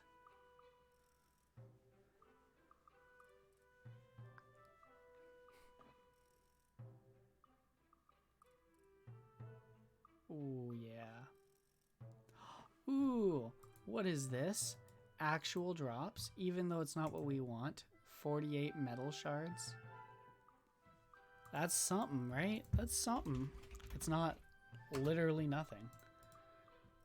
Okay, this right click thing is a little annoying, but... Oh, okay.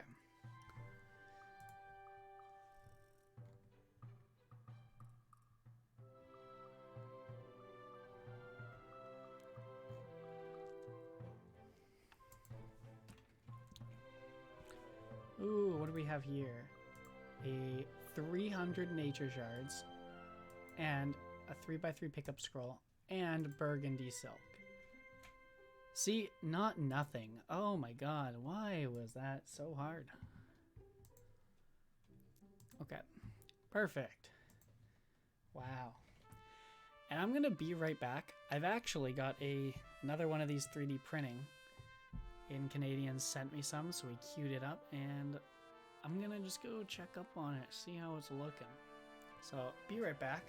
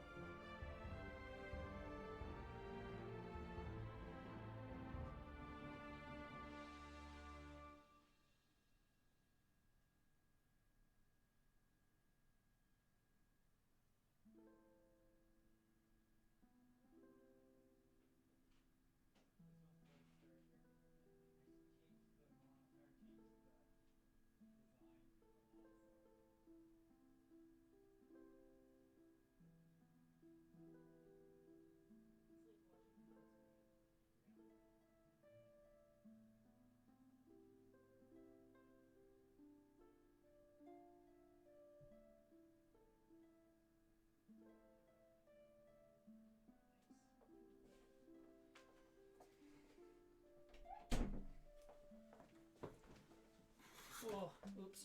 Wow. We're back. I want to, that ring is looking so good right now. And it's like mesmerizing watching those 3D printers. It's like watching an episode of How It's Made.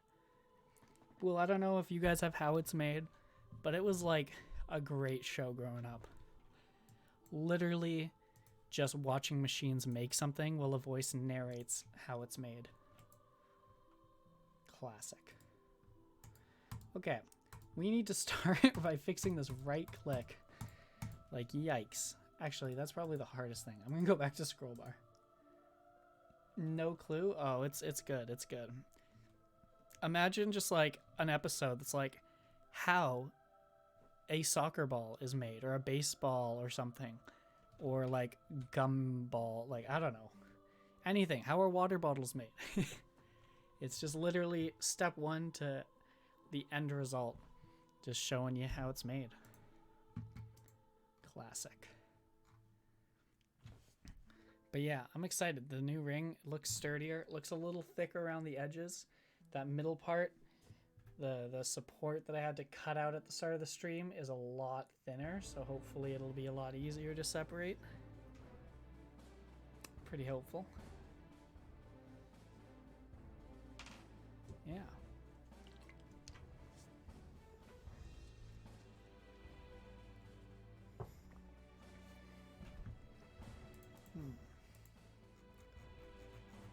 Okay, and the scroll thing. I'm going to look at that scroll, actually.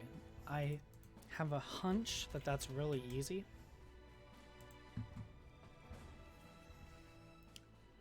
So, like, where is our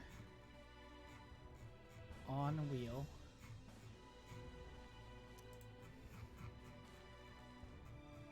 Is it just called wheel or scroll? On wheel.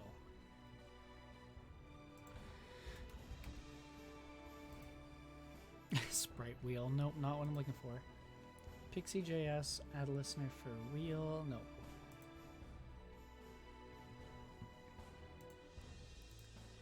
Tile map, pause, resume. Pause, resume.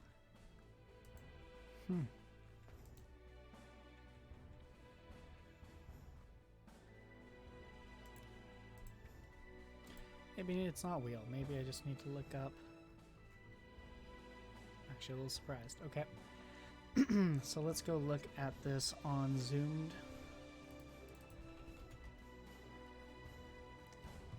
There we go. Zoomed goes to this dot on zoom. On zoom, move center.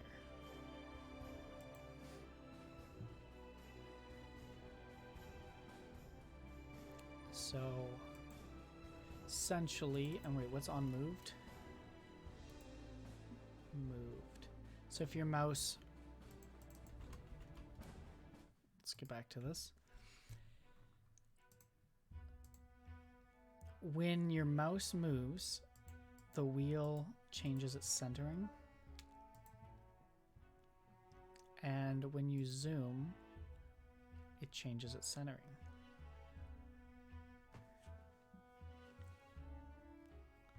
Very interesting.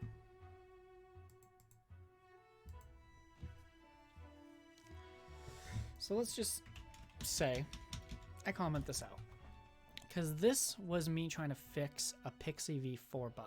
I remember writing those 2 lines of code. So what does the default behavior look like on Pixi 5? So you're running around and you zoom and it's, yeah, okay. Oh yeah. That's so much worse.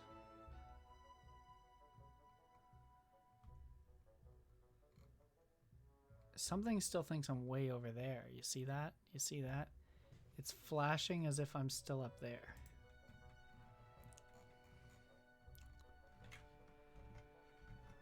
So something here, like I see why I was doing stuff like this, but that seems odd. Interaction, blah, blah, blah. So let's go back to unmoved and bring this one back. As you walk, we've recentered the wheel. That makes sense to me. This on zoom one is the weird one. When you zoom, move it to the center. I don't know about that.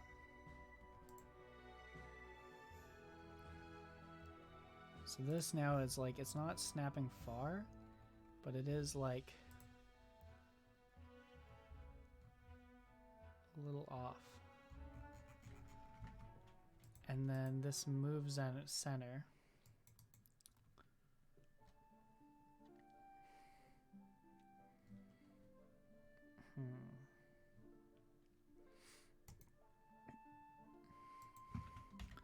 Calls this move center. And what does this move center do? Moves the viewport. Oh, I see.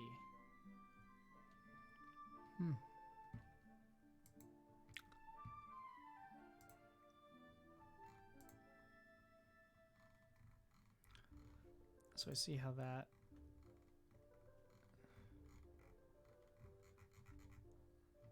Yeah, okay.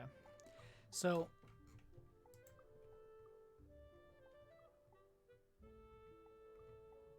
it looks to me like my zoom is going to where the entity is supposed to be and not where it actually is. Oh, I don't know. Man, I don't know. What's going on here?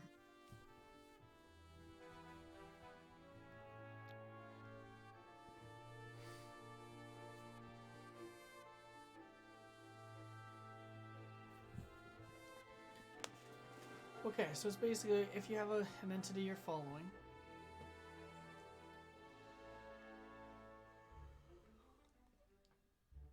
when you move, update where the wheel thinks you are. And when you zoom, move to where your person is.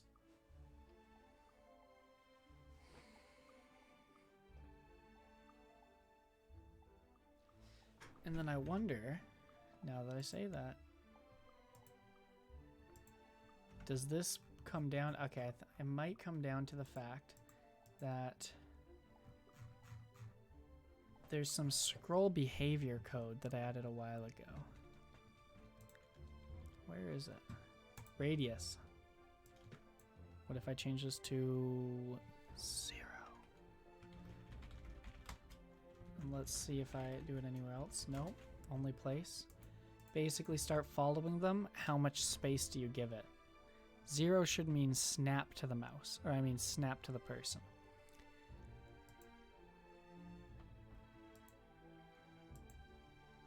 No, oh, I was hoping.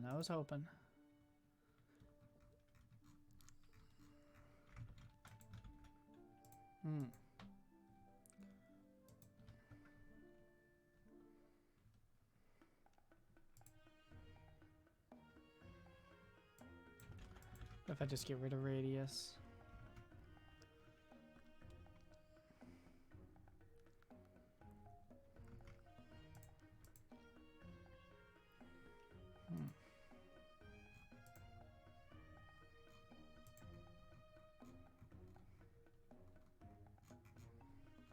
Very odd.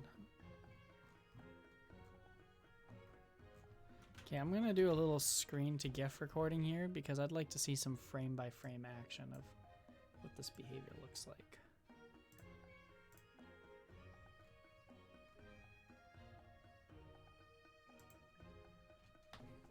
All right.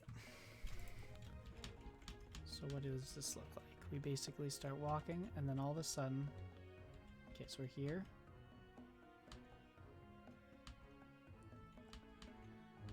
I zoom out.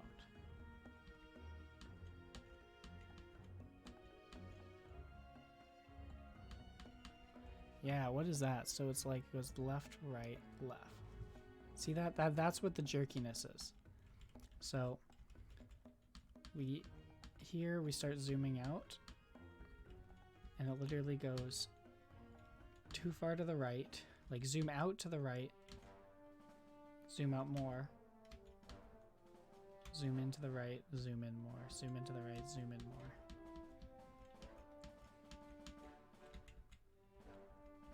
It's like it can't decide.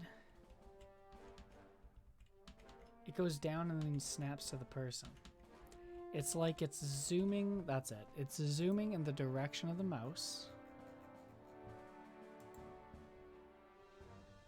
And then snapping, yeah, so it's like I'm going up and yeah, it's zooming into the mouse and then snapping to the person. So I'm gonna do a little Google foo on this. Pixi V5 scroll zooms in on a mouse.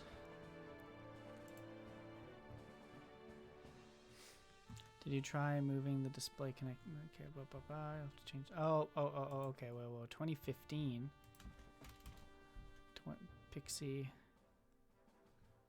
V5.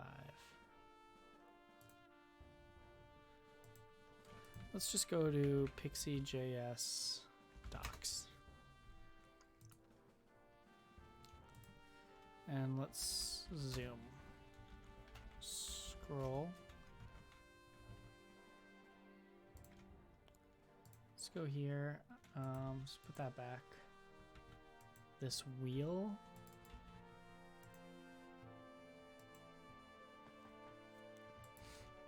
Okay. So this wheel is a, yeah, okay. Wheel options.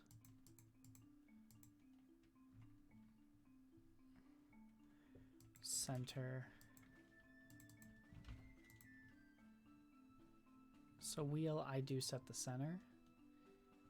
But there's percent reverse interrupt smooth.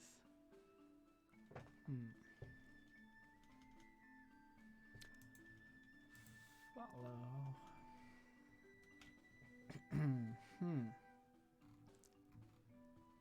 Snap zoom options.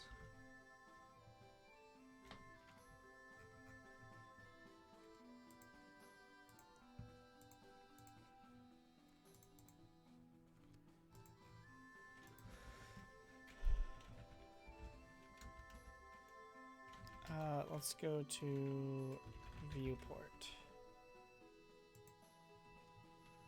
Start the dive here. Set the viewport. No. Pixi JS viewport wheel.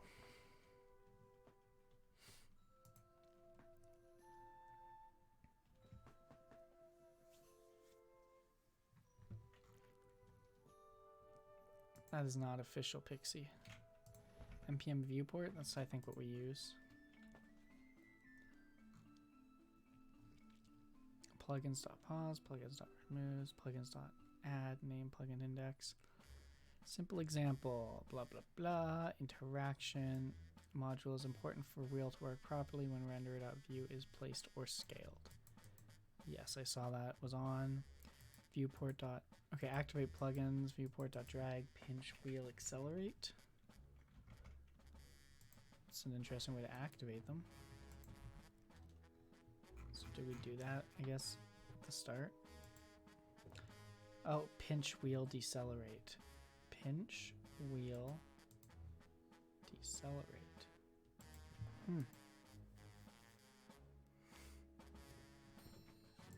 So that's how you turn on the plugins. Viewport, blah blah blah. Using common.js.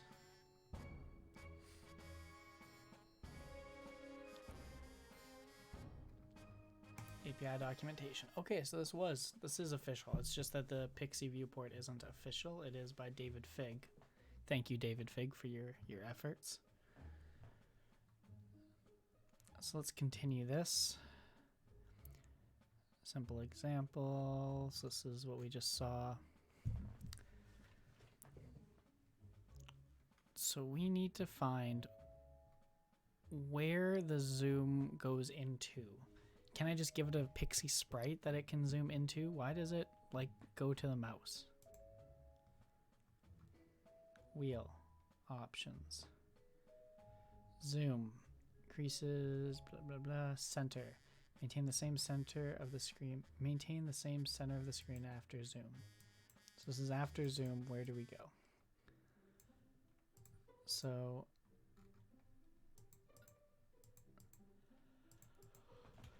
and that's on zoom. Move center.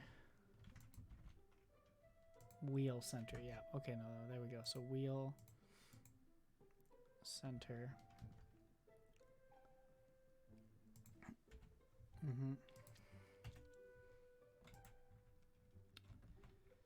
Pixi point. Okay. So this following entity.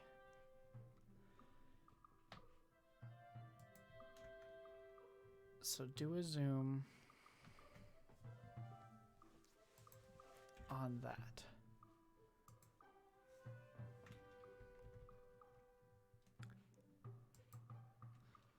So when we add like a follow entity, or when we call something like follow entity, and oh, we do say get the sprite. So it is the sprite we are following.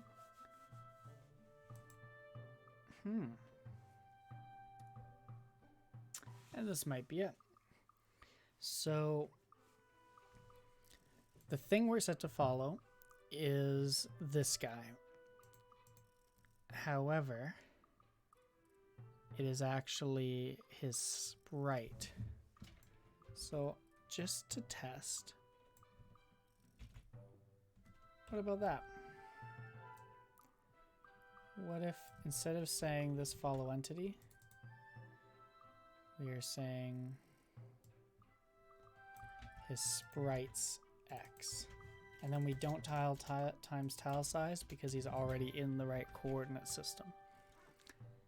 That would be interesting because that would basically mean zoom in on where the sprite is, not where the theoretical person is on the grid.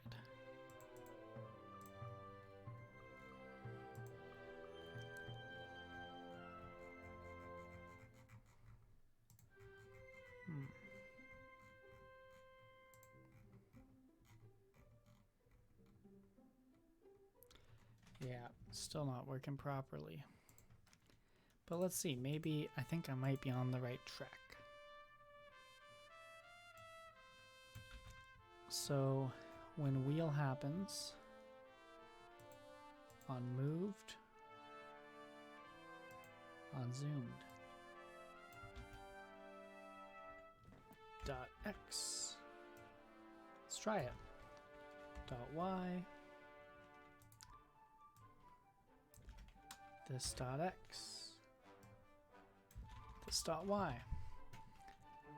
Huh. I'm not saying this is gonna work, but I'm hoping that by not saying it's gonna work, it just works, and I just jinx it in a positive way.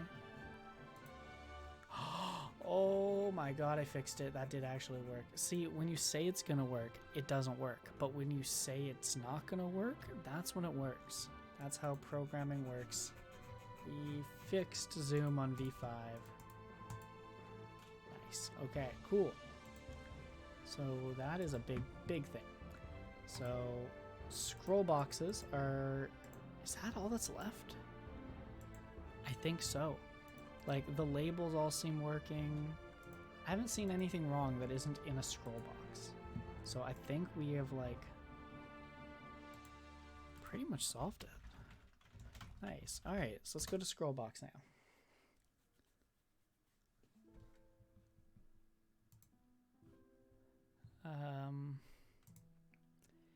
Yes. Oh, I can't believe that was the issue, but that makes so much sense. So for those following at home, what I just epiphanied over. Basically, it's like there's the grid that everything is like. You can basically picture the world, get rid of all sprites, and just think of it as a grid, right? And you could just imagine that it's like blank is just background, maybe green squares are a tree, and you are like this blue square as your person. And you move every 0.5 seconds, the next like cell gets highlighted. Kind of like moving a chess piece, right? It's like your hand fluidly moves the piece.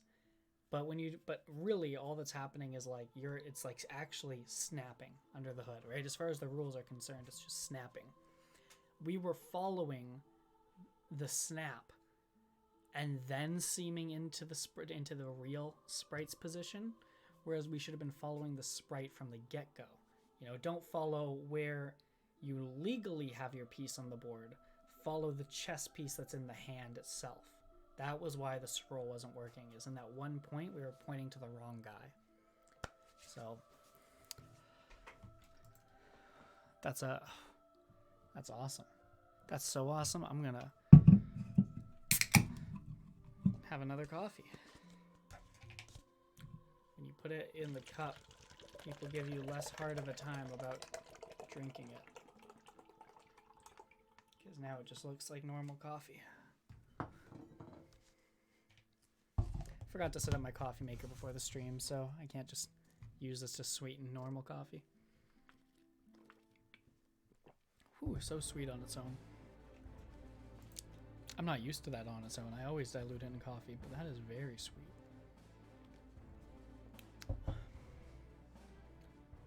Is rum in coffee a thing? Sorry, this is going to be a little bit of a detour, but...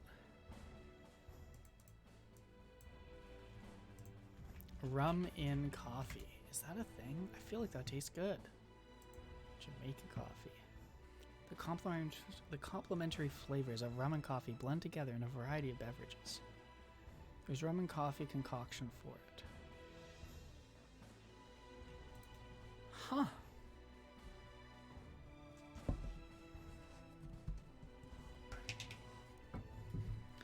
Hope my girlfriend's not watching yet. I'm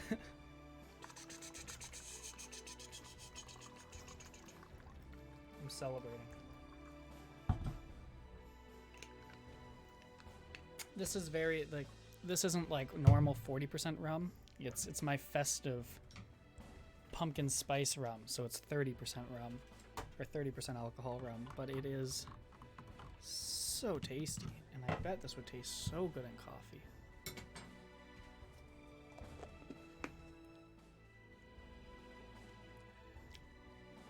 That is good. Okay. I recommend, if you guys have some sort of, like, this is Captain Morgan, but if you guys have some sort of pumpkin rum, it is very good in coffee. That is like I'm amazed at how good this is. Oh, okay, I was about to say, what 3 people are watching this project? It's private, but yeah, Arthur, right, of course. Can't forget about Arthur.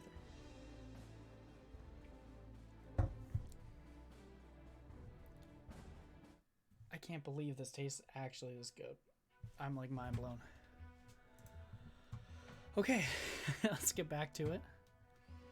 Nice. Okay, so let's get back into this scroll bar thing. So basically we've got this scroll bar and literally I just don't even see it. Like it's not even appearing. So what we're gonna do is we're gonna check the scroll box and I don't know. Is it that Pixi? Actually, okay. Let's go back to the migration guide. I have an idea of what it could be. Now that I know what to look up. So in the migration guide, where were you? Here we go. A few things changed.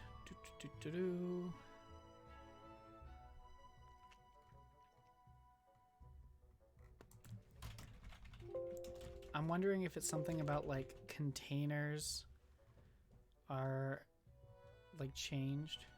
If you created a plugin or project that previously used render on a container, this will probably cause your project to not render correctly. Scrollbox is a container. Alright. That is not rendering correctly. Please consider renaming your user-defined render to something else. In most other cases, you'll get a deprecation warning trying to invoke WebGL-related classes.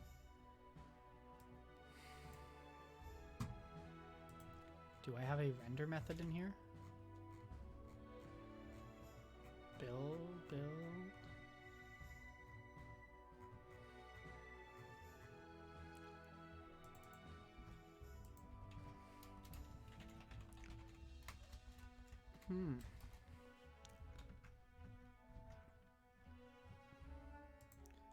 Your user-defined render to something else. What? I don't see no user-defined render. But I think we're onto something here. It's that this really changed. Renderer parameters. I'm just going to read through this. We're going to read it together, actually. Renderer parameters. Specifying options as a third parameter in renderer constructor is officially dropped. Options as a third. Ooh, good to know. Same with application. Yes, I saw that. In V4, we supported 2 function signatures, but in V5, we dropped width, height, and option signature. Please add width and height 2 options. So, this could be a thing. Essentially, when we make a renderer, it has changed its the way we do it. But, yep, looks like we never actually made a renderer that way. Not everything went to params to enable WebGL1, even if WebGL2 is available, use this. Mesh plane rope. In Pixi V5, we introduced as a new class called Pixi.mesh. This oh, that's interesting, because it used a lowercase mesh used to be a thing, but it's not there anymore. This allows overriding the default shader. Oh, shaders! That's post-processing. And the ability to add more attributes to geometry. For example, you can add colors to vertices. The old mesh class has moved from Pixi Mesh to Pixi Simple Mesh, and it extends Pixi Mesh. Okay. So this is fine, but that's not what I want. Graphic holes. Drawing holes in graphics was very limited. Oh, that's cool. Okay, alright. Cool. Not that we care, but cool. Filter padding. V4 filters had a default padding of 4, and V5 we changed it to 0. This can cause some to look broken. Well, let's see. So if I use... oh no, don't use that. Use... Why is the right click button broken? Yeah, no, that looks fine to me. We don't need to worry about that. Where were we? Here we go. Filter default vertex shader. Enabling mip mapping for render texture. Base texture resources, graphic interaction, canvas became legacy, building changes, webpack. Okay, no. So I think this is the first, what I got up here. WebGL renderer becomes renderer. Renderer WebGL becomes render. Render WebGL becomes render.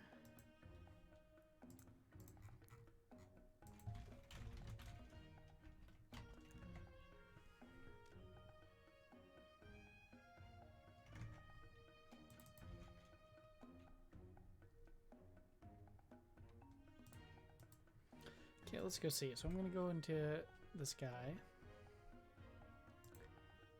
Interface container. Nope.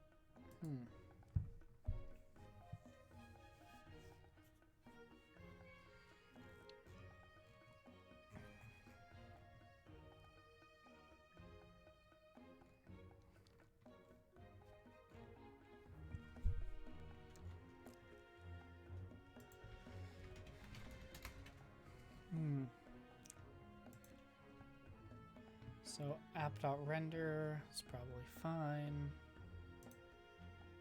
Let's comment it out. Not used. Render this. Okay.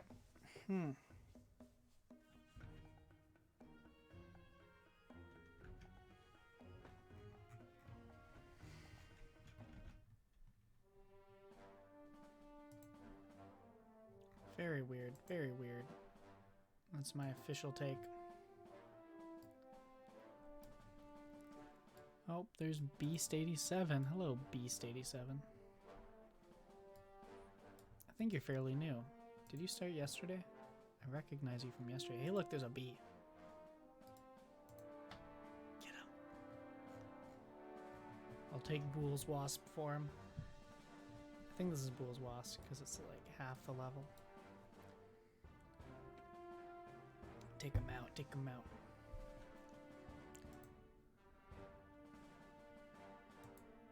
In fact, I'm gonna attack the wasp.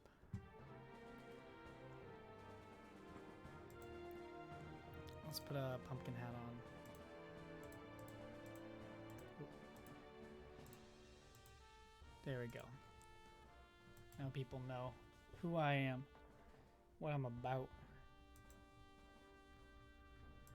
I just realized that Driftin has two different sets, and instead of like he's 50-50ing the sets instead of wearing like each as a full set. He's mix and matching. He's making the most of it. I'm gonna follow Driftin, and this guy is gonna follow my other guy. And now when Driftin moves, we're all gonna be a big happy family.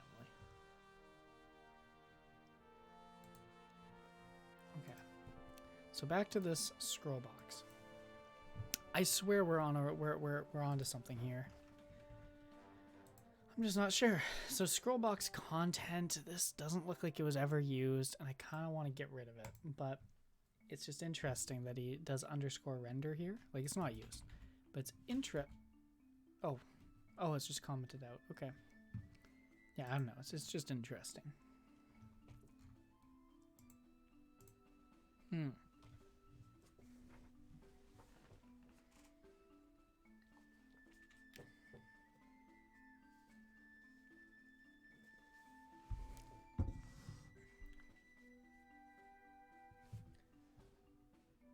gonna throw another emote on the screen. I love just seeing it pop up on the screen. Let's do a 100 this time.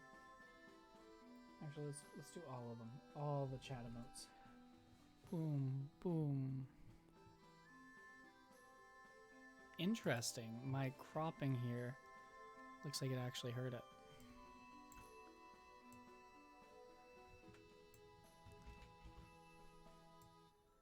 What if I just did 2 of these?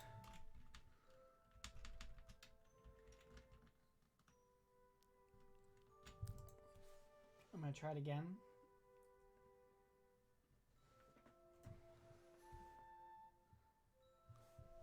Oh. So those are just identical, but at least it shows. Okay.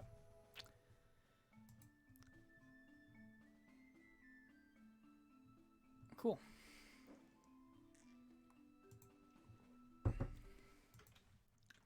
like playing around with that. Alright, so my question is, what's up with all this?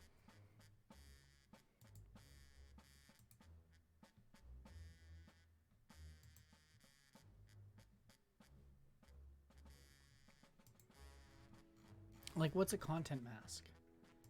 Can I just comment this out? Like, what does that even do? I'm confused. This dot content mask. Okay, so container mask.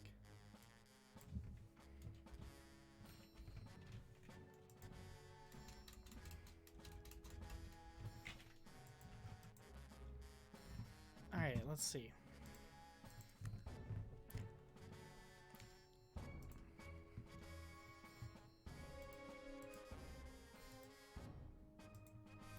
Oh my freaking god, what? That worked? No way. I mean, it didn't work, but it did work. Okay, so what?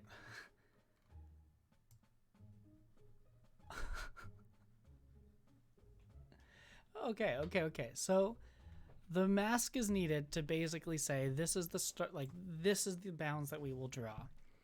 My assumption is that the mask has changed. You know? So I'm going to change that. And we're also going to put this back. But let's just see. XY width height. And fill.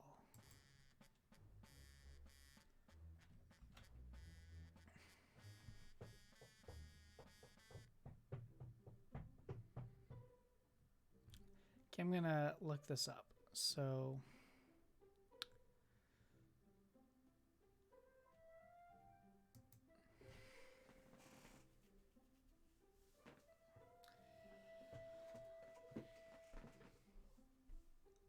I'm now just kind of shocked at why anything showed, but like, wow, what?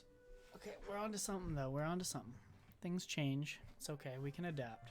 Adapt, overcome, adapt again, overcome again. I don't know where that's from. It's not even a thing, but it feels like it is. So this, like, draw rect, height, width. I don't know, this seems like I'm a little sus of what's going on here. Content mask. So if I comment this out, does it work? I mean, I'm just gonna look this up. I feel like something just changed between versions. Pixi V5 content or mask. Pixi Legacy V1 V5 mask issues. Mask, new graphics. It should work in Pixi Legacy 2.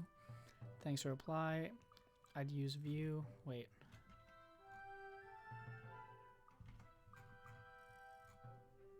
Pixi graphics. Okay, whatever.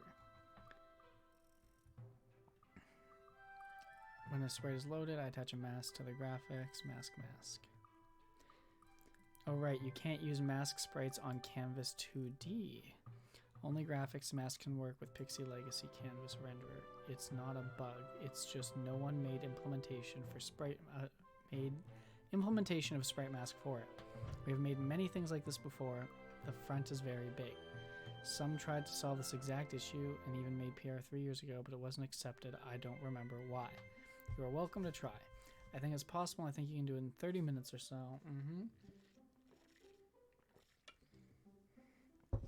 Okay.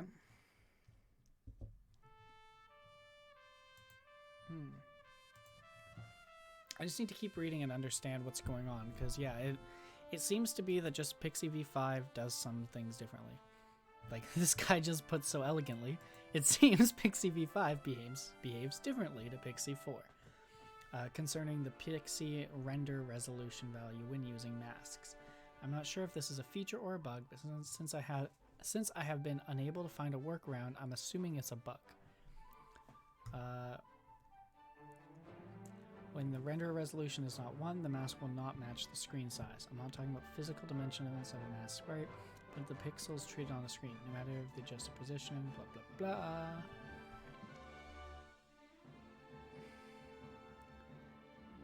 Set the resolution to 0.5 and you'll see the mask is in half. Somebody says oops.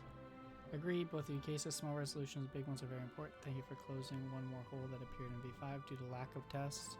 I've been working on my game for over 2 years and pushed the Pixi core quite hard. Despite this, my transition to 5 was painless, so I think you guys are doing a great job. Oh, so sweet of them. Most of my PRs to V5 are actual ports of my fork of Pixi.js, so I understand your situation. We're happy to have you here. The server is automatically locked. Okay, useless. Not helpful. Masks. Pixi container. Container.mask equals new graphics, begin fill, draw circle, and fill.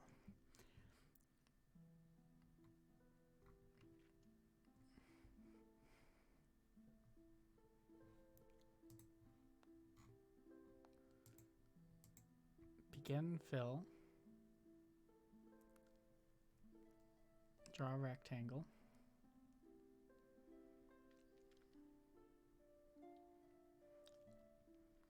End fill.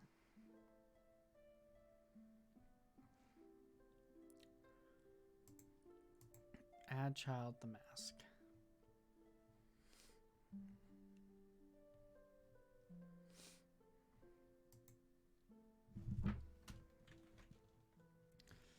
And then these guys then say mask equals. So I'm guessing if I comment this out, everything works, but it goes off the screen again. Or goes out of bounds.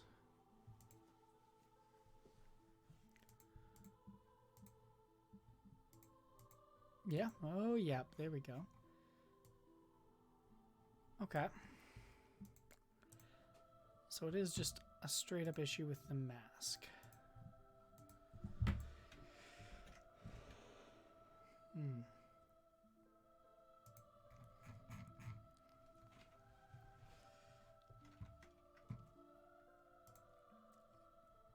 I guess I'm gonna go look at the API for mask, just like we do here.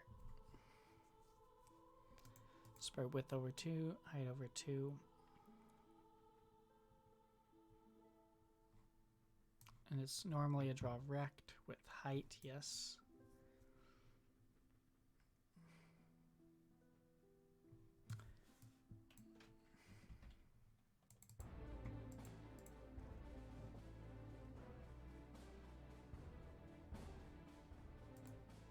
What if I don't add content mask?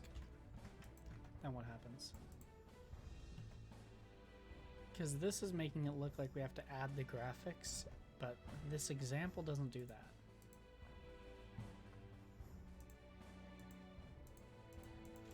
No.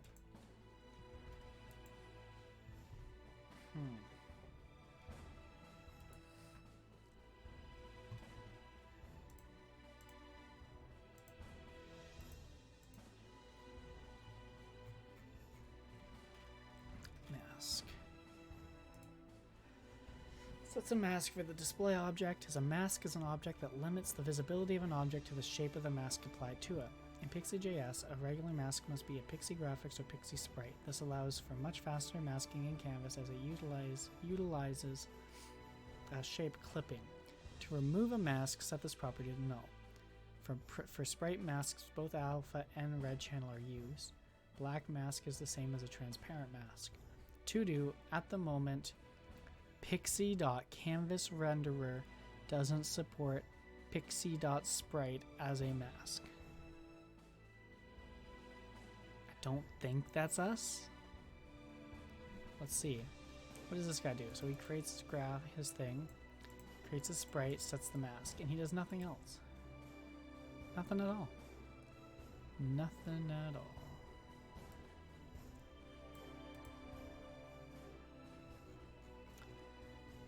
And then there's underscore mask, the original cached mask object. Okay.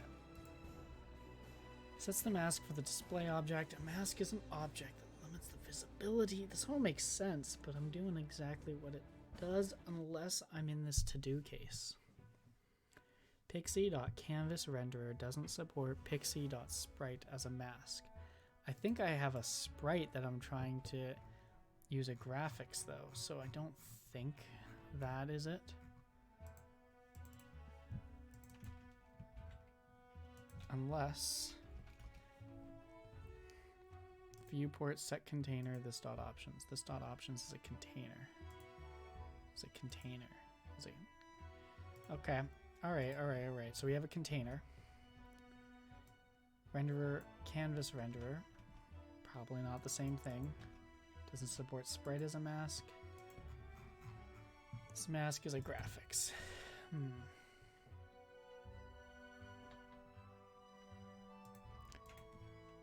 Alright, I'm gonna just try something. I'm gonna change this draw rect to -50, -50, 200, 200. Basically, I'm gonna ignore all variables and just, you know, set the mask.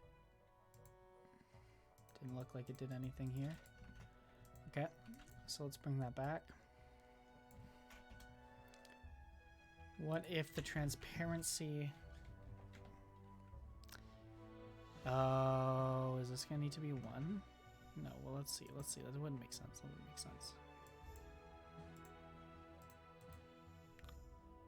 You're kidding me, right? You're kidding me.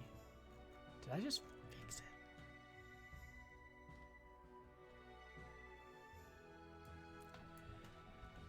Okay, so in V4, the graphic was allowed to be transparent.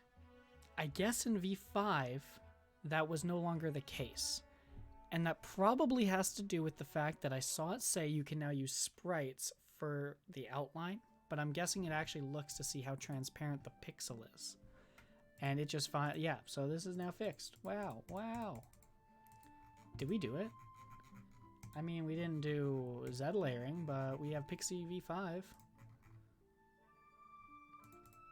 I mean, let's go try out things, see if things all work out fine.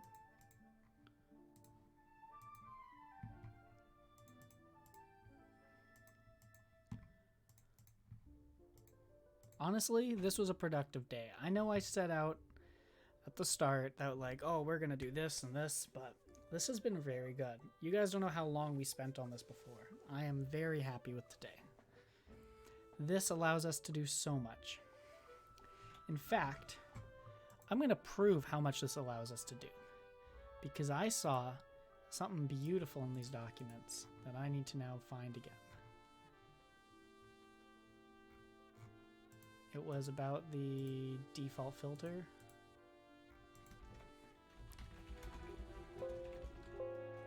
Filter.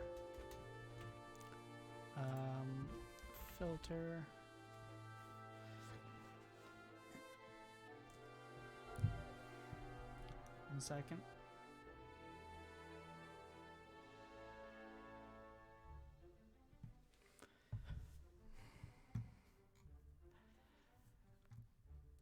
Okay, all right. So,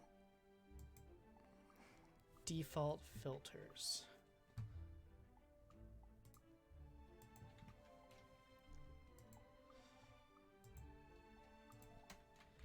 Pixi V5 default filter. I saw that you can pop it somewhere.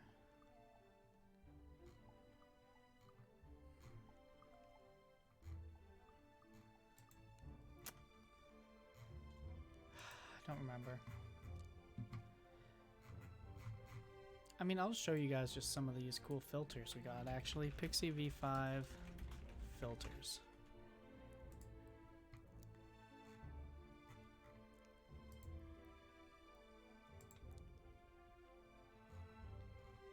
Here we go.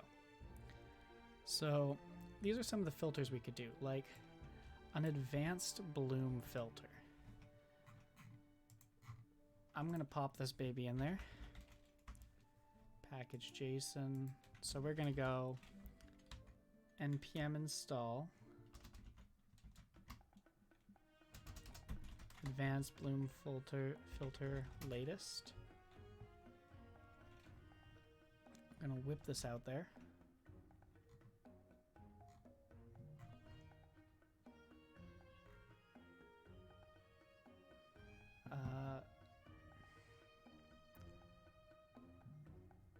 Advanced bloom filter. Okay. So now that that's a thing, we're gonna go to wherever we do the filter outline. I think it's actually called outline filter. Yeah, this is it. So here we're gonna say const bloom filter is equal to require bam dot advanced bloom filter.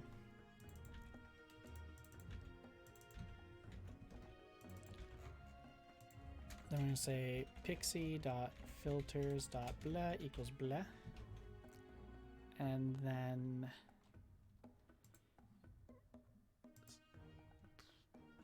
yeah, instead of this, we're going to say outline it, and then we're also going to say new Pixi filters bloom filter.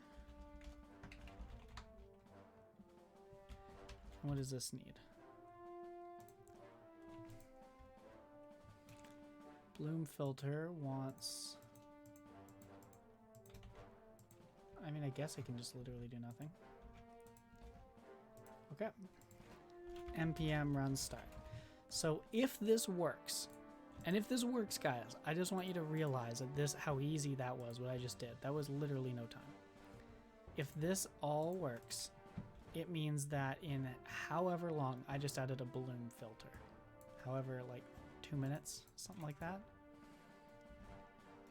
And yeah, so it'll be when you click and select it, a bloom, anything that's selected will have a bloom filter now.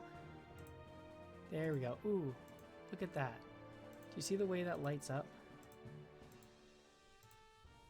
Ooh, look at that shininess. I didn't put any parameters in, but just the fact that we got that effect on there.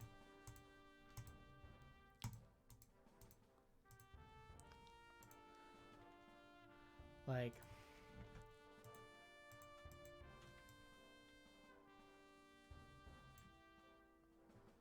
purchase rarity color. Show selected outline color. Like, let's see what kind of bloom filter options we even get, because that's pretty cool. So advanced bloom options, we get to get the brightness, the blur, everything. Yeah, that's so cool.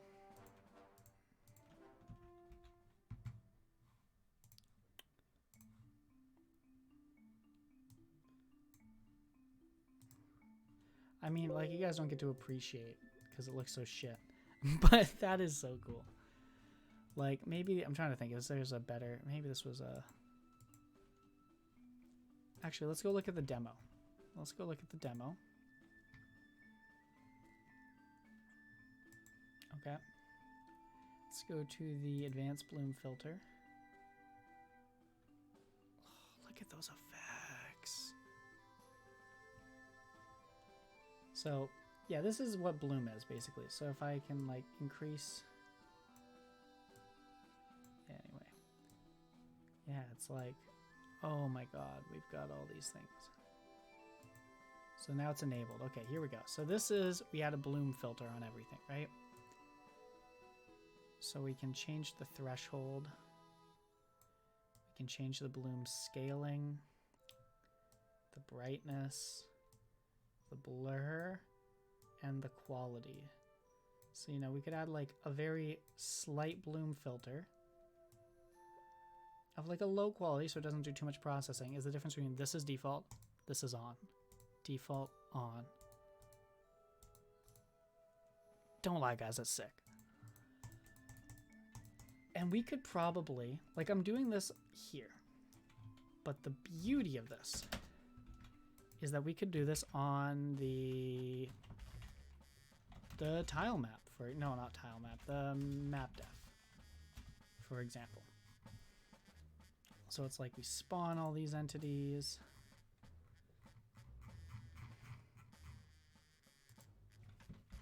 tiled map? No, map. Am I on the server? No, I'm on the client.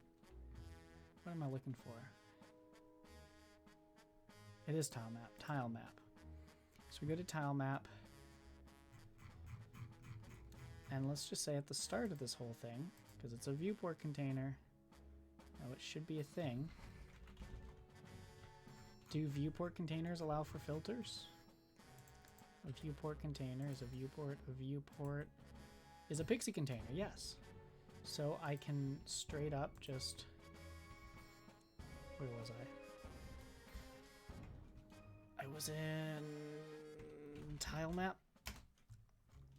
And here, I should be able to say this filters equals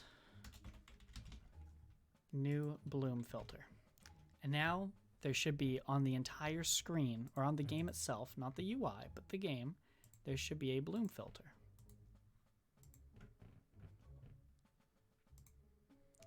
Look at that. Look at that. Okay, I'm sorry, way too excited now, but we gotta set position 50-50-0. Imagine like a dream sequence and we just start pumping up this. Oh my god, this is amazing. And we can just tweak these numbers on the fly and just live change the values. Alright, we gotta send this to Jagger.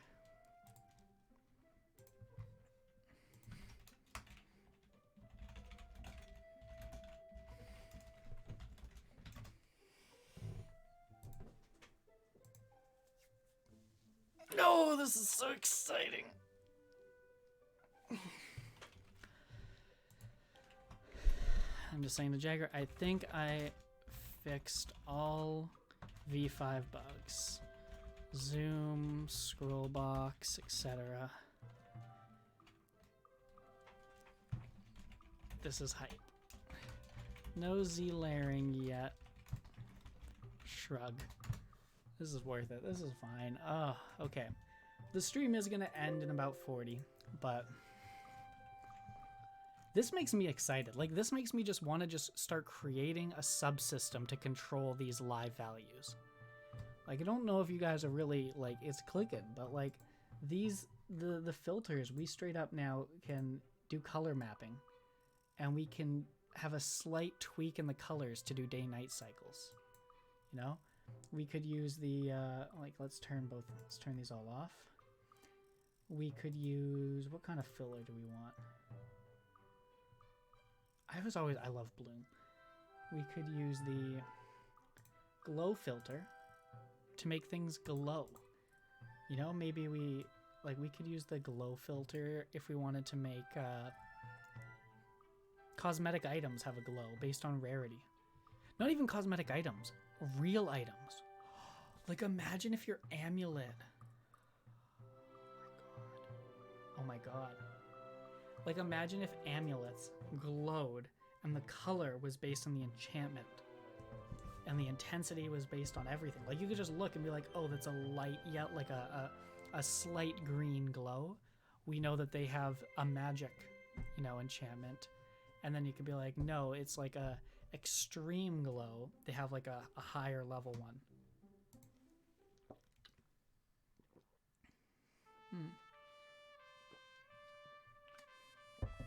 Awesome.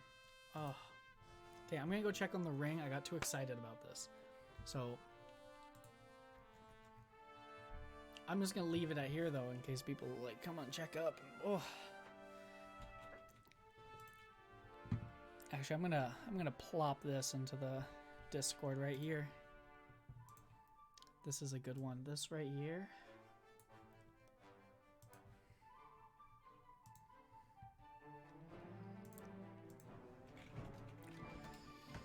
Post-processing effects incoming.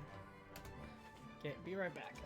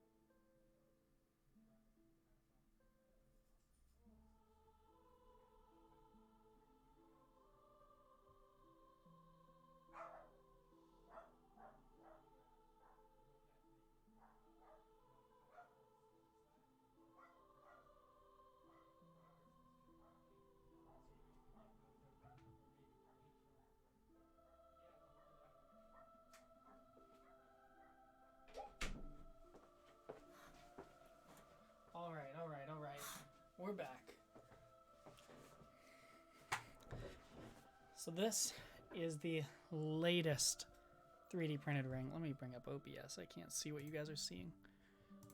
So this is the latest one. So this is kind of what it looks like. This one has a deeper top. This is kind of how it looks. Meant to send it to Jagger when it was first made.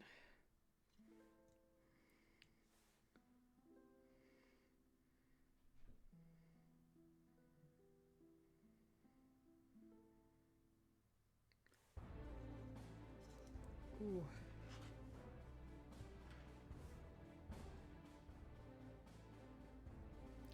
This is so nifty.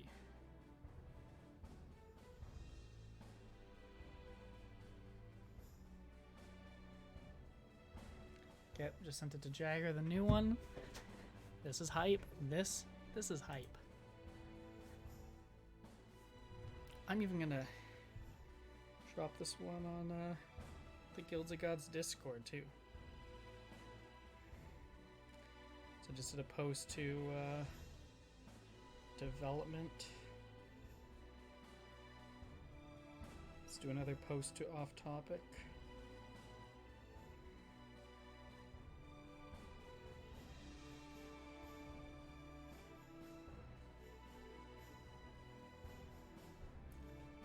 Slick dudes. So slick, everybody. This is exciting. Okay.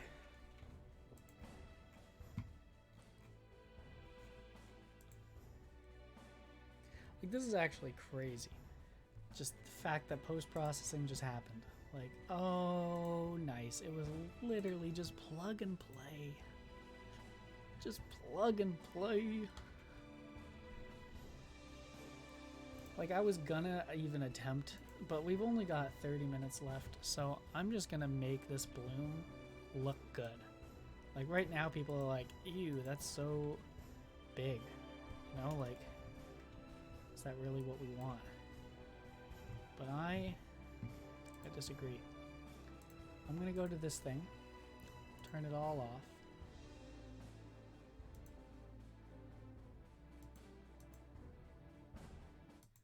Oh yeah. Yeah, let's turn off animating. And is displacement filter on? Nope, put that back. What other filters? There's no other filters. Okay, so this is what the basic thing looks like. Wait. That displacement filter?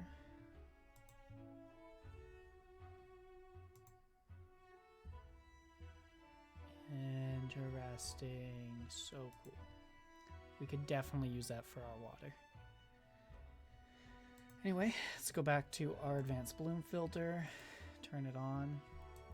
And find something. Like right now, this is the threshold of what gets bloom. I would say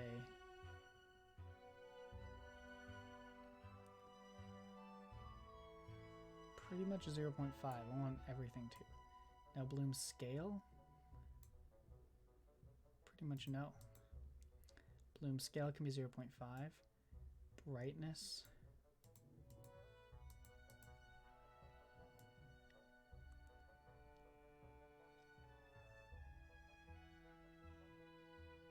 Seven.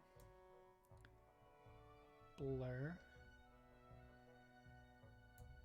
0.1.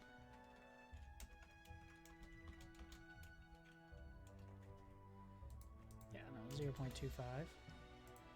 Quality. 4.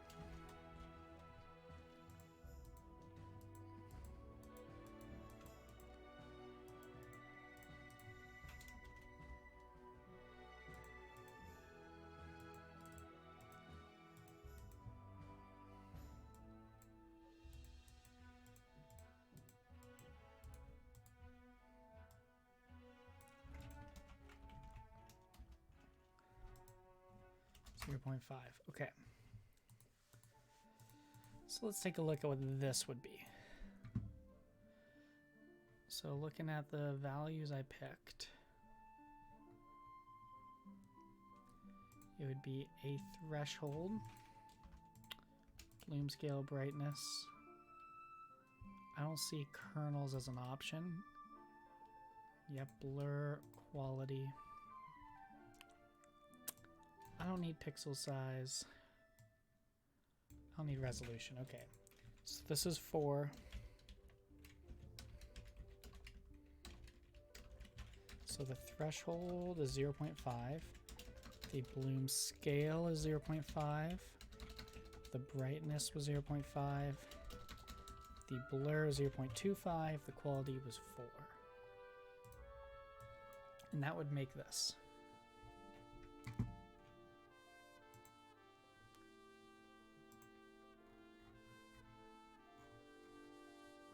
Ooh. Whoa, it's like dark.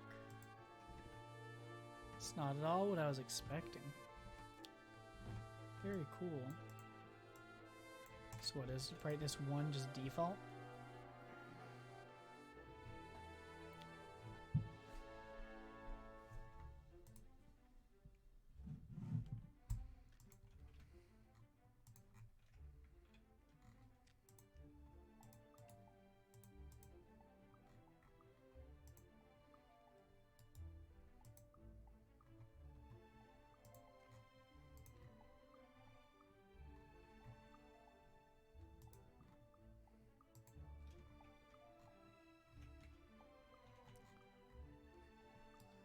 And like not everything needs it, but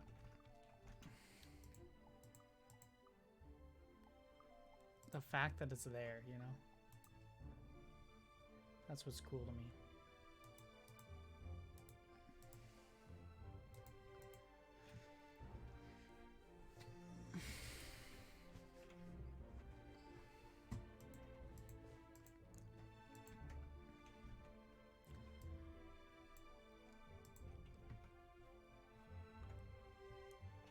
Like, yeah, if I made quality 8, raised the blur to 0.5, lowered the brightness. No, kept the brightness at 1, lowered the threshold. Bloom scale 0.5, make that 0.25.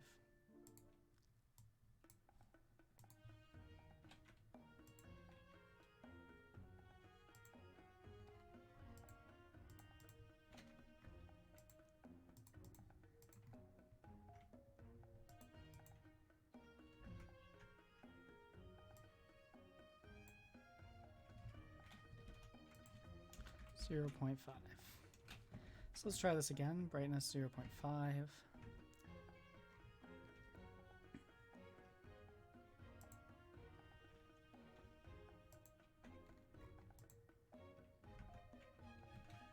Let's go back to 1. Lower the blur. Let's try again. That's the thing with Bloom, is it's like, really you'd make like a in-game UI, so we can just change these little toggles and we can find the sweet spot. Now this, look at how soft that feels.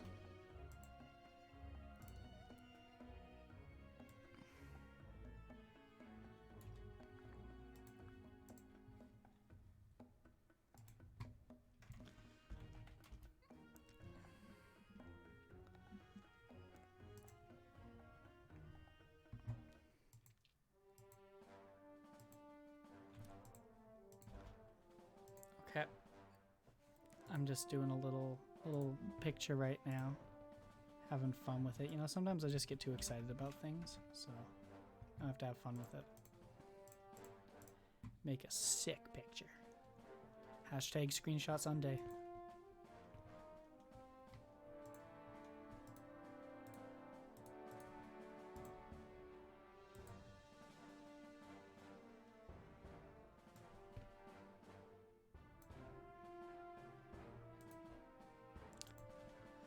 So here's the paint.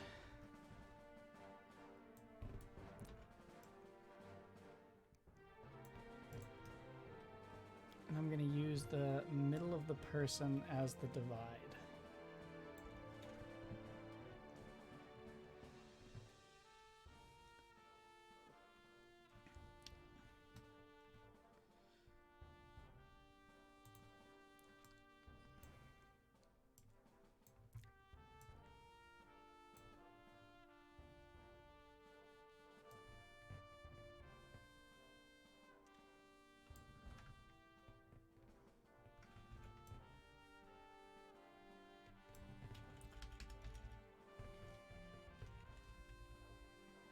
Oh, wow. That was just totally different zoom levels. Let's try again.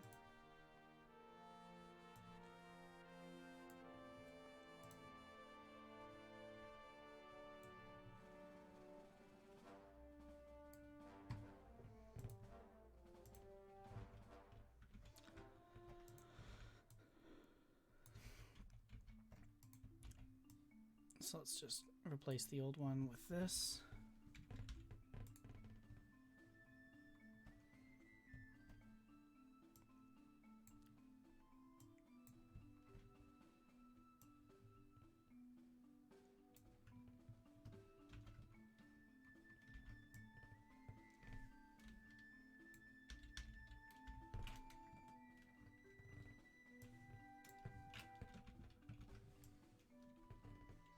So I'm like getting really into this.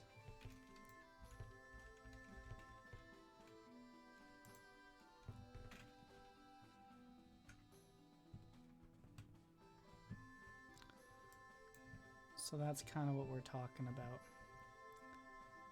So it's like a single line thick going from this straight down the middle.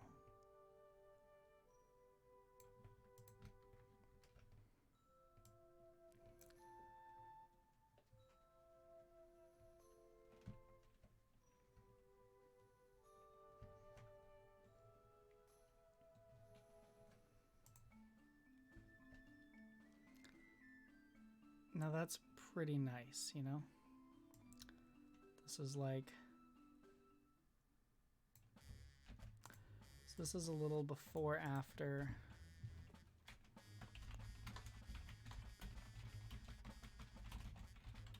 After right with a slight bloom filter.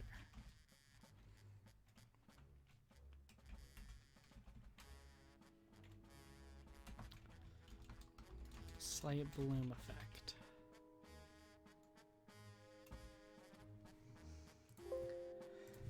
Nice. Oh, wow.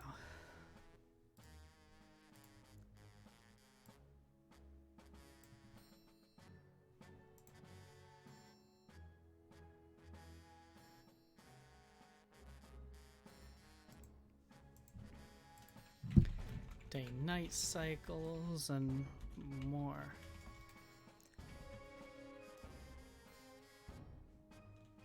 Obviously, I guess I should just add into this. Actually, I'll let you guys see what I'm typing. So I just be like, obviously, this is, I guess, yeah, I'll just say like, the ability to add things like day-night cycles and effects are finally here. Sunglasses.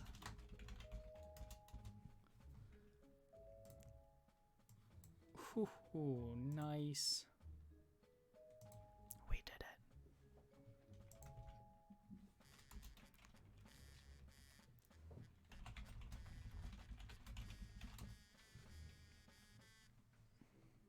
Now, we can't just like throw filters on it and think it's going to be good, because as you can see in that picture, there's a little bit of lost detail on things like the shirt, for example.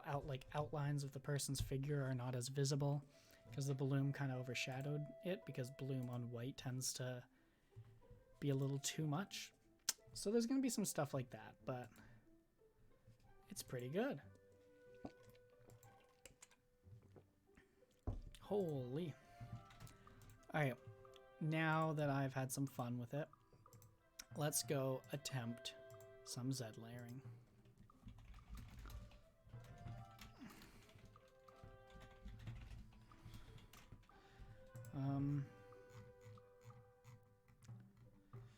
Here we go. Wow, tile map, Z index code.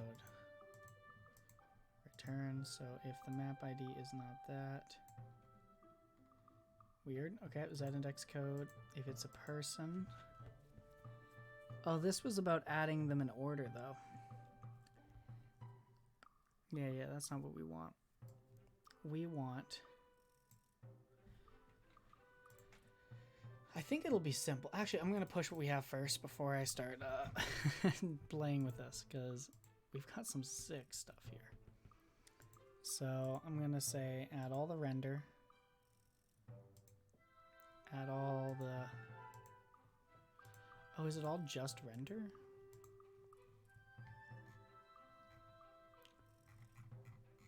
Yeah, it's also going to be package JSON. I don't think it has to be lock. Do I need to push the lock too? Pixi app. No. No. I don't need to do that one. Okay, so I guess I'd call this Pixi V5 implemented. Pixi migration from V4 to V5.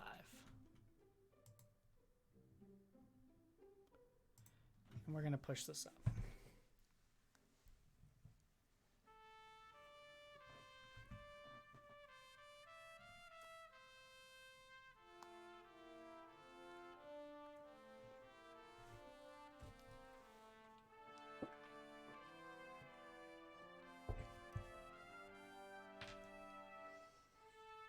Oh, I am so happy.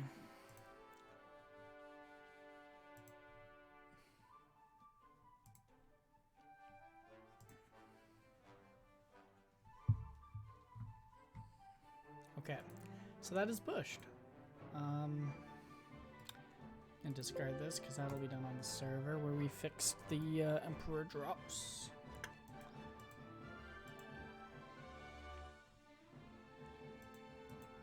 Yeah, so now,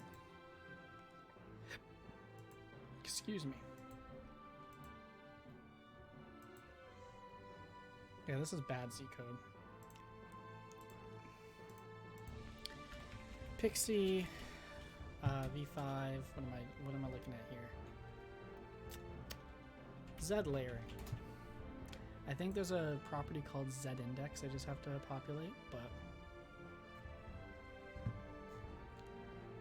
Pixi layers. I think that's, yeah, we use Pixi layers. I saw that. For Pixi V5 less than 5, for V4 for less than 5.3, please use version blah. So Pixi V5 introduces Z index sorting. So you basically add that, therefore to avoid any conflicts, sorts by Z order, and Z order works the same as Z index. Okay. So let's go to tile map.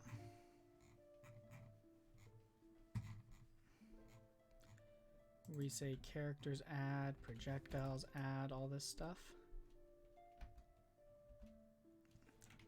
Yeah, we basically just have to say that container.sortableChildren equals true. So I want to say this.tiles.sortableChildren is true.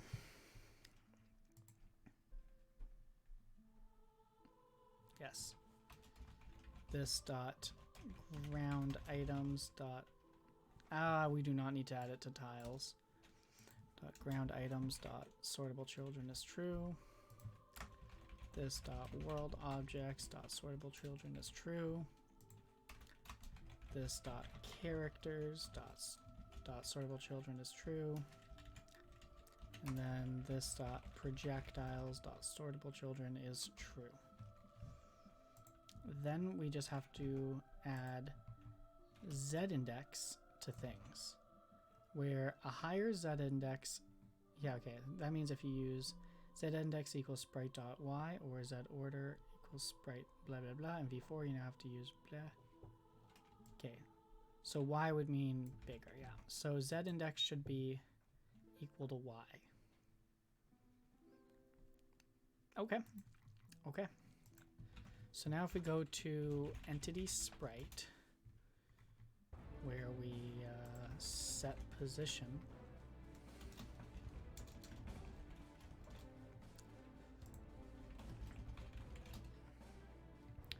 So entity def has a set position. And I want to add, yeah, maps, everyone calls it. Is this on the sprite? Entity def, whatever. Okay. So is there like a get sprite? So entity def is part interactable def. Who does not oh, he does have a get sprite ID. Not the same as a get sprite. And this doesn't have a get sprite. Cool, perfect. Just what I wanted. Play animation. Okay. So I guess what I want to do is for world objects, they're not going to move. So world object def. When it's created, it gets its XY position. Super XY. Oh, entity def. What do you think? What do you know? So this dot Z index is equal to this dot Y. So the Z index is equal to Y. Yes. And then so everything's Z index is equal to their Y by default.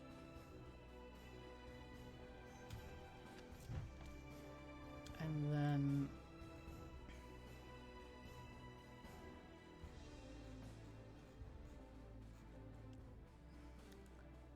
set position does it again. It's equal to this dot Y. So as long as Y changed, we do it.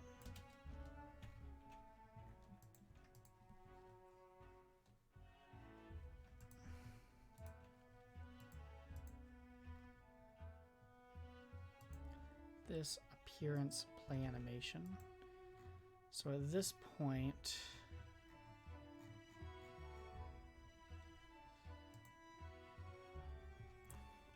okay, wait, so is there like a get sprite method?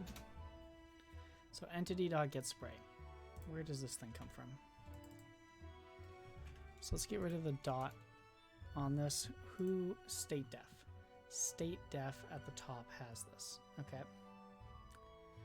If you have a UI handle, blah.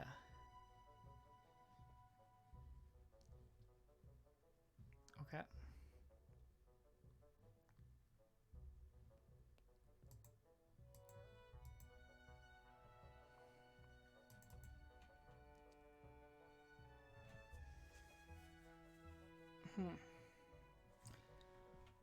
When does update UI get called?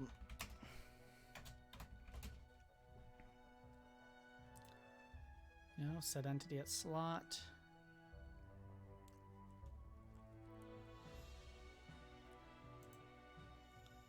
And set UI handles called. Okay.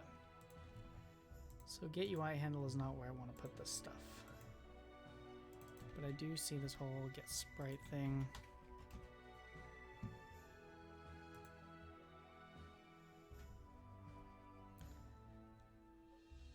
So update entity, blam bleh. So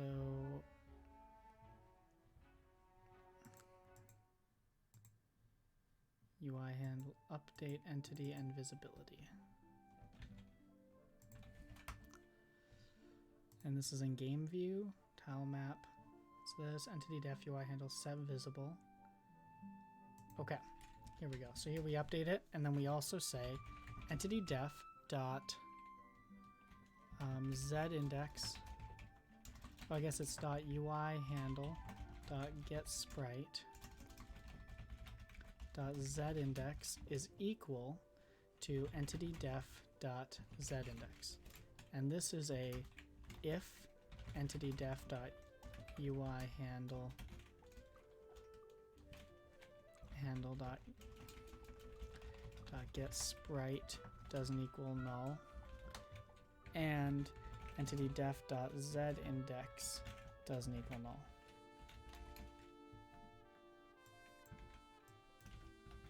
Cool.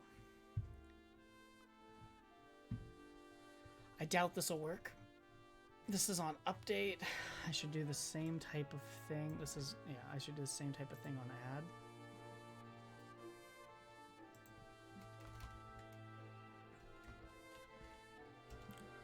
I'll do it at the bottom of this method.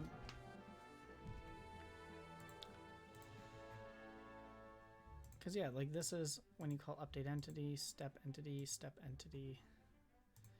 Where does update entity get called? I mean, we'll see, we'll see, we'll see.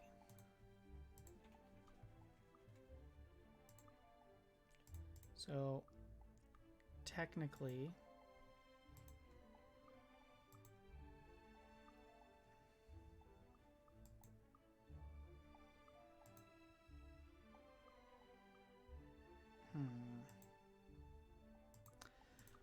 let's see, NPC 98 should be above NPC 98. We should be below NPC 98. Look at that. That's not perfect, but that just showed that the order didn't matter, and NPCs within each other are sorting properly right now. Which is, how did I jump like that? Okay, whatever. So that's pretty cool. That's very cool. So now, I believe that even means trees are sorting too, right? Like if I go to set position 350 by 50, before some of these trees were on top of each other in the wrong ways. I think now they're always going to be proper. Yeah, they are. Yeah, they are. Now the unfortunate thing is that we're in a different layer. So now we're gonna have to do something a little different here. So we go to tile map, and where we have all these different lists of characters, and you get handled differently. Oh no, you don't get handled differently. Okay, let me just add. If entity def. Okay, wait, no, okay. Never mind.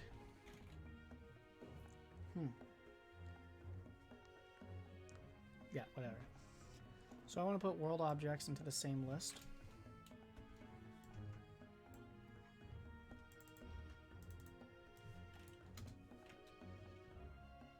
Ground items will always be under. That's okay. Now, where is world objects? Basically, get rid of them.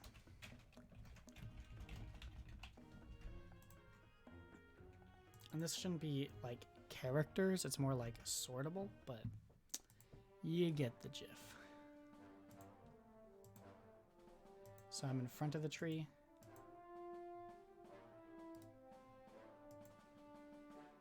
Fuck. Why am I in front of these trees? I'm supposed to, I guess I'm just not updating it. It's not updating properly.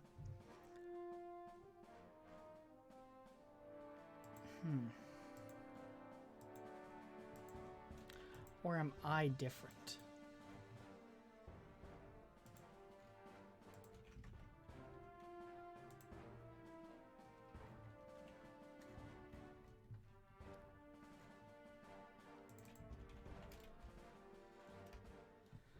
So, sortable children, correct.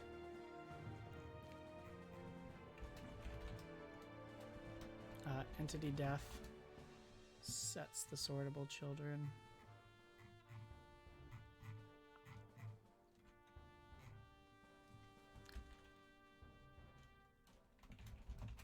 And I'm going to add to this actually. If sprite, okay, wait. If entity def dot z index isn't null, sprite dot z index is equal to entity def dot z index.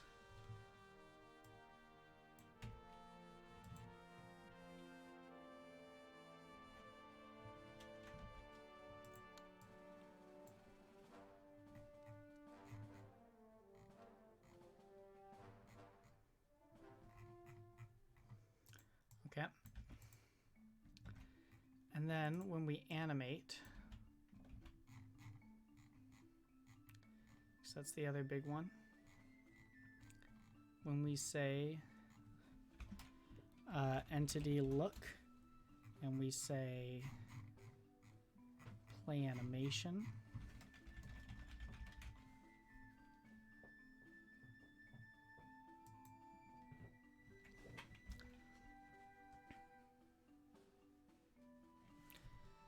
yeah, where do we say play animation? We call play animation here. So basically, in this case, this .z index changes.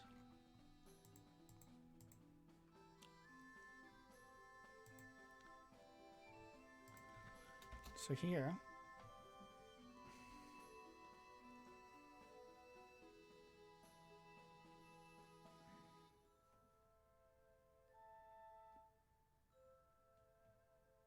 yeah, so let's, what am I in? I'm in entity def, okay? So if, basically I want to say, so wait, this .y is the new y? Am I understanding that right? This .y is the new y. And in this case, I now want to say if this dot get sprite dot z index is equal to this dot z index. So the act of walking around should update everybody. What do you mean errors? I don't believe in errors. Cannot set z index of null on entity def line 197.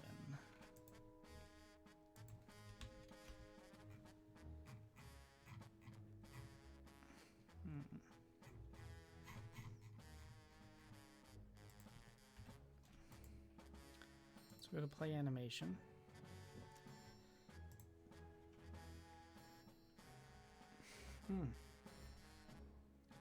Which is an entity sprite, which is a sprite. So I guess I was wrong. It should be this dot appearance dot z.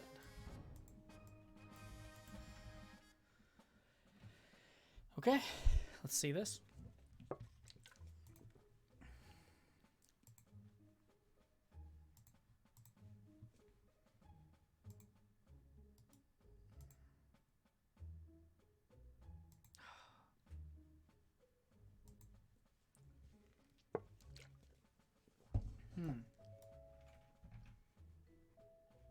Oh, game view 159.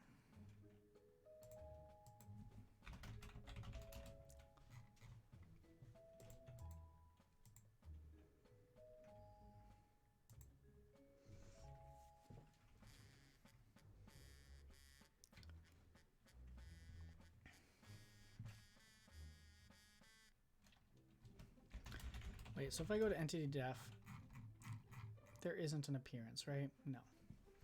If I go to world object def, there isn't an appearance? There is. Okay. If I go to adventure def, there's an appearance. Yeah, so basically I shouldn't be calling it this. I should be saying this dot appearance isn't null. Then that.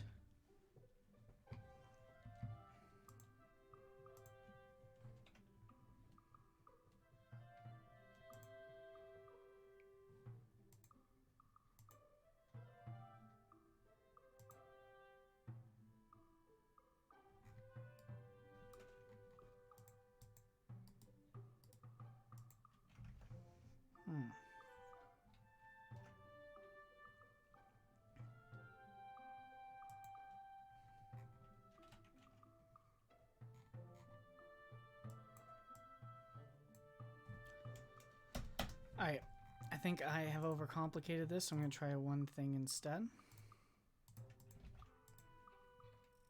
I'm going to get rid of z-index from all of these things.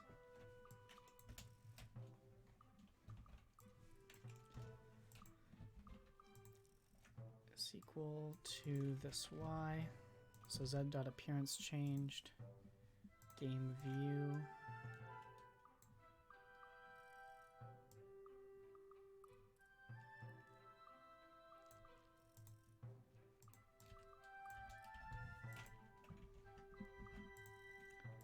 to change this. If this dot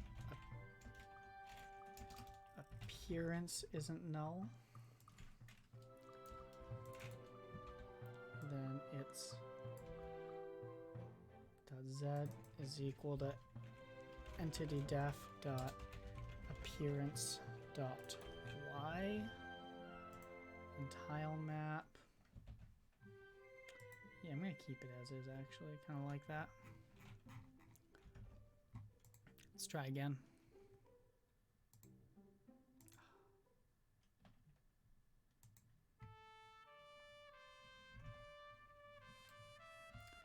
So basically you call update visibility. So that should have, that's about like these guys. As you walk in and out of view, that's making sure they're in order. This is about when set position is called,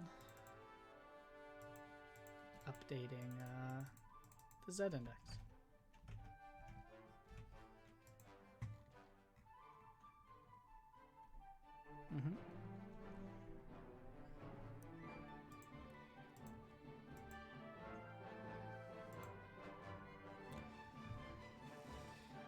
Which kind of tells me, what does that tell me?